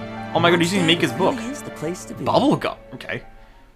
I'm sitting in front of him right now. Whoa, That letter was his so fighting was style big. is so ruthless. Oh my Yeah, splash that art! was nothing like I was expecting. He Huh? is definitely not your average knight. Okay, huh? no, they Uh-uh. the splash arts are Well, honestly, insane. I mean, Like even Prunes was really nice. Fighting like that is just And that it's pole up. another Oh day my on the god. job Oh my for Lowen, 'cause- god, Because if man. you think about it, he's the vice captain of a ranged Oh, you're using company, Boreas right? music But he doesn't again. use a ranged weapon at all. He refers to because And he did give us that vibe from his drip marketing, but it's still I still thought he might use a little bit of a crossbow, but no, a dagger instead. Oh my god. Just face to face, you know. That Look type of at distance it. actually makes for some really cool combat mechanics. What's that bar? Okay, tell What? me more. How so? It's like Zibai So, kind of thing. During combat, Lowen's not just battling his opponents; he's also competing against his teammates. Okay then. What Yeah, I it's mean like by yeah, that it's is kind of basically like when like one the of his Zibai, I teammates think. deals a significant amount of damage, Lowen's competitive spirit kicks in. What? Like his actual competitive spirit, and he starts to accumulate what's called Oh. will to win. So the more will sounds to fun. yes, so the more will to win he has, I like how he's getting interrupted. the more damage he deals with his special elemental Okay, skill wait, that's and elemental burst. unique. On top of that, Okay, Oh. so that means for Lowen to reach Wait, his bro, full I can't get over potential, Nicole's he needs ult. someone of comparable No, not again! Start fucking buffering me, man! Why are you doing this to me? strength in the party. God damn it! Yeah. That's cool. That's really Bro, cool. I- It's, oh my it's god, like a bro, they are different nail- kind of a teamwork. steel Right? sharpens steel. Oh, this patch looks too good. Exactly. This patch looks too good. So Bro, that ult, oh yeah, my god. and Lowen, he also has a The cool two talent that 5-star makes it so ults that, this patch after are casting his elemental peak. skill, its level will be increased by 1 for a period of Oh? time. Oh! Also, Okay. this effect lasts even longer if any one of his teammates' talents is not lower in level than his elemental skill. Wait, I love wait, hold that. on. That is I'm gonna need to competitive reread that. in What? Action. If it's not Sure. lower than... It lasts longer Plus, if it's after not... completing his Okay, focus hold on. work and unlocking his Hex I'll Rod get back to effect, that later. Lowen will also be able to deal even more damage with Oh his my normal god. and charge attacks under certain See, conditions. he seems like a reverse melt awesome. DPS probably, That's considering really Nicole's cool. releasing at the same time. Wait, I have a question. Yeah, shoot, what's up? So it's So maybe clear from burning. all this that Might be using him as a Lowen burning has really aggressive and reverse ruthless melt. approach to combat, but True. why? Is there a story behind that? There is. Look how But travelers will fast be able it to is. experience it for themselves. Okay. in Lowen's Lepus upcoming might, story yeah. quest, So Lepus he's Helix okay. chapter. New material, Yeah. newish Completers receive materials. primo gems and Kind level of. up materials for Lowen. His ski seems so much fun when broken especially Some Yeah. past events and the Knights of Bro. Favonius even come into play. His kit looks like he actually does look I'm like so much calling it fun. now. I feel like there's a lot Who the more hell is going this? on under the I don't. surface of this cool Oh, I was just exterior. wondering who this was. Well, whether there is Lucky I just read Varka's lore. They mentioned him. travelers to discover for themselves. How perfect timing is that? Oh, come on. Yeah, I know. Yeah, they gotta play the game. So, let's take a look at the second half event wishes instead. Shall we? Okay. Yeah. So, in the second Mawika, half, because Mawika, I thought she was first half. half. To event wishes from Lowen and Oh, Mawika. and splash off alone. Plus, a new 5-star pole arm, Disaster and Remorse. Disaster really and cool name, by the Remorse. way, Yeah, will sick also name. be featured on the weapon banner. Nice. Holy. All right. Should we move on to another? Yes, please. I honestly, do we even need to move on? But like, there's enough already. Let's do it. I'm honestly more curious about his story quest So than in the the rest. upcoming Wow. version, travelers will encounter I don't know a about that. I mysterious mean, I'm excited for his story invasion quest, but I mean, the whose rest of the members stuff is all have equally, if not more introduction insane. magic And super I'm most impressive excited for titles. Nicole. Oh, and, And her lore. They have And her gatherings kid. where they sit down And pulling on C6. the bench and drink tea. Yeah. You know, I have to say, this isn't sounding quite so mysterious to me. Yeah, we're talking about the Hexen Circle, right? Mm-hmm. Not what? We are talking about Little Hexens. Oh my. Wait, hold on. Hold on. Hold on. I just said that. How did I just said little hex? No, like, oh my god! Wait. That introduction is impressive, alright? Isn't it? That's so Oh, cute. no way. Oh, because Yeah, these no, and three Chi-Chi are part interacted of it in too. Oh, wait. in I here, remember Nana yeah. saying that she wanted to take Chi-Chi on a trip. Modern That's DPS gameplay finally be like tapping happening. full special media in the Yeah, soundtrack. that's Well, yeah, a couple, yeah, the Zibai and all that, Wait, yeah. check it out. It looks like His is Bruce different there though, with like too. the Didn't we will just to hear fight all over. I'm about how interested she's a witch to think, hunter? look So, more into that. What's she doing? Hold on, though, around this the looks witches? so adorable. Don't worry. I heard she's actually good friends. Wait, I just with read it. Tiffany. Wait, it didn't We click. can win anyone Please, in over. the outfit. She's such a I little didn't ray even- of I didn't even- sunshine. What is that Oh, ball? you know what, Sarah? You are What is so that right. ball? We love Clee. Travelers will even get to hang Bro, out at the Little Witch's secret base I too. need there's so much The to look place over. has piles of Oh delicious my god, the snacks. Lantern banners and a bunch of fun everything. toys. Or the What? kites. A true kid's wonderland. Oh my god. So, do we get to play too? Surely. I mean, if Oh you're my all god, nice, look at this. absolutely. That's so Clee cute. and her friends are very Look at good this little sharers. Dodeco. So, let's take a look at some of What the the fun mini games in store for this. Is month. this golf? First up is Clee's magical toy. Don't tell me this where is the goal golf. is to get the Dodecos to catch the Jumpy Dumpties. Ain't no way. Wait, what? It's practically Balls- golf. That's balls hilarious. all over our faces, right? Not quite, but it's kind No, of. But you do need to watch out for weasel thieves because they will try to steal the Wait, ball no, while it you're is golf. passing That's amazing. Okay, yeah, that checks out. I mean, it's in the Right. name. We did the now. GeoGuessr recently as well. Next up Bro, is Chi-Chi and God. Yayo's Adaptal Mechanism Bro. straight from Liyue. This is a platforming This minigame might where just be the travelers will cutest need to event help ever. Yuigui find Chi-Chi's little finch. and Oh, this is escort kind of it like home. Mizuki's event in the that's so Mikawa Flower cute, Fest. We had to right? get to Travelers like the can Yamiko also things. take Sayu's ninjutsu device for a spin. It's Oh a my special god, what is the mechanism hell? she uses for training. This is Oh, we get to control okay. a cute little moose now. Wait. What are we? Subway what are we Surfers. training for exactly? 'Cause Like, if it's how you were talking that's about, just I'm gonna Subway guess, Surfers. running away. Straight up. Kind of seems like it. Prune is Oh my also God. focused on training, but I unlike love the this. other little witches, she considers Okay, herself more combat. of a little grown-up. So she prefers to focus on no. Well, this frill, domain, this domain kind of looks like hardcore Simulanka's combat one, and She's like hoping the to one pick that up a yeah, few it is. tricks There is from the Simulanka's travelers, domain, so we'll need and the to one that take Duran on her used in his monster demo. hunting drills and show her how Okay. it's done. Oh, I can't get over that. These I can't get over minigames Nicole's are all ult. part of the I can't. Phantasmal Pals event. Complete What? to earn various rewards. That is the including Melazine Primo gems, crowns of Claymore insight, again. and a The new cla- weapon the Cabo skin, Claymore, but it's a super Finch awesome version. Magic key. Well, the stickers are so cute. That is like it's exactly the same, except it has Finch stickers instead of Melazine stickers. Other events Luna 7 has in store. Okay, Bro, can we? so first up is a few new Stop additions messing- to Genius Ooh. Invocation TCG. Oh, the Flynn's. All Character the cards for actually. Flint and Lauma are being added, in addition Oh, to they an all look experimental nice. field generator card. Oh, that's Any echoes? Plus, Yeah. travelers can Oh, also okay. look Navia forward and to what? new Where's Farina envisaged Echo, Echoes man? That's what I'm challenges looking for forward to. Navia and Wanderer. In addition, looks nice. a new album, Hexia, Ah, ballad of whimsical ooh, polyphony, what's that gonna is have being in it? added to repertoire of myriad melodies. Okay. Cool. More music. Score themes for Durin and Varka will also be available in the new version. Ooh, okay. So check out the Treasure of Myriad Melodies I like shop Durin's. if you're interested. I like both, like out of the two. Is just so beautiful. Also, travelers will have a chance to stock What up the on hell is rewards this? during the new version. What Does is- everyone remember the cross What version is event this? called Tempered in Temper Practice, Thyself and claimable this Journey week? Far?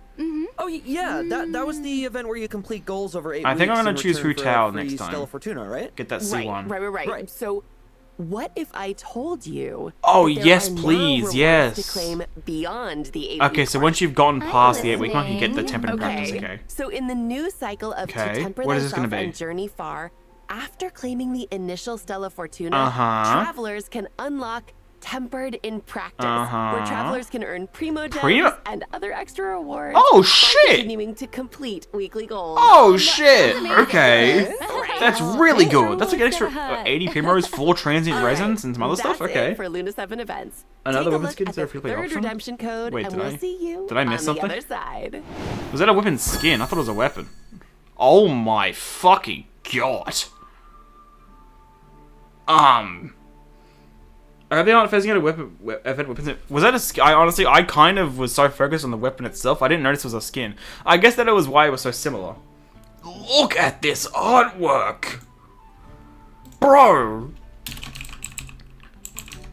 Like, what the Can I, like, I think I can very clearly say, as insane as some of the programs we've had, you know, 3.1 with the anime announcement and all that, and like 6.3 with Colin, this might be the most insane one yet. This might be, like, I am still reeling from the trailer. I'm still losing my mind. See what I mean by excited by story quest? Oh no, I'm not saying it's wrong to be excited by story quest. I am as well. I'm just saying, like, for me personally, like Nicole is where it's at. For me personally, but Lowen is also sick as hell as well. I'll be Welcome pulling. back, travelers. Time to go over a few 100%. updates to Miliaster Wonderland. Oh New yeah. cosmetics and What's a the- new what's the lobby new design are co- coming in the new what's the new theme version, gonna so be? let's take a look. Okay. I'm gonna shoot like a hex, like a witch theme again, maybe. Oh my god! Oh my god! Oh, the eyes! Oh my god! Oh, it's so pretty. It gives Castorus. It gives Castorus mixed with Robin. It's formal like Robin, but the butterflies like Castorus. What's the alternate gonna look like? I'm gonna say like a yellow or a gold would be nice. Ooh, a blue. Ooh! Wait, that's Celino colors. The dark blues and that's god, why they always look so good. God damn it. The lobby as well. God, I wish I could get these, man. Damn, that's pretty. When you look at the last one, which is like just dragons and knights and shit, and then this one's just so whimsical. It's Castorus Alicia? Yeah, Alicia as well, yeah. Castorus Alicia, a bit of Robin. Place for a tea party, wouldn't you say? Yeah. Well, the main one at least, like the And purple look at all one. the flowers. I just love how Oh, tranquil it's oh my it feels, god. you know? Yeah. Bro, how? This Oh, one's I really honestly, I pretty, wish isn't they it? started There are lots making of fun some of their updates in skins store look like for shit. Miliaster Wonderland in Because the I wouldn't feel so upcoming bad about version. not being able to get One them. of the coolest is that if you bring your mannequins to Tevat, they'll now be able to make various What? Oh, cool. Cool. I bet Nice. you can capture all sorts of. I haven't used my pictures. mannequin enough in the real world yet. A new random cosmetic feature is also being added. Enable it. These are and some your entirely new- mannequins I wonder will what, like, the randomly put free on one we one get of as the outfit patches. configurations you have saved Ooh. each time you enter a Wonderland stage. Whoa. That's so nice. More chances to appreciate all the cool outfits you Okay. put together. Yeah, exactly. New Oh, that's the events free are one. also Okay, coming I will to say the free Miliaster one, Wonderland not a in Rule massive 7. fan. So be sure to check them out to earn Rich people various eating well with rewards, Miliaster, holy shit, including yeah. Primo Gems, prismatic crystals, Now, 270 and a primos? new That sounds like a lot. all-star outfit. Excuse me? I also heard What the hell is unique this? kind of sporting event might also What be the- taking place in the upcoming version. Wait, so what? Don't miss out on that. Wait, what is this? June Perhaps 10th? people Like, that's like a can month also away. look forward to a few new quality of life updates. First, the minimap Uh-huh. editor has been improved. Okay, With more the new editor stuff update again. I patch, don't people will now touch be the editor. able to I'm not upload good enough for custom stuff like maps. this. Building But on more top of stuff for that, people to do is always going to be speaking good. Of which, craftspeople can now add new UI controls Ah, to make interfaces okay. cleaner and easier to understand. So That's good. Oh, that's awesome. That seems Quality good. of life changes like that. A new set of scenery assets and water-related objects. Water-related has also object. been Oh, added. okay. Craftspeople can now edit the color of the water to create even more Oh, interesting we have landscapes. more options is always going to be Love that. so Okay, good. it sounds like it is definitely time to get crafting. It's going to We're help on makers. all, all the Wonderlands look more polished and everything. Travelers, that brings us to the end of Holy. the special program. That was like 40 minutes. I What? know, That I went by so know. quick. Okay, is there anything you want to say I thought this was like before we 15 minutes. go? That went so quickly. Well, I just can't wait for everyone to spend more time with Oh, Nicole. I will be. She's just Don't worry. such a fun character I will be. for a girl that can't speak. She has a lot to say. And I'm Nice. telling you, there is a lot of treasure dotted Oh, around the okay. place. So I'm very excited. Bro, for that everyone looks to like find it. they went all out this update. Yeah, Oh my god. I mean, for me, honestly, Lowen is a very special character. Understandably to me. so. And I can't wait just for everyone to experience him in game with his new story event. And both to see how much of a little freak he is, but also to A little- without I getting wouldn't say he's into a too little much detail, freak, he's a to bit of a- see, like, kind of you a- know, kind of- his emotional state kind of might unhinged. be more than meets the eye. No. So Are you sure I'm about that? really Okay. excited. Yeah, I'm really excited for everyone to experience it, and I hope you love him just as Oh, much we as I do. Don't worry. He's awesome. I'm actually really excited about the notes function. Bro, I'm excited about everything. I am very biased in favor of the Dota game. It is the cutest. The mini Of games course. are just so up my alley. I love them.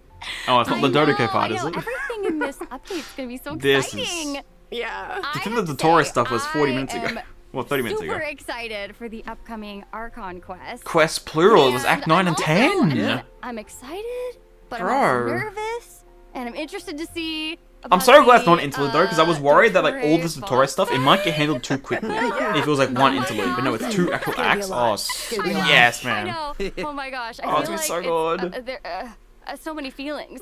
I'm like, Yeah, I'm the for me same. I can't personally, speak. I'm like, that seems difficult, but you know, I'm interested to see how it goes. Bro, I don't even need a Cesnaya teaser. Like with that, I literally all don't I need have one. to There was so say much from this. is, See you again. I do not need a Cesnaya teaser at all. I don't. Bye-bye.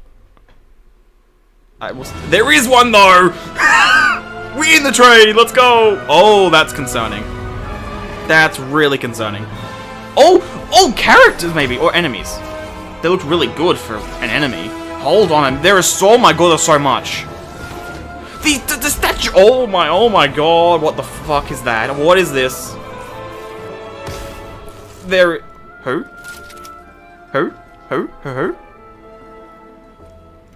Oh my god, it's up. What the f-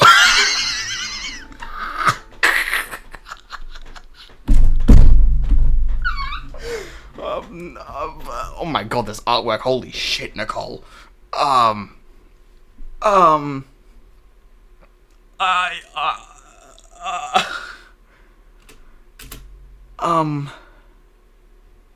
What? What the fuck? Genshin, what is this? What is this, man? I'm losing my mind. Yeah, a gun, exactly. What the fuck? Elemental War. Oh my god, it so is Elemental Warfare, isn't it? Holy shit, alright. I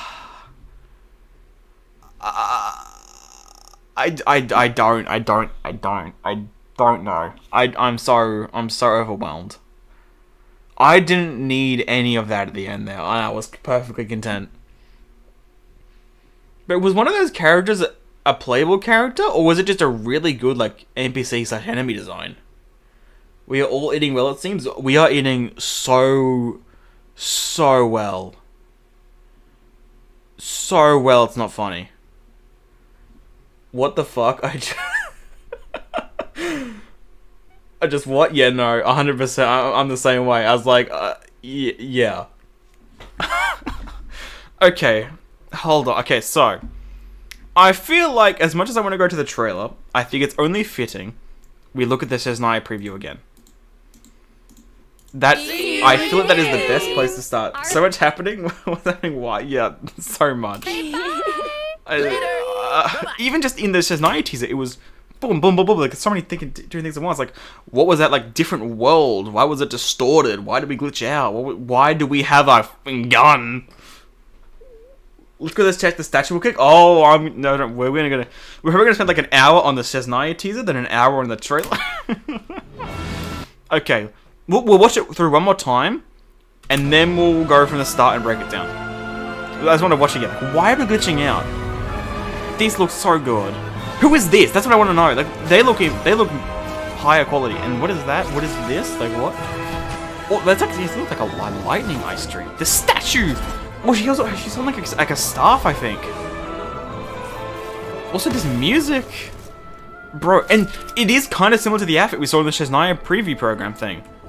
The colors, oh my fucking, I want to see Lumines, man.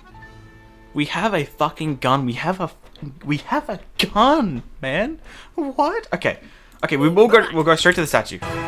That is a fun thing to start with, isn't it? Where is it? I guess just after this, maybe.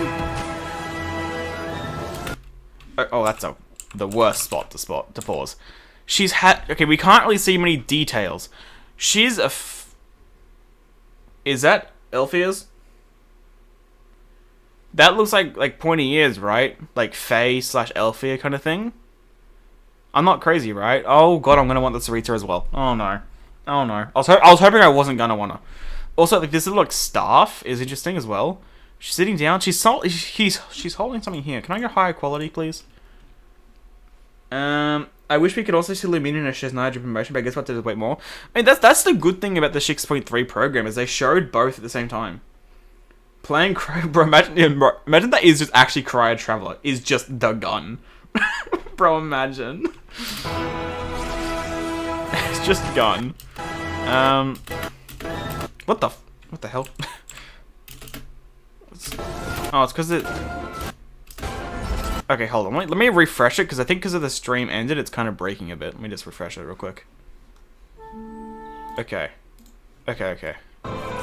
Where are we? Back a bit. Oh my god, this looks like the Book of Esoteric Revealing. It looks like the... Okay, we'll get back to that in a second. Oh my god, that glitch. Oh no, it's all pig. Yep. She broke the pattern of the Archon statues. She's holding something like Elsa was in Frozen, like, I don't know how it's called. Yeah, I've never watched Frozen, so I don't know how to call it either.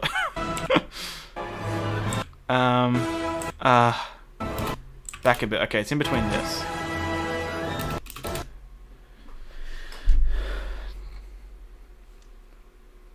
Did she break the standard of that? Wait, hold on. What pattern of Archon statues are we talking about? I mean, she's holding like an orb type thing. Not all of them stand. Am I forgetting something? I know there's definitely been patterns, but I can't think of it right now. Oh, there's not much. The only thing I can it looks like braids here. Obviously, like the hood. She's holding some type of orb here, like most Archons do. Having like a little wand / staff here. The scepter and the ball. Yeah, scepter and the ball, and then... Yeah, that looks like a pointy elf ear, right? Please say I'm wrong. Like, please say I'm wrong, because I was really hoping I wasn't going to want the Sarita, because I feel like there's going to be so many other characters I'm going to want. I was hoping I wouldn't want, but if it's Elfia's, that's like almost an immediate pull for me. I'm going to say. Oh wait, hold on, this looks like Traveler Kit. Like actual, not just gun. We have something like... This looks like Pyro Traveler's ult, whatever that is. Oh, also the stars are interesting. The odd number to release standard even number... Ah, okay.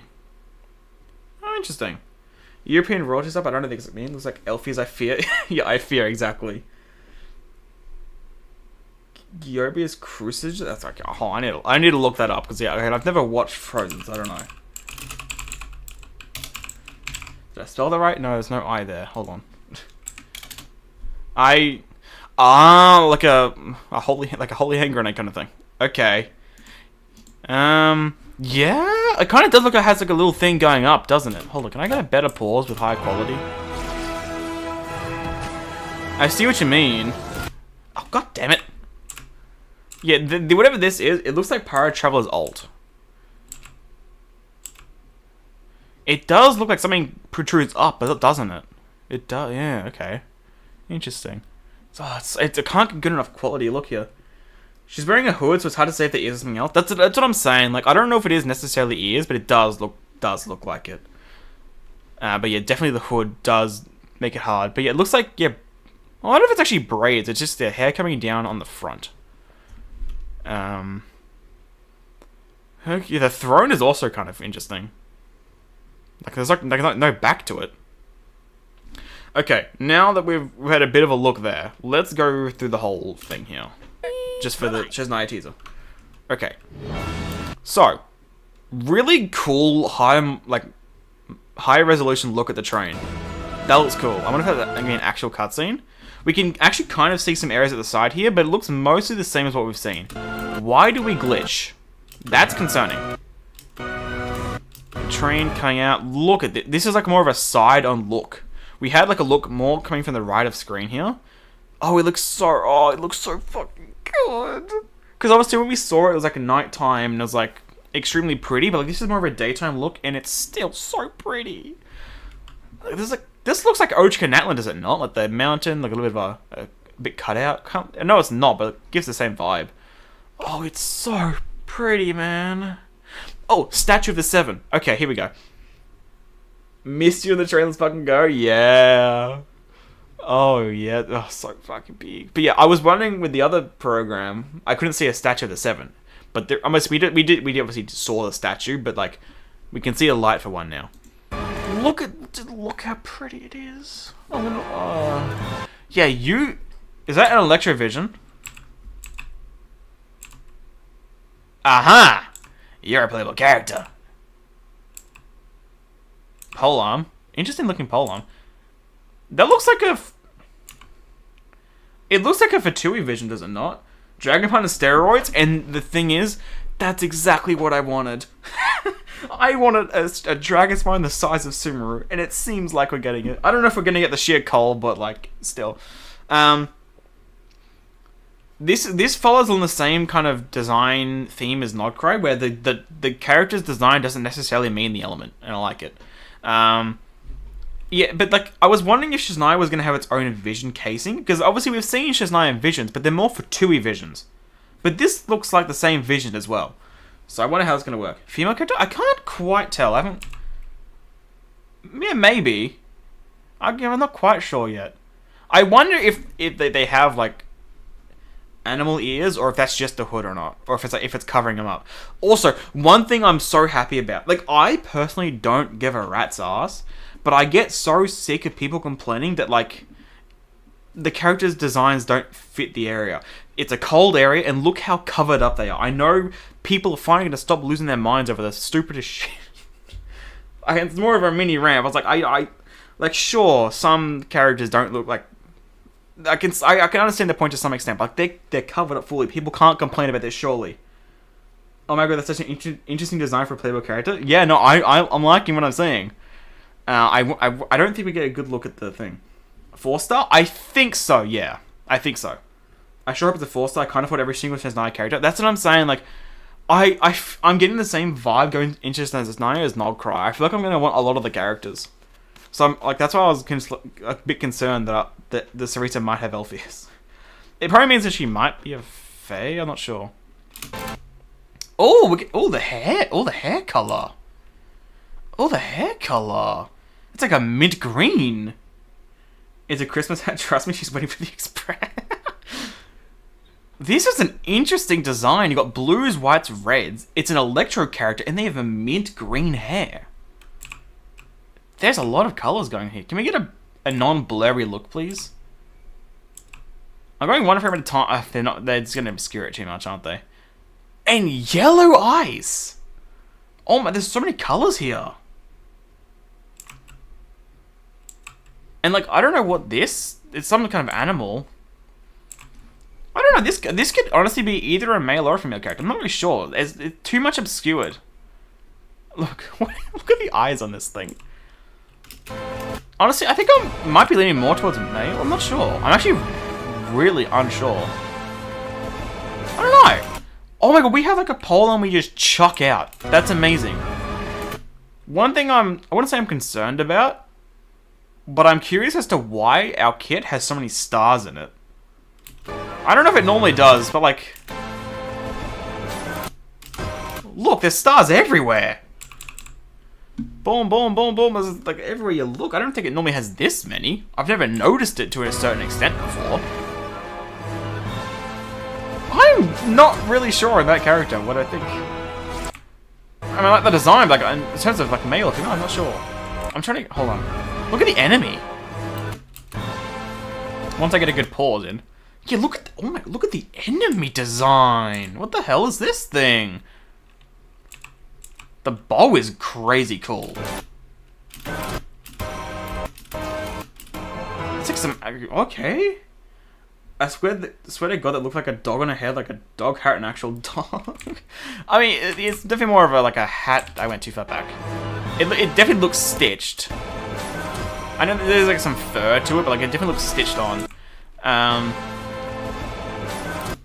assuming that's our ult then. The ult looks pretty nice. Also, this means we get cryo traveler straight away, right? Surely. Also, yeah, again, more stars. I don't remember it being like this. And there's some kind of mark on them from that. Okay. This is interesting, because it looked like a cryo tree, but it's all lightning. And I don't know what we're placing here. This, you know, like what, 30% or something, whatever it said? 20%? 20 out of 1300? What is all that about? This is obviously some world quest. I think we can kind of see it in the background there. Oh no, that's just Zapoliani Palace. Slowing this like snow ice balls as well. This is concerning. What are all these symbols, man? And yeah, this. What the f is this? Like what? What are these bubbles? Why is a train floating? What are these trees? New materials? What is coming out of the ground here? What is this light? What is this? So we can change the terrain. They did say they can say that. I guess that's what these things were showing, but it's like it's hard to actually like see exactly what's happening. But I'm very curious at how far they're going to take that, because it feels like a thing where like each traveler's world could be different. Like trains are floating. Okay, now let's so let's look at this. I'm not crazy, right? The outside of this looks exactly like the Book of Esoteric Revealing. Let's open up the game, just in case anyone's forgotten exactly what it looked like. Oh, I thought it was Esoteric Revealing. Is it just Book of Revealing? Electro-themed terrain? There might be a little thing with everything. I mean, we've got at least, you know, snow and ice, and there was some electro tree. There might be more to it, though. We're just getting a little teaser. I wouldn't be surprised if there's like a little thing for everything. And if we can change the terrain in certain ways. I am curious. That or the Nothing Passage? Yeah, Nothing Passage too. Only reason I need to slow down my speaking. Hold on. The only reason I don't say Nothing Passage is because the Nothing Passage area was a lot more of a dark blue and black. And the Book of Esoteric Revealing is more of a purple. Is it Meditate, I think? I think this? Yeah, this. Because I get to leave like the Abyssal. Can it please load? Like, this looks really, really similar. The color is like almost identical, right? It's a little bit more purple. This one here. Only slightly, but it's so similar. And there's islands going in the background. All the glitching is terrifying me. I really don't like that. That is very concerning. Especially considering one of the glitches, we disappeared. But we have a gun. We have a gun. Like, what? Like... You know, this is definitely for Tui.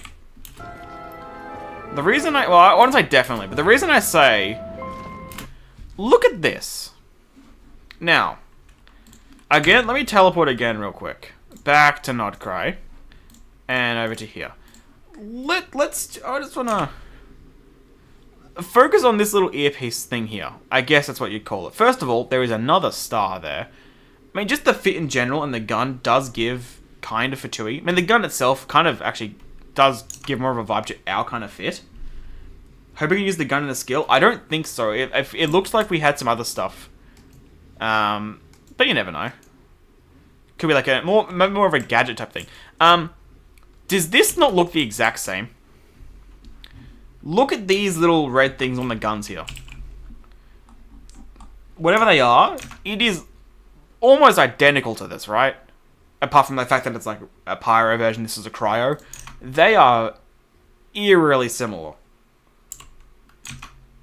So I feel like this very well could be for Tui. Also, we get to see the outfit, which is awesome. They gave it a little tease before, but... Oh my god.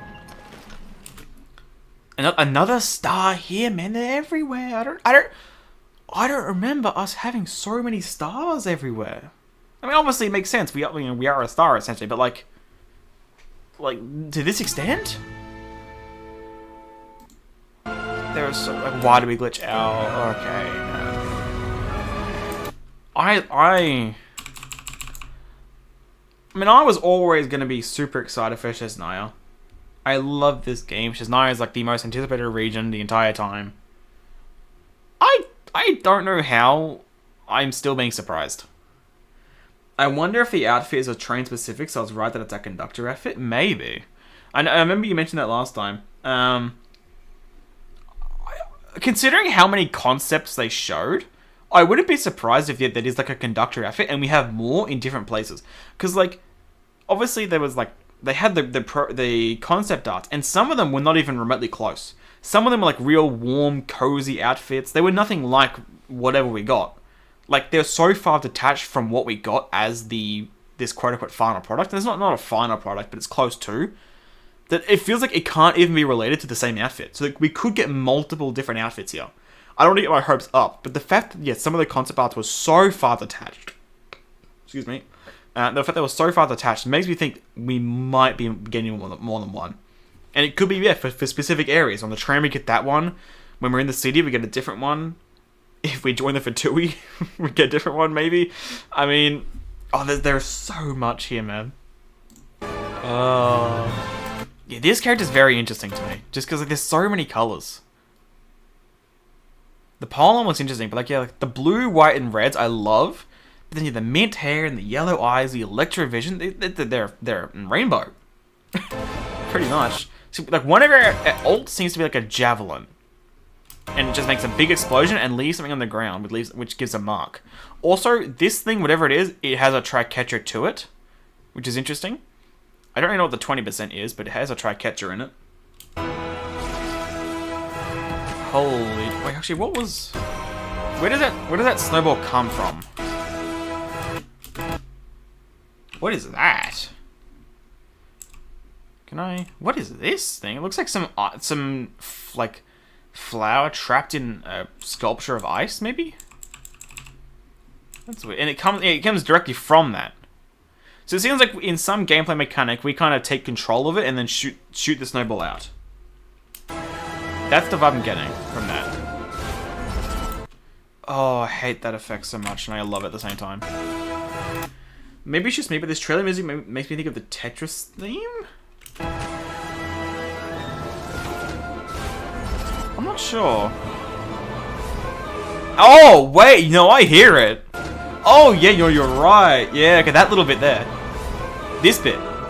Oh, yeah, I hear it. Oh, that is a great find. How have you thought of that? That's a crazy pull. But I know I 100% hear it.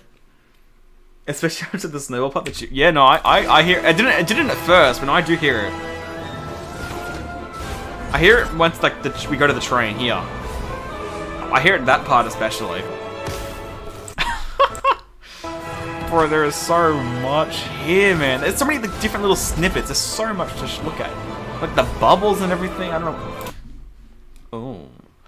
Oh, you know, speaking of the Nothing Passage area, does this stuff here not look the same as whatever that stuff we saw in the Nothing Passage was? Right? I can't remember what that goop was called, but it looks exactly like this. Because it has the Primordial Sea colors to it, but it's a kind of a goopy kind of substance. It's here as well. And it's a Russian folk song. Yeah, yeah. Oh, glitches. Oh. There's so many glitches, man. So many. Bro, I want to see Lumine's outfit so bad. I know we're not going to be able to see it for a while, but I want to see it so bad. Holy, man. Bro, it's been 20 minutes and I've just been talking about this Shesnaya little 20-second teaser. What the f... Oh, no. There's so much. This... Have we seen, like, a color like this, though, before? Like that. This is a very different color. Like, obviously, the area itself looks more abyssal, but this is a very light purple. It's not very abyssal purple, is it? Whatever this effect's meant to be. It's very interesting. But then obviously this area does look abyssal, kind of, that purple. Oh, the train is still moving. Wait, I got the vibe because of this that the train wasn't moving. It's still moving. Look at the background. Especially over here. We're still going forward. Whatever the hell's going on here, we are still moving. Well, we're not moving here. What is this Shesnaya Arkham Quest gonna be, man? Bro, I was so under the impression... I know, like, obviously the Abyss is, like, the real endgame, kind of. Well, kind of.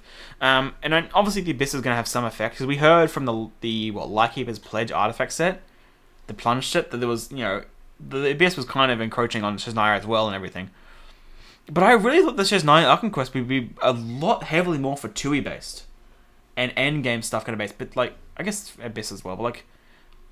It feels like we're really starting off with more of an abyssal tone here. I'm not complaining at all, it's just not what I expected.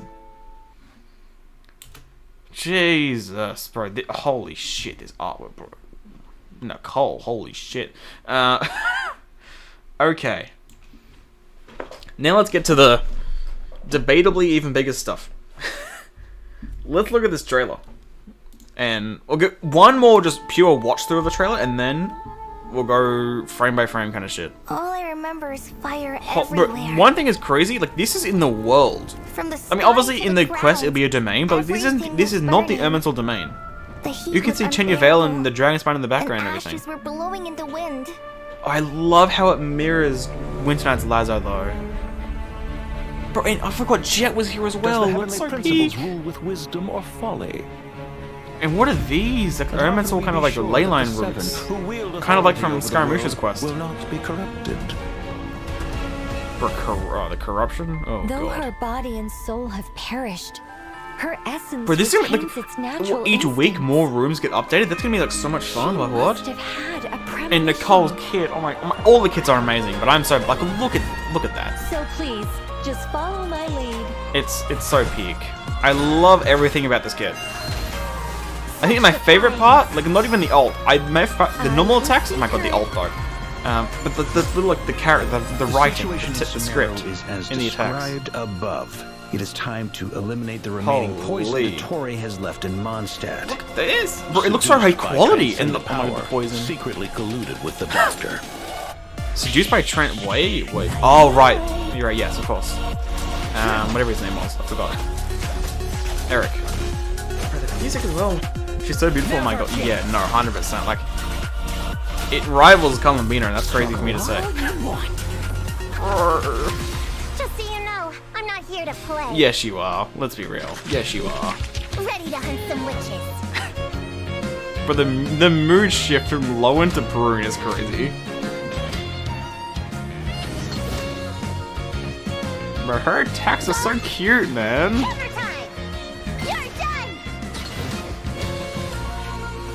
And now, big spark. Preserving the existence of the world and its inhabitants takes Multiple priority heavily over principled protecting mentions in just the trailer. No. So I mean, that's definitely Pantalone. These degenerate rulers But they're not lost showing control them. over their nation, and with it, the right to occupy that exalted There's seat. degenerate ruler. Oh, okay. Yeah, what are these? Again, Lord of Dendro. Does it sound like Ryan Dodd? I kind of hear it, but kind of don't. But there will come I a really day need to when get a we better like reclaim here. this Listen to it. world for ourselves. A trick to get us to lower our guard? Don't Bro, there's so much, man. Watching lowly prisoners like you act all self-important. Bro, this boss is gonna be like, bro. The first tutorial boss was absolutely insane. Look at this! I didn't even realize that in the trailer. Like running away. I am the shimmering light that glows from the eyes of the creator. What? Cole, what are you saying? With the grandest experiment of all time. He uses Raiden's attack, man. What a trailer. I love how it mirrors Act 8, how like there's a glitch and then it's not quite over. Dreams can sometimes. Oh, I didn't realize Kale was things crying that here. I will didn't even soon see that come at to the first. pass. I was so hyped. Kale, time to go. Oh. A storm is coming from beyond the God. bounds of fate. From beyond the bounds of fate. It's such a crazy line, Nicole. Who's the other female voice? A pet pro. You say the other female voice. There's like 20 voices then. Hold on, I want to go. Where was it? Lord of Dendro. I'm trying to figure this voice. Till we meet again, Lord of Dendro. Like I kind of hear Ryan there, but I also kind of. It almost sounds too high pitched for Ryan. Yeah, again, they don't have shit here anyway yet. Not yet, at least. Maybe once the trailer itself gets uploaded, which last time they took like a whole day to upload. Oh, they did it. They did it fine. Mystery Man. Mystery Man. Okay, okay, Nibirius. Okay, maybe not reindeer, but Nibirius is said. Yeah, no, you're right. It says it here. The trailer is out. We can do the yeah, that's exactly what I was just doing. Because oh my god, yeah, Jet is voice. Jet is voice. She actually speaks in the trailer. Oh, okay. I'll need to listen for that. Lilliput's voice as well, bro. Hold on. Let me go to Lazo real quick.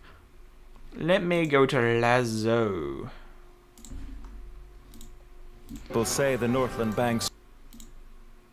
I did not click on that. What do you mean? Will say the North. Yeah. Well, this confirms it. This 100% confirms it's Pantalone. His voice actor is the quote-unquote mystery man. Okay, Genshin, I'm not gonna complain, but how the fuck can you put a mystery man and then put the voice actor, which we can literally compare to Lazo? Not the brightest thinking, I must say. You can very clearly compare to Lazo, the voice actors.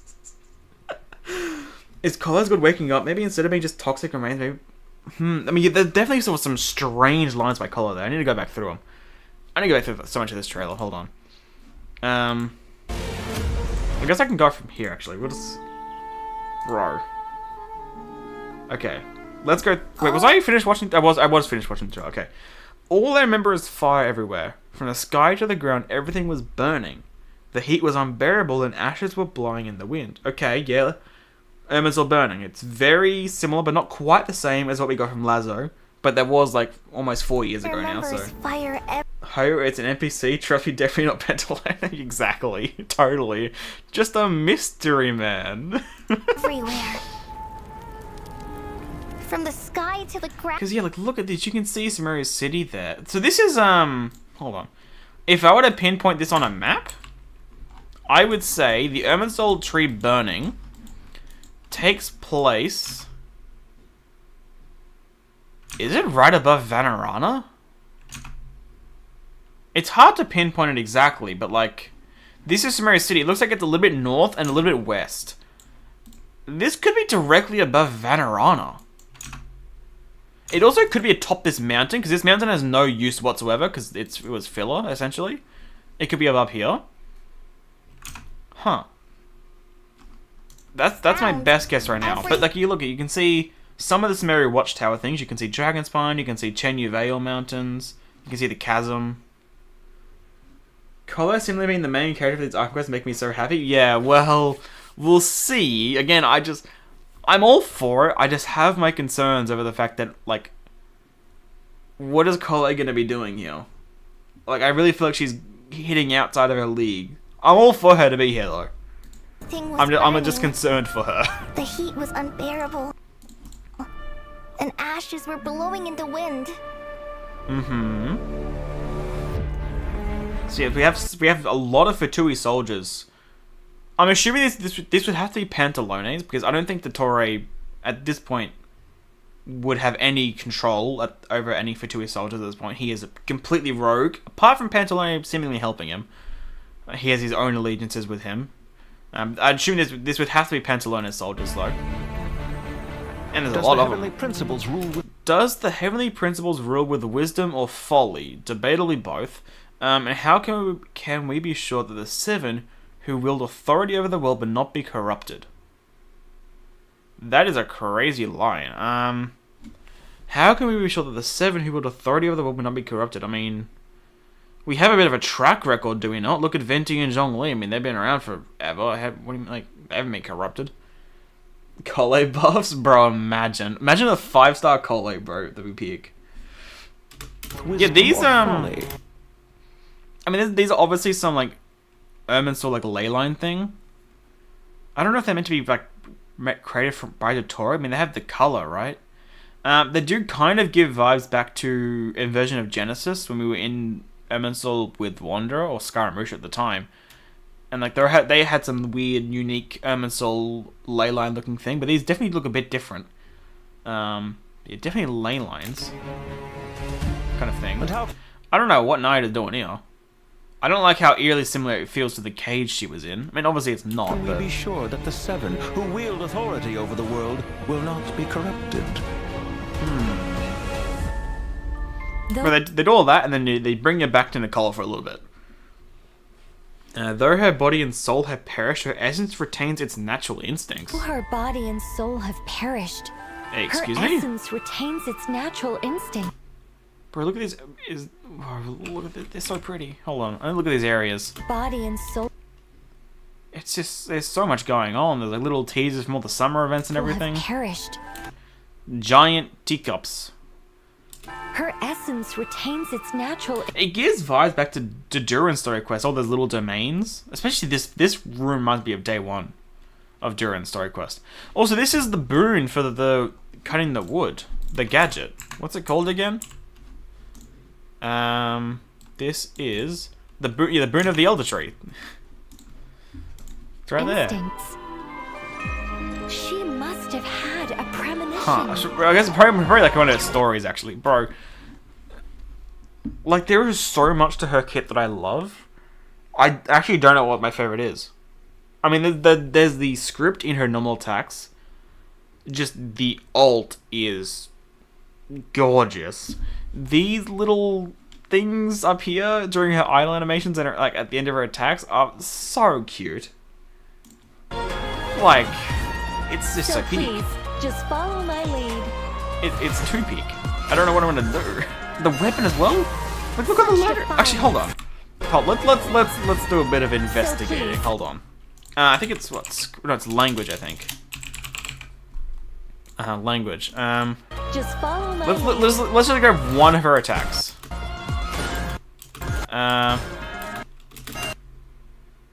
Oh god, it's hard to really read them because they're backwards. Can I get a better look at her attacks? Such defiance. I might go during the special program actually when they talk about her kit. Hold on. I wanna translate one of them. I just wanna see what it says. Good night then. Can you stop me backwards, please? I need one I can help read easy. Oh my god! Wait, look! Wait, I know I should be doing this later, but the little hex and circle thing on her hair glows with pyro. That's adorable. Damn it, she's not... Okay. I guess I'll do it later, then. That's the wrong one. I'll have to do it later. We'll go through the trailer for now. Also, the shield is gorgeous. Bro, the ult. Holy shit. Such defiance. Is this just not the... like, best ult in the game? Like, what the fuck? Like, I want to be... Jesus fucking Christ. Jesus. I want to be biased, and I mean, I'm biased in Nicole as well. But, like, I want to be biased and say Columbina's ult, but like, I don't think I can even say Columbina's ult at this point. I know it hasn't been that long, but like, just look at this ult. Our little secret. Holy. And there's like the Sealies as well. Our little secret. Bro. The situation in So Sumeru peak. is as described above. It is time. The situation in Sumeru is... Okay, so wait. Hold on a minute. I thought this was going to be like... When they were doing the low end stuff here, I thought that was going to be the story quest. But if we're talking about the situation in Sumeru, it can't be, right? They wouldn't be talking about that randomly. It has to be during the Arkham quest. The only way I see it not being the case is if it's like some Inazuma act... Between Acts 1 and 2, we have to do Ayaka's story quest and Yoimiya's story quest. between the acts, but I don't think it'll be like that. So, And at least maybe some parts of it poison must be in... has left in Mon's. Holy. This looks insane. Look, does this not look like really, like, high quality render? The lighting here is, like, really good. Like, really good. Stat. Seduced by Bro, I love this. Seduced by transcendent power, secretly colluded with the oh, okay, we're talking about Eric again. transcendent power. I'm assuming, secretly right? Colluded with the Doctor. It would, I mean, bro, look, that is such an unhinged smile. I mean, obviously trailers can be misleading, but I do think in this case they're not being that misleading. Lowen's on the screen, so Mondstadt, and we're talking about colluding with the Doctor. I think it has to be Eric. I'm assuming it's pronounced like Eric. It could be like Erok or something, but I'm just gonna say Eric. I think it has to be him in that regard. But the music as well. Oh, it's so good. Bro, I can't wait for these demos. Now's our chance. Bro, it looks like so much fun. Struggle on. And the old, holy shit, bro, they did so well with Just so that. you know, I'm not here to play. Ready to hunt some witches. Bro, she's so cute, man. I love the animations. And as I said, I don't think she's gonna get that much use, to be fair, but I mean, she's still adorable. I'll find a way to use her. You're done. Because if I'm going for C6 Nicole, I'm gonna get a C6 of her as well. Well, you'd assume at least. To the heavenly principle. Huh? So she was near the what's the Golden Slumber area called? Is it Kajni Suit or something? What's it called? Yeah, she was right out front of that. Why would she be there? Actually, is it? Or is this the mausoleum? No, this might be the mausoleum, actually. Never mind. I thought... No, okay, no, that... No, I think it's the mausoleum. To the heavenly principles. To the heavenly principles, preserving the existence of the world and its inhabitants takes priority over protecting Sumeru. Well, yeah, so essentially protecting the world matters more than protecting one nation. I mean... That makes sense, does it not? I think that makes pretty logical sense. Preserving the existence of the world and its inhabitants takes priority over protecting Sumeru. No. It's... No, it's These what? degenerate rulers lost control of... I wonder... I don't think there's any frame we get here, right? It's... I don't think so. Yeah, no. These degenerate rulers lost control over their nation, and with it, the right to occupy that exalted seat. Bro, what is happening to... If we're getting to the point where the Fatui is just taking over Sumeru City, what happens in this Archon quest? Or Archon quest plural, I guess. It's 2. What happens? These degenerate rulers lost control over their nation. Bro, they're everywhere. And with it, the right to occupy... I do wonder what these are. These look really strange. There's a lot of them. Exalted seat. I think it's a different shot. Oh, here we go. Yeah, there's a lot of these. You know? I wonder if... Well, no, she was in the desert, though, when it glitched this. I was wondering if... Thinking back to Sumeru Act 2, which I mentioned before, kind of that, like... That void kind of area that we were in once we left the left Sumeru City. And, like, we kind of saw, like, different... Like, I can't remember how exactly it played out, like, what we said. But, like, I wonder if this is kind of more of an actual, like, cutscene version of that.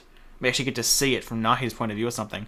Like, what if these little balls are meant to be, like, those little worlds that we supposedly saw? Or, like, different futures. I can't remember exactly what it was referred to as, but... Maybe it could be that? Till we meet again. Or if we're saying it's, like... Like, could... There's so many potentials of what this could be. Because if we're going back to one of the previous lines, right? Preserving the existence of the world and its inhabitants takes priority over protecting Sumeru. Is this meant to be in some way the inhabitants of Sumeru then? If she's trying to save them, Occupy obviously that she would be, exalted but seat. I don't know how that works. Till we meet again. And why is Nibirius saying this? First of all, hold on. This didn't even click at the time. Nibirius? Nibirius. Are we doing... Well, I mean, Nibirius... I guess Nibirius can talk at her own, can't she? It's kind of like 2 souls in one body, but... Nibirius. Huh.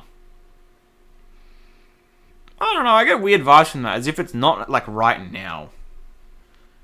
I don't know, it still could be, but, I mean... I get the feeling that's more like a flashback kind of conversation than a current conversation, but I guess we'll see. Because, like, why would she even be here?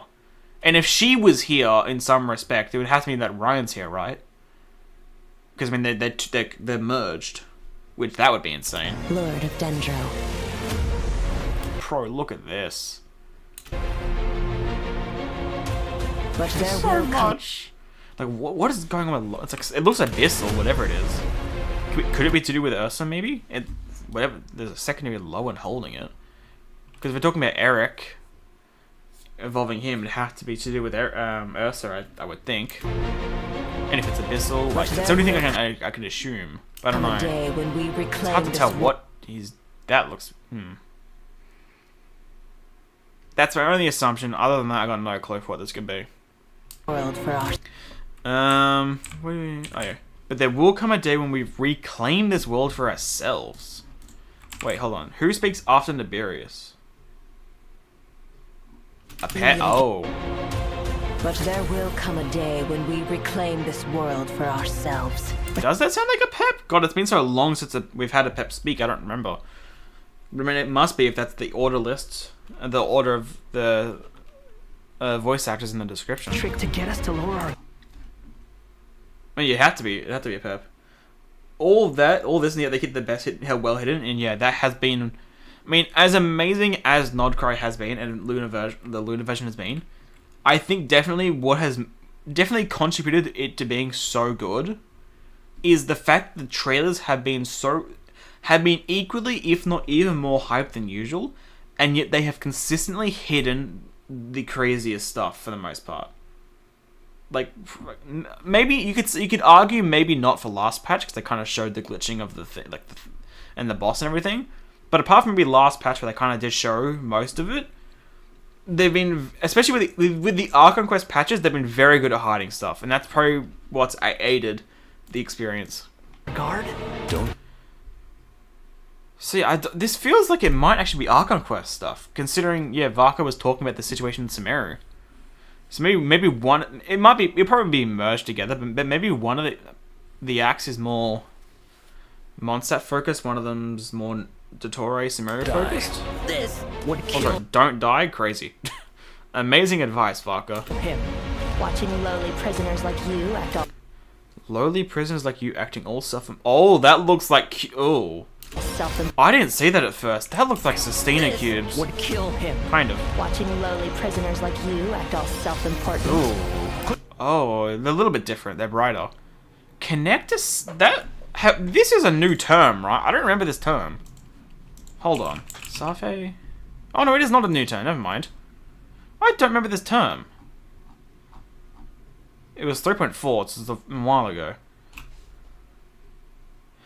Oh, if it's this area, it's connecting. Are we talking about the chessboard? Interesting. Okay, I don't. Yeah, the 3F Garks. I don't remember the term specifically, but okay. I ain't gonna pronounce that. Let's be real. I'm not gonna. I never thought I'd return through Sumeru. I am the shimmering light. I am the shimmering light that flows from the eyes of the creator. Like, Collie, what are you saying? The chessboard? Yeah, I'd have to assume, yeah. Of that area, the definitely highlight of that location is definitely the chessboard. So I'd have to assume if it's connecting to anything, it'd be that. What is going on around her? These look... Ooh. Oh, there's multiple... Oh, Nicole, what the fuck? These look like the things that Nahida made for us, all right? That we got from Dory, made by Nahida and Kave, to use for Durin and Columbina with Albedo. I know it's confusing. But in... Like, how we helped convert Riri's abyssal energy into a usable energy. It looks like those, but there's multiple of them. Bro. You will This is actually so insane. For interfering with the grandest experiment of all. Like, why is he using Raiden's attack? This is going to be so peak. Oh my goodness. Dreams can sometimes be a warning of things that will soon come to pass. Yeah. Kali, time to go. Okay. A storm is coming from beyond the bounds of fate. Honestly, as cool as the trailer is, I think my favorite part of that was the fact that they mirrored Lazo. I love the callback to that. They did say they were working on something to protect Sumeru. Oh, that's what it was. Yeah, I thought I keep thinking that was made for this situation, but that doesn't make sense, does it? No, it was to protect Sumeru. So it's definitely, it looked a little bit different, but it's definitely akin to those. Yeah, that's right. But I love the callbacks to Lazo at the start and the end of the trailer. That's amazing. God, there is so much to look at here, man. Let's go back to. Did I have this up? Here we go. Now we're gonna go through the program. Oh god.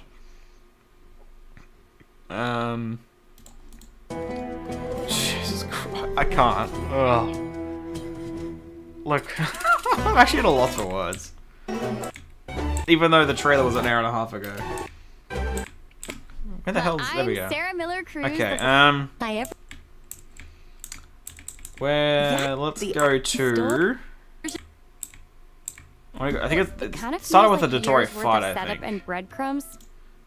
Version trailer who I think definitely should know. Here we go. Yes, I thought we dealt with him in Luna 4. Seriously. Sorry, okay, just like him, but Before we spiral too much, we should know. The fact that the voice actors are questioning whether it's really Dotori is kind of throwing me off.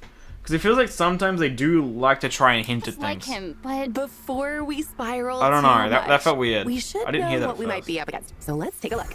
Okay. Oh, I wish I knew more, like, how to look up Woowa stuff. Like, because this looks so similar to one of the domains in there. I don't know how I would go about finding it. Admiring Look at the it. scenery. Yeah, honestly, yes I am. It looks really cool. So let's take a I look. genuinely am, Dotori. Look at it. Admiring the scenery.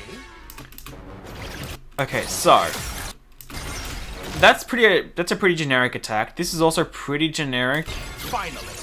This is Thunder Manifestation. 1,000,000%. Power worthy of... It's also a lot quicker. Because the Thunder Manifestation is two walls which slowly come together. This is two big walls which instantly snack together. I wonder if... Oh my god. Whoa. Whoa. That's cool. Okay, for the effects here. Finally, a power worthy of my I wonder if that like pretty much insta-kills you like the Thunder Manifestation was. Thunder Manifestation 1 does. Because that one, like... Because it's two attacks at once, your health gets shredded. Probably not, though, considering it's so quick. But look at the outfit, though. What is this one? Like, it kind of reminds me of Scaramouche with the Hersher of the Void-like attack, but it's also not really. It's similar-ish, though. I think that's what it's meant to be referencing, unless there's something else I'm forgetting, but I think that's what it would have to be. And this is the sheer glottal, but it even has the swords. And this is also, again, sheer glottal. And then Raiden. Like, let's try this. Like, what? That's such crazy. This new opponent... Bro, look at this! What a splash art. Exalted Master of the Heretical Path. It does seem to share What do you mean, new opponent? a lot of similarities to Dottore, and unfortunately for us... This, I mean, this could be more meaning that this is a different segment. Which is possible. I think it's almost the most likely situation. But the way they're almost speaking as if he's a whole different person. But I feel like it's probably more just a segment, right? Surely. He is just as dangerous. He'll catch us off. I'm just trying to think of these attacks. Like, are we thinking what, cryo hypostasis maybe for this one? It's definitely a cryo enemy, whatever this boss. I feel like it's meant. All the attacks are probably meant to reference bosses.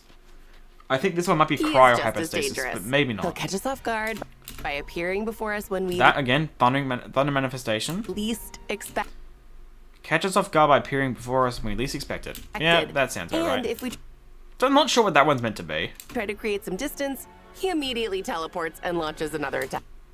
Oh... Yeah, okay. Because the last one, I was wondering how they were going to make the mechanics different. And this kind of reminds me of the, what's the boss from last patch called again? The Fallen Vigil? Because the Fallen Vigil pulls you towards him. Not towards it. Dotoria is doing the opposite. He's just teleporting to you. No fair! Right? Yeah, Sure, it's it looks meant to like mimic that. complete control over the pace of the battle. That's right. Bro, look at this! And later on in the battle, even That... This is a niche one. Complete control over the pace of the battle. This isn't a specific boss. This is the geo, like, resonance that some enemies have. I think typically it's, like, Vishaps. Or Geo Vishaps.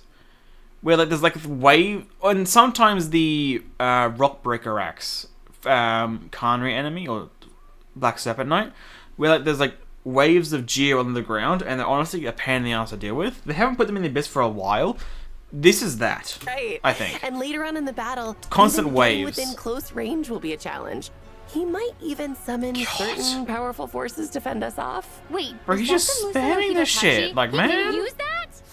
Oh, look at the Defend us glitch. off. Wait, is that the Muso no Hidotachi? He can use Oh, that? that's so cool. Is looking tricky. It's real tricky. Oh my god, After saying all man. that, I'm even more worried for... Act 9 and 10. Bro, I thought getting Act 7 and 8 was insane, and now we're getting Act 9 and 10. As all falls to emptiness and of myriad paths, flux and dissolution. Holy crap, man. Sumeru than before. Now, one thing I will say, what I'm probably going to do this time, I'm going to do it a little bit later than usual. Normally what I do when I do stream, like update day, excuse me, I stream pretty much at the same time as the update comes out. I'm probably going to do it a few hours later. Because I kind of want to give people some time to actually do it first. Before I get to it. So it won't be much later. I'll probably go probably around the same time as this stream, to be honest. That's about 6 o'clock my time. The update normally comes at about 1 o'clock. So about 5 hours roughly after the update comes out. I'll probably do it then.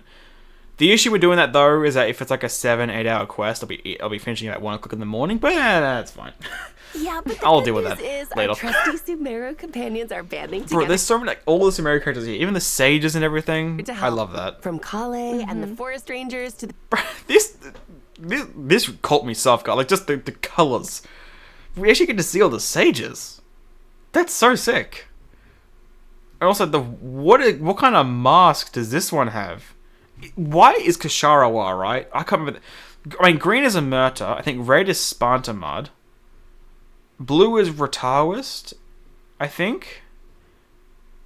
And then I think white's Kasharawa, and that's my... That's where I kind of get lost in the last two. Even then, I might be lost on those. But I'm pretty sure that's how it goes. The sages of academia and a whole bunch... Bro. I'm gonna be honest, at first, I didn't even notice Lillipa. I was so focused on Jet, I did not even see Lillipa.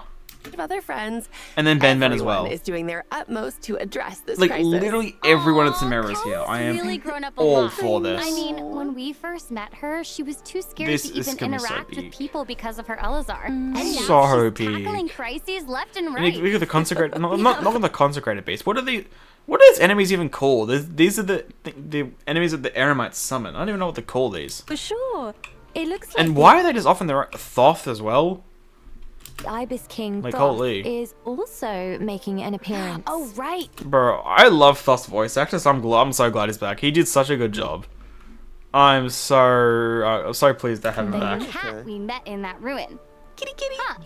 I thought King Deshret trapped I do him wonder in how that's Aru. gonna work. I wonder what his role is gonna be in this There's whole thing. so much to this. Are just going I do wonder how long these quests are gonna be though. Like you never know, but like with how many characters are involving here, these could be some real long quests. Real long. Have to wait and see. Okay. And I'm not complaining at all. Wrapping my mind around all these characters just involved in this Archon quest. It seems just insane. Like it's not even just like all these playable characters. It's all the sages, which some we haven't even seen before. It's NPCs like Jet, Lillipa, Ben, and all that. Like there is so much at play here. Considering how long it's been since Sumeru, the devs thought travelers might And even need a quick Pantalonia's refresher here as on well. a few story-related details. Oh, and with that in mind, Yeah, so what was the this devs about have again? added Actually, a I guiding kind of notes feature to the quest overview screen in Luna kind of got 7, lost here. allowing for easy access to I all was too sorts of hyped. information on past adventures. Oh, You can nice. Oh, also so it's like put more. your notes during Oh, yes. Yeah, no, this is so good. Woowa has something similar to this, where like a thing will be highlighted, you can click on it, and it gives you a description. This is very similar to that. This is gonna be so nice. It just gives refresher as you're playing on terms that haven't been around for a while. Yeah, I'm actually. I didn't really click at the time. No, this is so good. dialogue scenes to look So up good. relevant information. So helpful. Yeah, and in Especially because I'm obviously always bad at remembering things. So starting in Luna 7, this is also nice. Archon Quest Knowing will when now have points get notifications saved. when the quest autosaves. it doesn't really affect me because obviously I like to do quests in one sitting anyway. But it's good to know when you actually get saved. So this should make it way easier for travelers to know That's another when their good progress change. has been saved. Oh, that's good. Yeah, that's very good. Completing this Archon Quest comes with a limited time 560 Primo 560. Gem. Yeah, I was gonna say it's normally 500, but no, I think it is 560, right? I think. It's gonna count as wait. Because it's gonna count as Nicole's like story quest because she didn't have a story quest, so the extra 60s from that. She had some other event with her. Ward, as well as ascension materials for Nicole. That's awesome. Bro, I called Pine Amber straight away. I think it was like 5 seconds after I picked up my first Pine Amber, I called that it was gonna be Nicole's material. Fucking called it. Wait, that must mean Nicole's. She's gonna show up in this Archon quest too, I guess, Of right? course. Of course. Holy bro, what a kid. Nicole is known as the. I really hope, like, typically supports do, but not all the time. But typically supports will have like their C6 will be DPS con. I mean, think of like a Farina does, Emily does. Sherry, I mean, I think she kind of does some damage in general anyway. But like, not all the time. But I feel like a fair amount of the time they have DPS cons. I'm really hoping Nicole does as well. My only other issue is the only other like. I mean, Colomina does damage anyway, but see, Lali, I was hoping would have a DPS con. She doesn't really. And she's also a catalyst. I hope Nicole does, because I really want to use her as a DPS.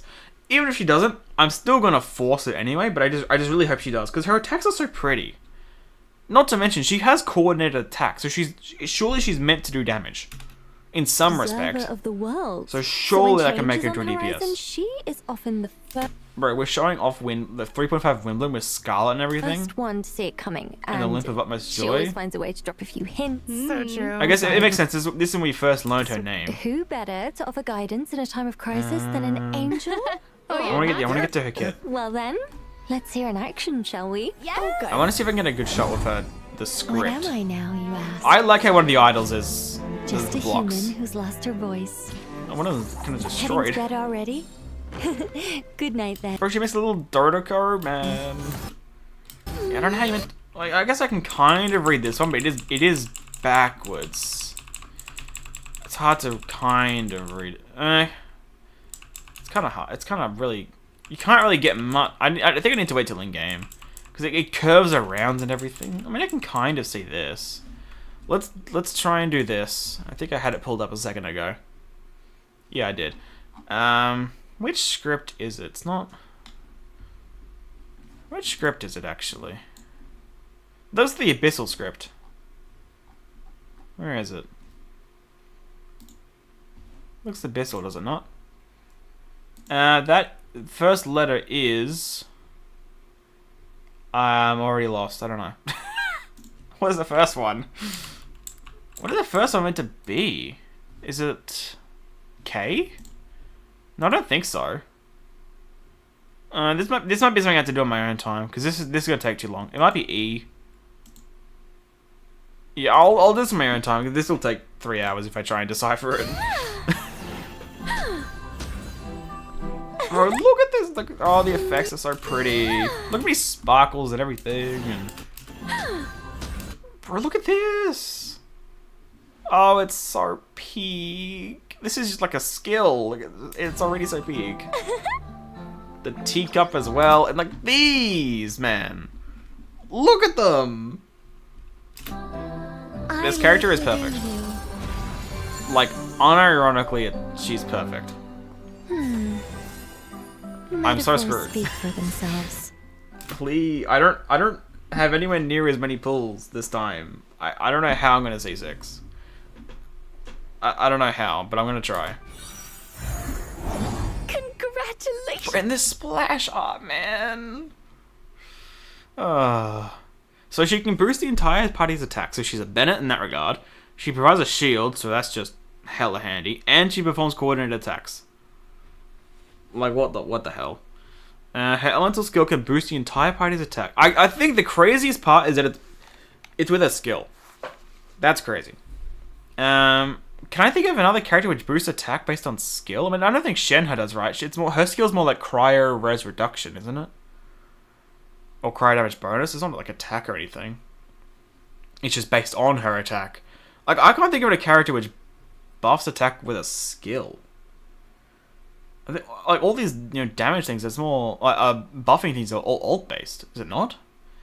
And allows her to deploy a shield. She's a character that provides stable buffs and survivability across a wide range of team comps.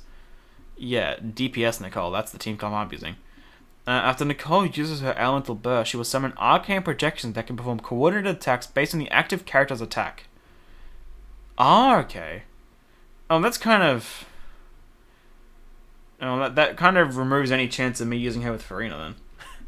Additionally, arcane projections of Hexerite characters may appear slightly different. Travelers, you've unlocked an... Buffs on skill and no circle impact. No, again, that as well, actually. Yeah, there's no range to it.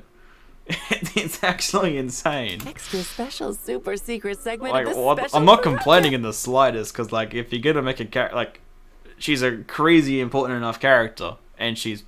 I mean, it's Nicole. that's enough reason. Nicole, up close and personal. Oh my. Your one-stop shop for all the juicy details on Nicole's past. Bro, I need that this. She barely remembers herself. Don't forget.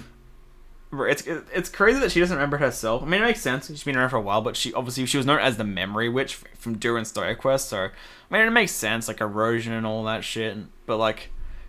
The Memory Witch can't even remember her own self. Hit that Her subscribe own button past. because one lucky follower will get a compilation of Nicole's abandoned Bro, I novel know they're taking the ideas. piss, but, like, I would love No, that. they won't. You can't just hijack the special program. I don't see any hijacking going on here. Oh my god, I forgot about Just this. using it to emphasize. Okay, again, this is amazing. I love how that glows, but I How, forgot you know, about her vast passive. knowledge is. Also, well, the book? that is for certain. She's an She angel can be a Seelie. whose knowledge spans both past Her and passive is a present. Seelie. Her angel abilities... This is so cool. Nepsis. Passive life talent. That's an interesting... life talent? Okay. But, like... Seelie. That's so cool. I mean, if you look... I can guarantee this. Like... This is definitely a lot less useful because of the Nodcry treasure compass. And, like, let's be real, it's not the most useful thing in the world because of the treasure compass in general. But who gives a shit? This is cool as hell. We can use a skill as a Seelie. That's amazing. I love it. Bro, I'm going to exclusively use that. You can extend so to non-combat cool. scenarios. For example, I love outside that, of man. combat, she can call upon nearby Her Sealies to help. kit is just everything, man. The only thing I need at this point is any reasonable chance of making her do good damage as a DPS with her normal attacks. Guide us That's all I to need. treasure. And Yes, it'll you just literally need be to have absolutely the perfect. treasure compass for the region in question, and you... Oh, the artifact domain. The artifact domain is over here, the new one. Where? It's here. I was wondering that this area was weirdly empty. This is why, because the artifact domain is there. Okay, good to know. We're good to go. That Getting is what I just... Okay. People to treasure is Pretty much something what I just Nicole takes a lot of pride in. With her power as an angel, I guess I could still kind of intact, translate from those. but Nicole God, look. also wields a pyro vision. Her elemental skill Whoa. generates a shield and Okay, so I don't need to go over this part again. It's just going into kit details. I do like how the arcane protection changes based on Hexarray. That's cool. Yeah, this as well. Of course. It was so The cute. like the I wanted to going go inside and the so rooms bad. change. They'll now be able to do just that. I guess that's what they for these seals are The for. whole interior, complete with Bro, a that's such a treasure hunt picnic up. that travelers can take part in. Wait, a treasure hunt? Yeah, that's Oh, look at this. Each week, a It new reminds me so much of the trial domain, when the lodge will be unlocked and travelers will be able to uncover its unique story which is crazy to think that's almost a year ago at this point. Paralogism. and locate the treasure inside. You know, Oh, and this is the Imagineering I wonder Theater how Nicole chest as would well. react if we choose to leave it, I don't know, unopened. Wait a minute, I didn't hear that. Just kidding. Come on. That is Like kind you of could tempting. I'm resist. not definitely not doing that. Plus, treasure is not the only surprise that awaits inside the lodge. Unlock all the rooms. Wait, so if it's every week, is this kind of not similar to, like the Columbina, like, Selenic Chronicles then? If it's a weekly thing? It's kind of similar. That'd be kind of fun. I was hoping they'd find some way of continuing that kind of just routine. Sweet. I hope that's the case. You have every It's a reason to be. so this will be her Hexerite quest. Bro, she's on trial with Alice in Dodeco Fall Travelers in will get to meet Prune huge very chairs. soon, and she can give a This looks first-hand account amazing. of what happened. Wait, what's this? Is it some sort of Oh, this will be so much debate fun. competition? She kind of has a little Miss Know-It-All I need to catch up on the vibe. other Hexerite ones as well. I'm waiting to try and get access to all of them. I need a way of doing venties. So cute. It really But is. of course, knowledge isn't all there is to. Is it capable of dealing off-field I mean, she seemed capable of doing on-field, kind of. And when she's part of a swirl-focused party, she can also further increase her teammates' damage. After Prudent unleashes her elemental burst, the bell will follow the active character and deal AoE and AoE damage at intervals. If the bell triggers a swirl reaction, there'll be an additional attack, and the damage dealt by other party members will also be increased. Prune. Our little witch hunter has some real skills Okay. on the battlefield too. I thought Let's some of do her animations, though, they're so Know, precious, I'm man. not here to play. There's so many like small details. Look, You got it. it's so cute. Let's go. Gotcha. Hammer time.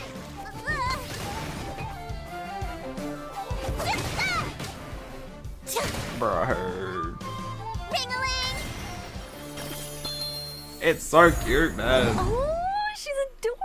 Her hammer kind of looks like it has monster elements to it. You know about monster, but I'm Tap curious her about why there's like elemental skill, bones and and Prune skull will kind swing of things her on it. hammer to deal anemo damage, and if a swirl reaction is triggered, she'll follow up with an additional attack. I wonder, she's meant to be from Nodcry, right? Initially? But she has a monster vision, but I'm pretty sure her drip ranking said she's from Nodcry.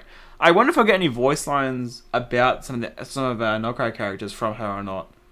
Or if it'll just be like Mondstadt. I'm curious about that. I also... You know, I mean, Nicole might have voice lines about all the Hexen Circle members. I wonder if Prune will as well. I mean, maybe not all of them, but maybe a few of them. I mean, obviously they'll be completely wrong, but like she could have one at least about, you know, Barbeloth and Alice. Probably more be about Klee and Mona, but I'm curious as to see if, you know, how many she'll have about characters like that. Did she just... But, like, it's so cute. Is triggered, she'll follow up with an additional attack. Look at that! Did she just trip and fall? It's so precious. Well, when you're hunting a witch, there's bound to be a few bumps in the road, I guess. You know what? That's as it should be. It's as it should right. be. But Bruh. luckily, Prune also has a trusty helper, the Witch Lure Bell. So it's just a After kid, Prune yeah. unleashes her elemental burst, the bell will follow yeah, the Bro, look at Wow. and a this is gorgeous. It's also... Oh, it's so fitting. It's kind of like a compass as well with the points. Because, you know, guy like a Sealy. Oh my god, the triquetra is everywhere. Oh, it's so pretty.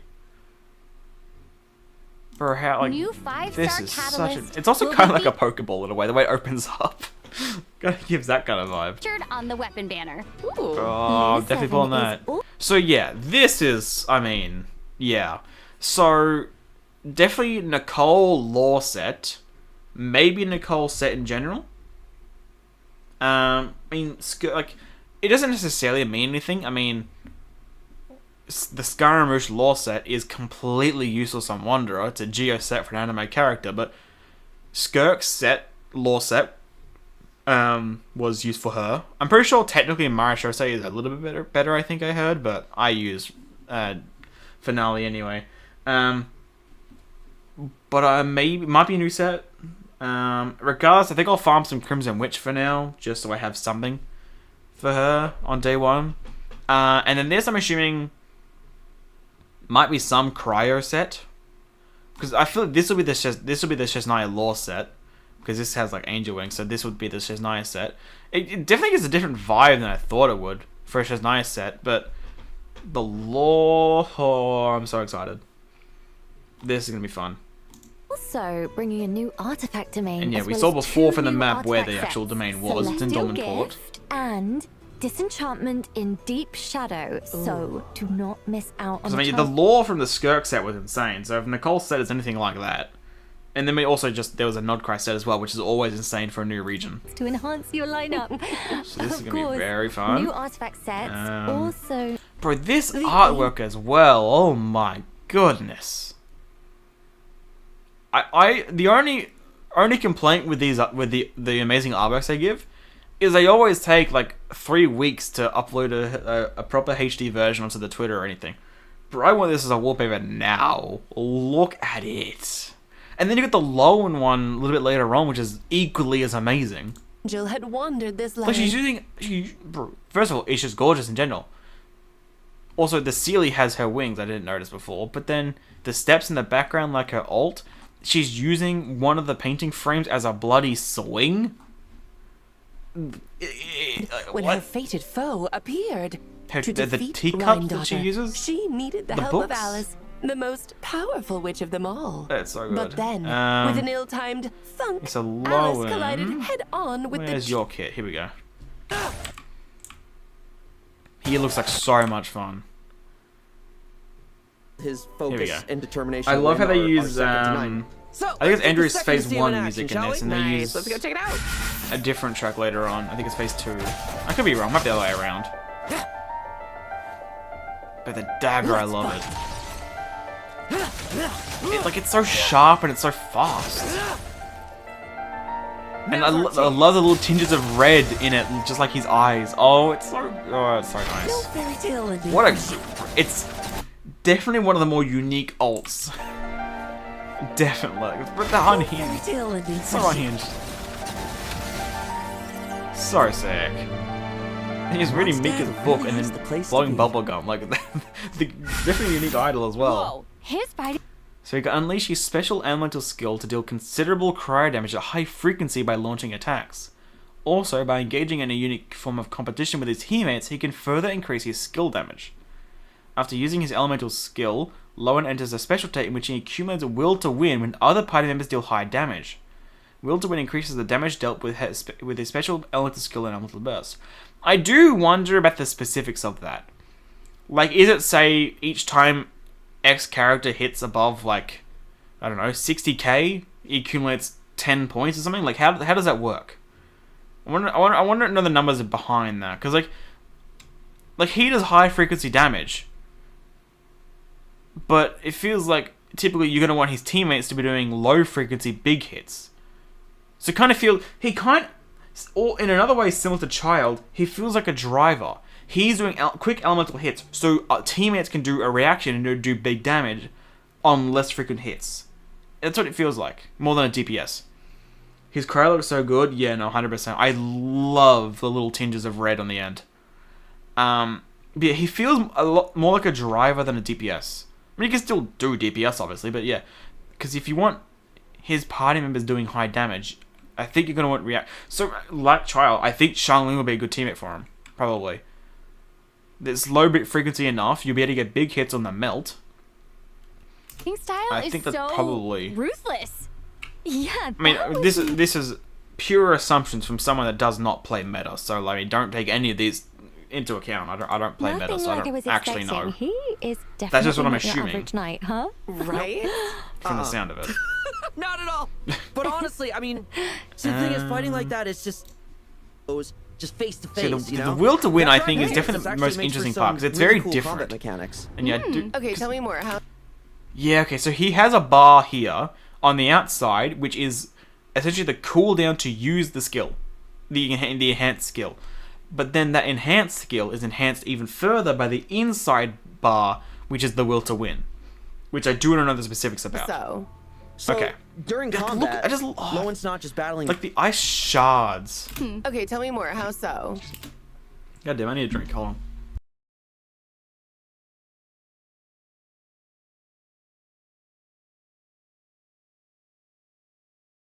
Okay. This looks so good. It's the same like kind of effect for his skill and his burst. Like it's just so clean and sharp. I love it. I know I'm saying the same thing over and over again, but I can't articulate how much I like it. Not just battling his opponents; he's also competing against. Also, I love how like heavy the tip of his polearm is. Like it's so.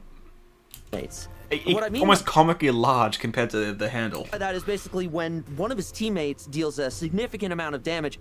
I do wonder what that means exactly. Spirit kicks in, like his actual competitive spirit, and he starts to accumulate what's called will to win. So the more will to yes. So I wonder how much it gets buffed by like if it's max stacks compared to to none. Like say it does, I don't know, 70k at zero charge and like there's like times by 2 by 3. How much does the actual thing increase it by? When he has, the more damage. So essentially, how important is it to build? I'm assuming it's gonna be pretty damn important. First, on top of that. Okay, so that means for Lowen to What an ult, man! I'm not gonna get over that ult. Just like I still can't get over Columbina's ult. It's just so bloody pretty. So that after casting his elemental skill, its level will be increased by 1. So that's probably actually why they showed Xiangling here, because Xiangling might actually be a good teammate for him. Actually, I wanted to look at this again. I couldn't comprehend. Okay, he has a cool talent. So that after casting his elemental skill, its level will be increased by 1. Oh, okay, so that's what it was. Because they mentioned a period of time, and that confused me. Wish Long was a standard character so I get him from the selector, but it lost my priority, same for the next meta Naya characters. I mean, yeah, my priority right now, the ult is obviously pulling C6R5, Nicole. And then apart from that, yeah, I'm going to try and get a Lowen. But then, yeah, it really is just Naya characters like... Oh, but then we've got next patch's character, we don't even know who it is, like the silhouette. Oh god. There's still another character before Naya. He gains more stats if the offfielder does over X damage. Basically, he's made in his offfielder for Dark Durin. Shung's a huge downgrade. Yeah. That's fair. I guess I do have Durin as well. But I was more just, yeah. I figured, yeah, it was over X damage, but I'm wondering about the specifics of it. Like, say, like... Yeah, how much of it does it charge, and by how much damage does it need to be? Essentially, what I'm very curious about. But that is if I can even pull him. I mean, by the time he releases, we'll be able to get the 6 points. I'm not going to say that number. The Luna 8 character, True Sandrona, perhaps. I mean, I love Lowen. He's sick as hell. I want to pull. If it's Sandrona, I'm going to have to skip him. I'm going to have to. As fun as his kit looks, as fun as his character is, I think I'd have to skip if it's Sandrona. Unfortunately. Okay, so it's increased by 1 for a period of time. Oh. But also, this effect lasts even longer if any one of his teammates is not okay. So in that regard, I mean, I guess yeah, Durin would be the Dark Durin would be the I guess the premium option. But I mean, it feels weird to say that Xiangling is a huge downgrade because Xiangling is just really good, right? I mean, I guess power creep has has it kind of exceeded her a little bit, but it's still a good character. So for a more free-to-play option, and it also in that regard, like, actually it says not lower. Actually, it can be the same. Never mind. I was gonna say one thing that Xiangling would have is that you could, because of constellations, you could easily get her skill higher, but it just says not lower. So if they're the same level, it's actually fine. So never mind. Scratch that. It's not lower in level than his elemental skill. I love that. That is competitive spirit in I wonder how much it increases it by as well. Sure. Plus, after completing his Witch's homework and unlocking his Hexerai effect, he does have a Witch. To deal even more damage with his normal and charge attacks under certain conditions. Okay. Oh my god, look how fast it is, man. Yeah. Oh, awesome. Oh, it's so really smooth. Cool. Wait, I have a question. Oh no. Yeah, shoot. What's up? I think the first part is 20k, the next is 40k. Oh, okay. So, So it's not like one X amount increases it every time. It's like the first bar is this amount. Like the first charge is this amount. The next, okay, so the higher the. That's interesting. So to get it like yeah, the higher the bar is, the more damage you need to actually increase it further. Is that what we're saying? Yeah, first threshold. Yeah, that's it. If I'm understanding what you're meaning, yeah, threshold is the right word. So to get it higher, you need progressively more damage. That is a definitely interesting way of doing it. I like it. So it's clear from all this that Bro, Moe he takes a looks really like so much aggressive fun. and ruthless approach to combat, but true. Because I'm just thinking, like if we're gonna say, like, if we're assuming, well, not assuming, but like if Sanjoni is the character which is next patch, and if I were to pull Lowen as well, I would have 0 primos.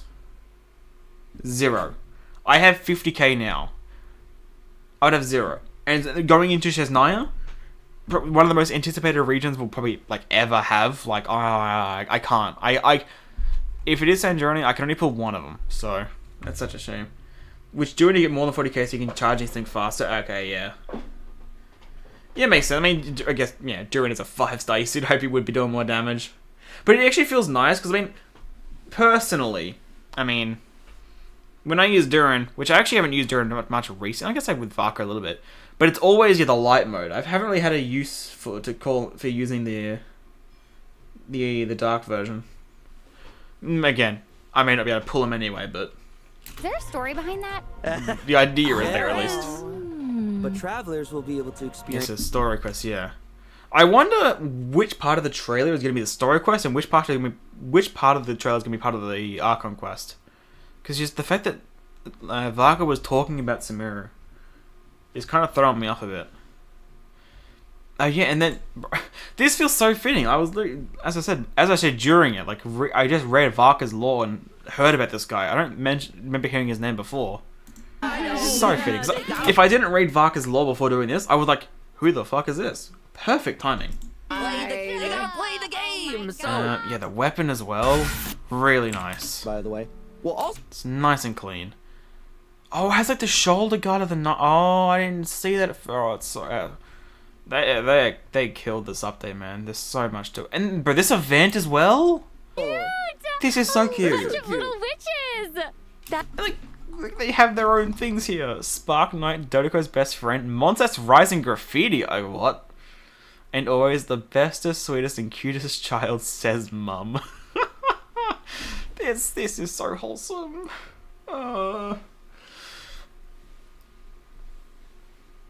Losing a 50-50 low while pulling for Sandrona. What is his time? I mean, they didn't say he was standard though. What do you mean?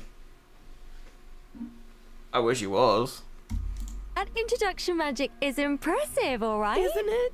Whoa, no way. My heart's not gonna be able to handle this. Yao Yao and Chi Chi are part of it too. Oh, wait. I remember Yao Yao saying that she wanted to take Chi Chi on a trip. This is gonna Guess be it's actually finally so good. I happening. love this fucking. Wait, hold on. Wait, what's the other say? Oh no. I guess I could read it while Yao Yao when it saying happens, but. Oh, wanted to take Chi Chi on a trip. Guess it's Where is finally it? happening. Here we go. Little grown up with a big heart, radish cooking prodigy, idiom whiz, occasional creative interpretations aside, etc. And also the youngest and strongest of Streetwear Rebel's disciples. Are we sure she's the strongest? God, I hope he said it. I mean, I would hope so as well, but I mean, they didn't mention it. I feel like if it was gonna be standard, they would have said it. But I feel like collectively, we all want him to be standard. That'd be nice. I know some people don't like characters being standard because it makes them weaker, but like I don't give a shit. It makes it easy to get a character. Oh, cool. Oh yeah, wait, check it out. It looks like Prune's there too. Yeah, but didn't we golf. just hear about? Oh my god, you're right. They didn't say standard. What the fuck? Golf. Toy where the I love these like games they're putting. Like they're putting Subway Surfers. They're putting like a golf thing in there. GeoGuessr. That all these little mini games, man. I love them. the goal is to get the And also look at this Dodoko. Look at the ribbon, the tiny hat. Dodocos to catch the jumpy dumpties. This is amazing. Wait, what? So the ball's a bomb? It's not gonna blow up in our faces, right? Well, no. Oh, this but is you so do need to watch out for amazing. weasel thieves I because love the they map will as try well. to steal the ball while you're passing it. Okay, yeah, that checks out. I mean, it's in the name and all. Oh, I'm actually gonna have so much fun with that. I really wish this was like a Winter Ice type of thing where like you could just like you could just play like on any spot ever. The voices in the trailer, we know. We went through the voice lines. Yeah, we went through the voice actors. Thank you though. Because remember like there was one of the voices I didn't recognize in the trailer, and then once the trailer came out, we saw it, and it was the viewers, which is crazy. There's a lot of characters in that, but the list for the trailer was actually crazy though.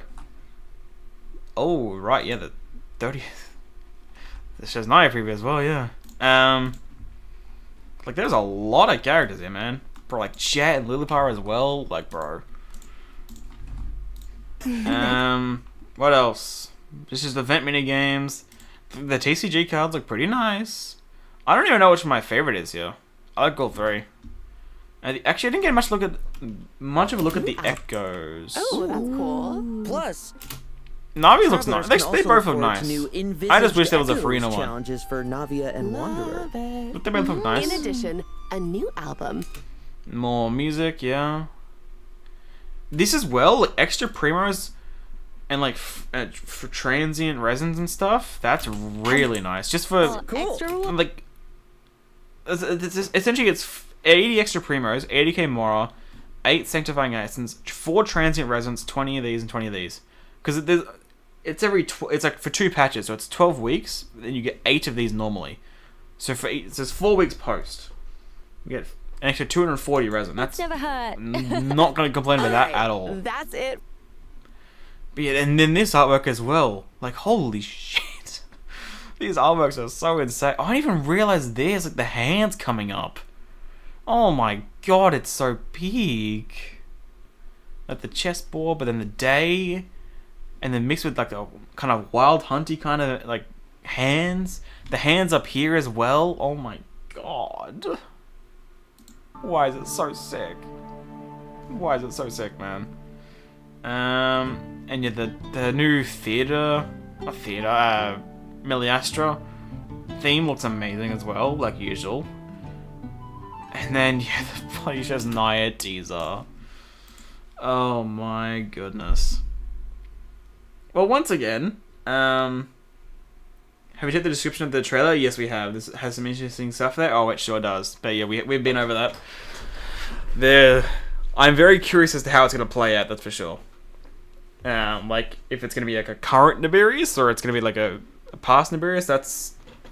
I could see either or. Oh, once again, I have yet to prevent an hour and a half just going through the damn program. Gotta love it, man. Gotta love it. I want to go back to this again. It's been a little bit. We did it right after the program itself, of course.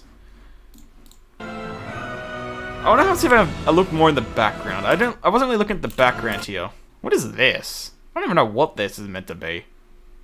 It's too blurry to tell. There's something going on here. There's like some...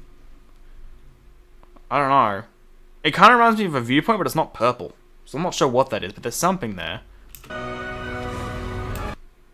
Bro, we have 2 wide shots, and they're practically the same, but they both look so different. This looks so good. I don't know. I can't. I'm so excited for this. But like, I'm so excited for this, and I want it to be right now. But the thing is, the stuff that's happening right now is already so insane that I can very much wait for Shaznia because of look what we're getting this patch. I have no qualms waiting because the stuff we're already getting is insane.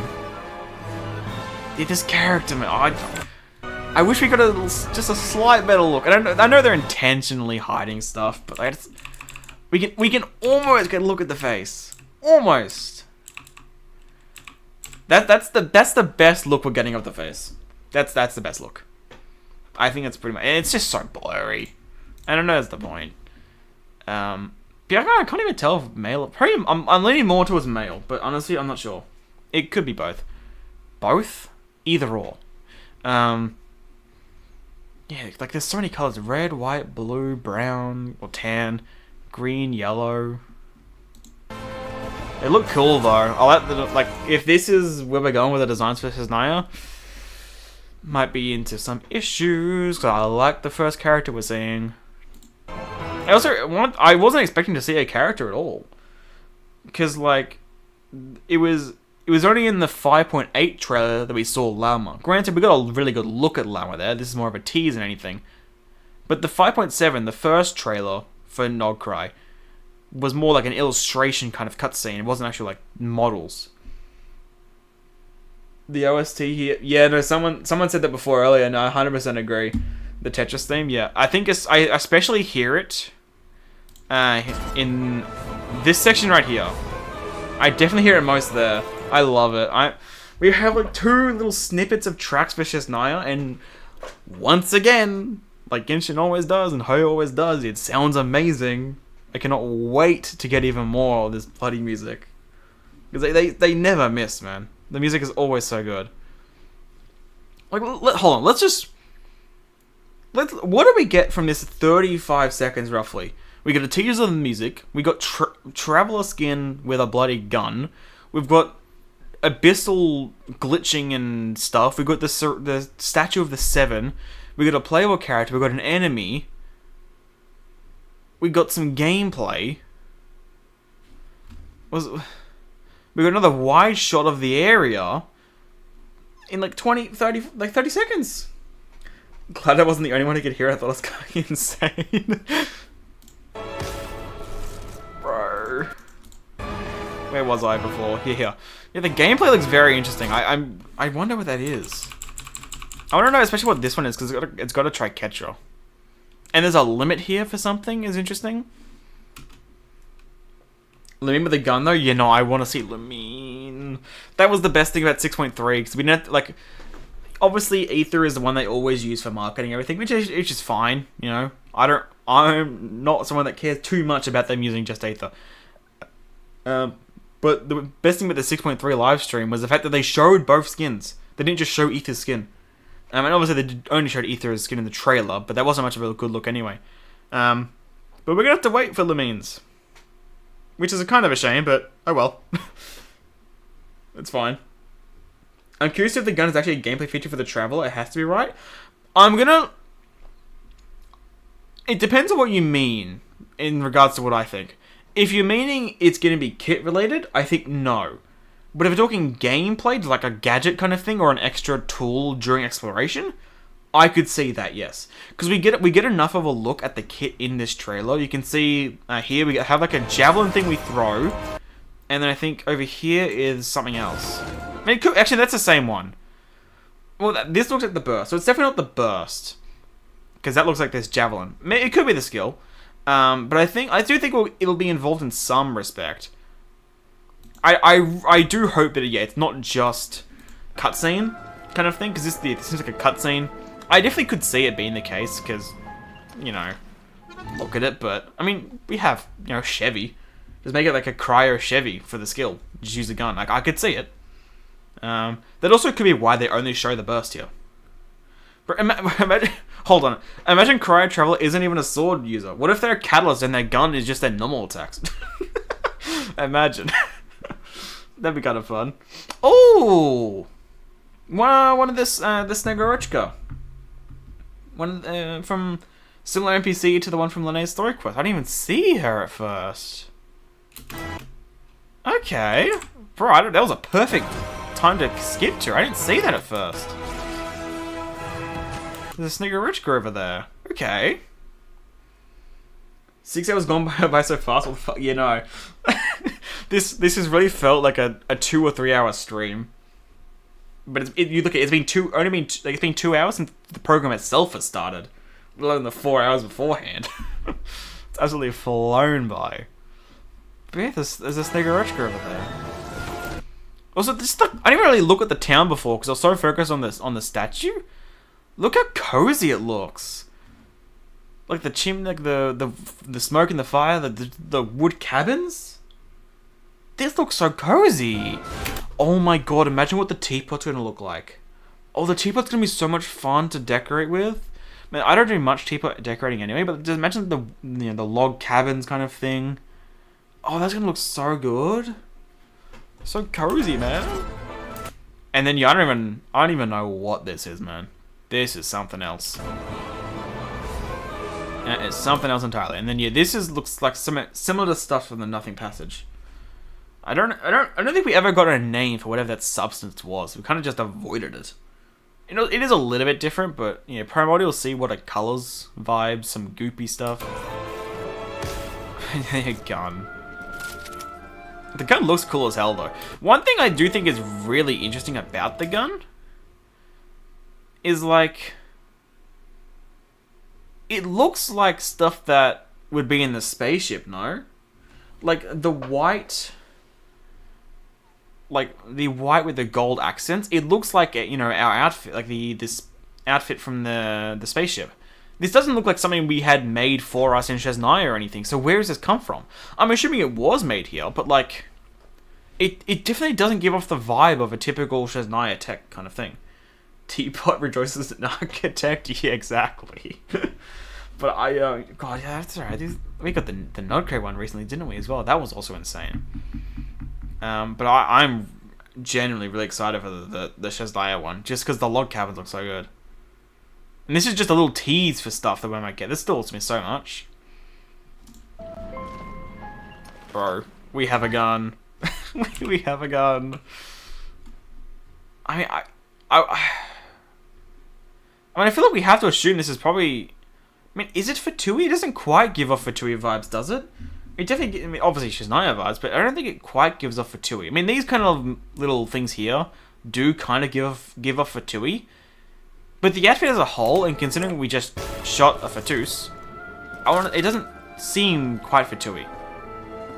So I don't know what's going on here. I mean, it could be that, you know, like a conductor outfit, like said before, but I'm very curious. And I also wonder at what point during the Shesnaya story do we get it.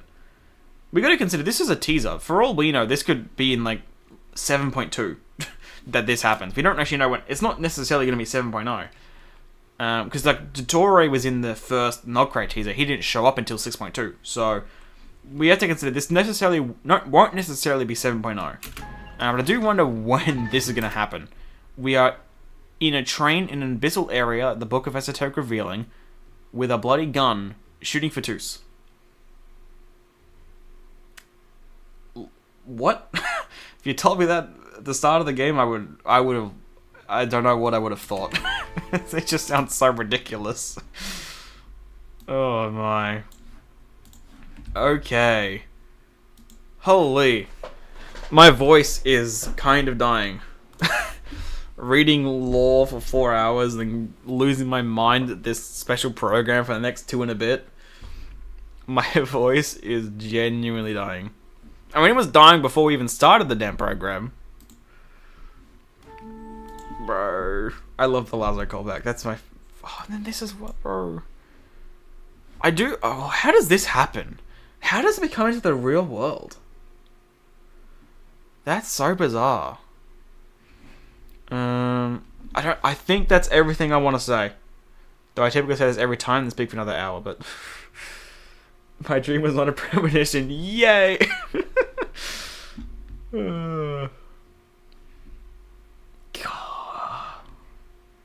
I mean, you look at it. This trailer was so insane. Half of this trailer is just the characters. It's just the 3 characters, and yet they still showed so much. Like, what? How? Bro, yet for 2 hours and only drank twice? Okay. Now, I know that sounds bad. Now, first of all, I do think it was actually 3 times. Which I know isn't much. But one thing I will say... I mean, how many hours did I stream the other day for the, Hold on, let me check. Yeah, 7 hours and 45 minutes when I did the Temple of Space Archon quest. 7 hours 45. And I was reading a world quest. I didn't drink a single time. I don't know why. I didn't have a single drink the entire time for pretty much 8 hours, and I'm reading off stuff the entire time. I don't know what I was thinking. My voice felt like shit the next day. I don't know why I did that to myself. So, in terms of that, this is nowhere near as bad. Even though it is still bad. Oh, I can't... Bro, I still can't believe they said mystery, man. That doesn't make it better. I know it doesn't make it better, but like it's still kind of better, right? It's not just not as bad. Actually, I've read the description for this, have I? In an absurd dream, a future yet undecided comes briefly into view. Okay, so it does seem like this is just going to be Cole's dream and not in the real world, okay? Some see this world as shackles forged for the human mind, yet life and wisdom suggest something different. How bizarre that you say yet life and wisdom suggest something different when Nefarious is in the damn trailer. How mighty suspicious, Genshin. Mighty suspicious. What is the description of this one? On this vast frozen tundra, any turmoil or crisis that stirs in the shadows shall ultimately be swallowed by the wind and snow. Ooh. We haven't been getting even more Mondstadt stuff during Shesnaya. But change will eventually come before all things fall into the silence of eternity. What is this, fucking Inazuma? Ooh, I like some of the word choice here. It's like feels like it's connecting some of the previous nations. We deeply appreciate the dedication. Yeah, I don't know if it's dedication more than stupidity to not have drinks. I kind of haven't. I've kind of brushed over it a little bit. We're inside the train, like genuinely. We actually move around in the train. Granted, it seems like we glitch out whenever we are, but we actually can move around inside the train. It's not just me like a. I guess we kind of could move around with the Melazine Aqua Bus, but we can properly move around. Venti's second story quest is a buffet, bro. Bro, Venti's story quest 2 is never happening, man. It's never happening. It surely would have happened by this point, right? I don't wanna have hold that hope for Venti's story quest 2 when it's just not gonna happen. I'll just gladly be proven wrong when it does. What else? It's like this as well. Bro, Nicole's kit. I mean, all their kits, but especially Nicole's, man. What am I gonna do? Like, look at this ult. Like, holy, like. Such defiance. I might just make this my damn fucking wallpaper, man.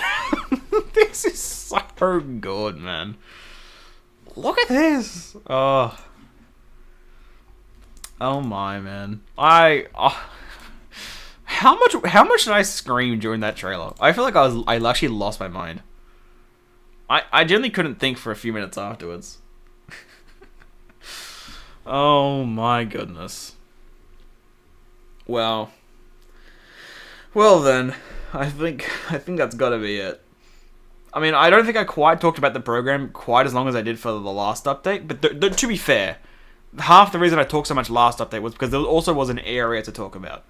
But my voice is dead. 6 hour stream. I think I'm done. Unless there's anything anyone wants to say first, like if there's any other thoughts to be had about this, I think I'm gonna be done. Because, yeah, this is quite a while. It also is 12:30, and I need to be up early in the morning, so I probably should go to bed. Oh, God. But yeah, in case, unless anyone else has any thoughts, I think, yeah, that's going to be it. Almost 6.5 hours. Jesus. What a program, though. I mean, it's just like, I expected something great, but it still exceeded my expectations. This was absolute peak. Thank you for the stream, no worries. I reached a 20 seconds, and I think, what if it's not being us being the conductor, but infiltration? It could be. I just wonder about the outfit.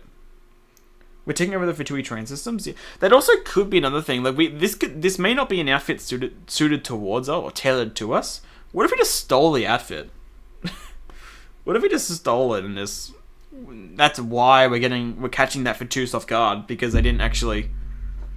No, but anyway, I think that'll be it. That was a hell of a fun stream. Absolute joy. Anyway, goodbye.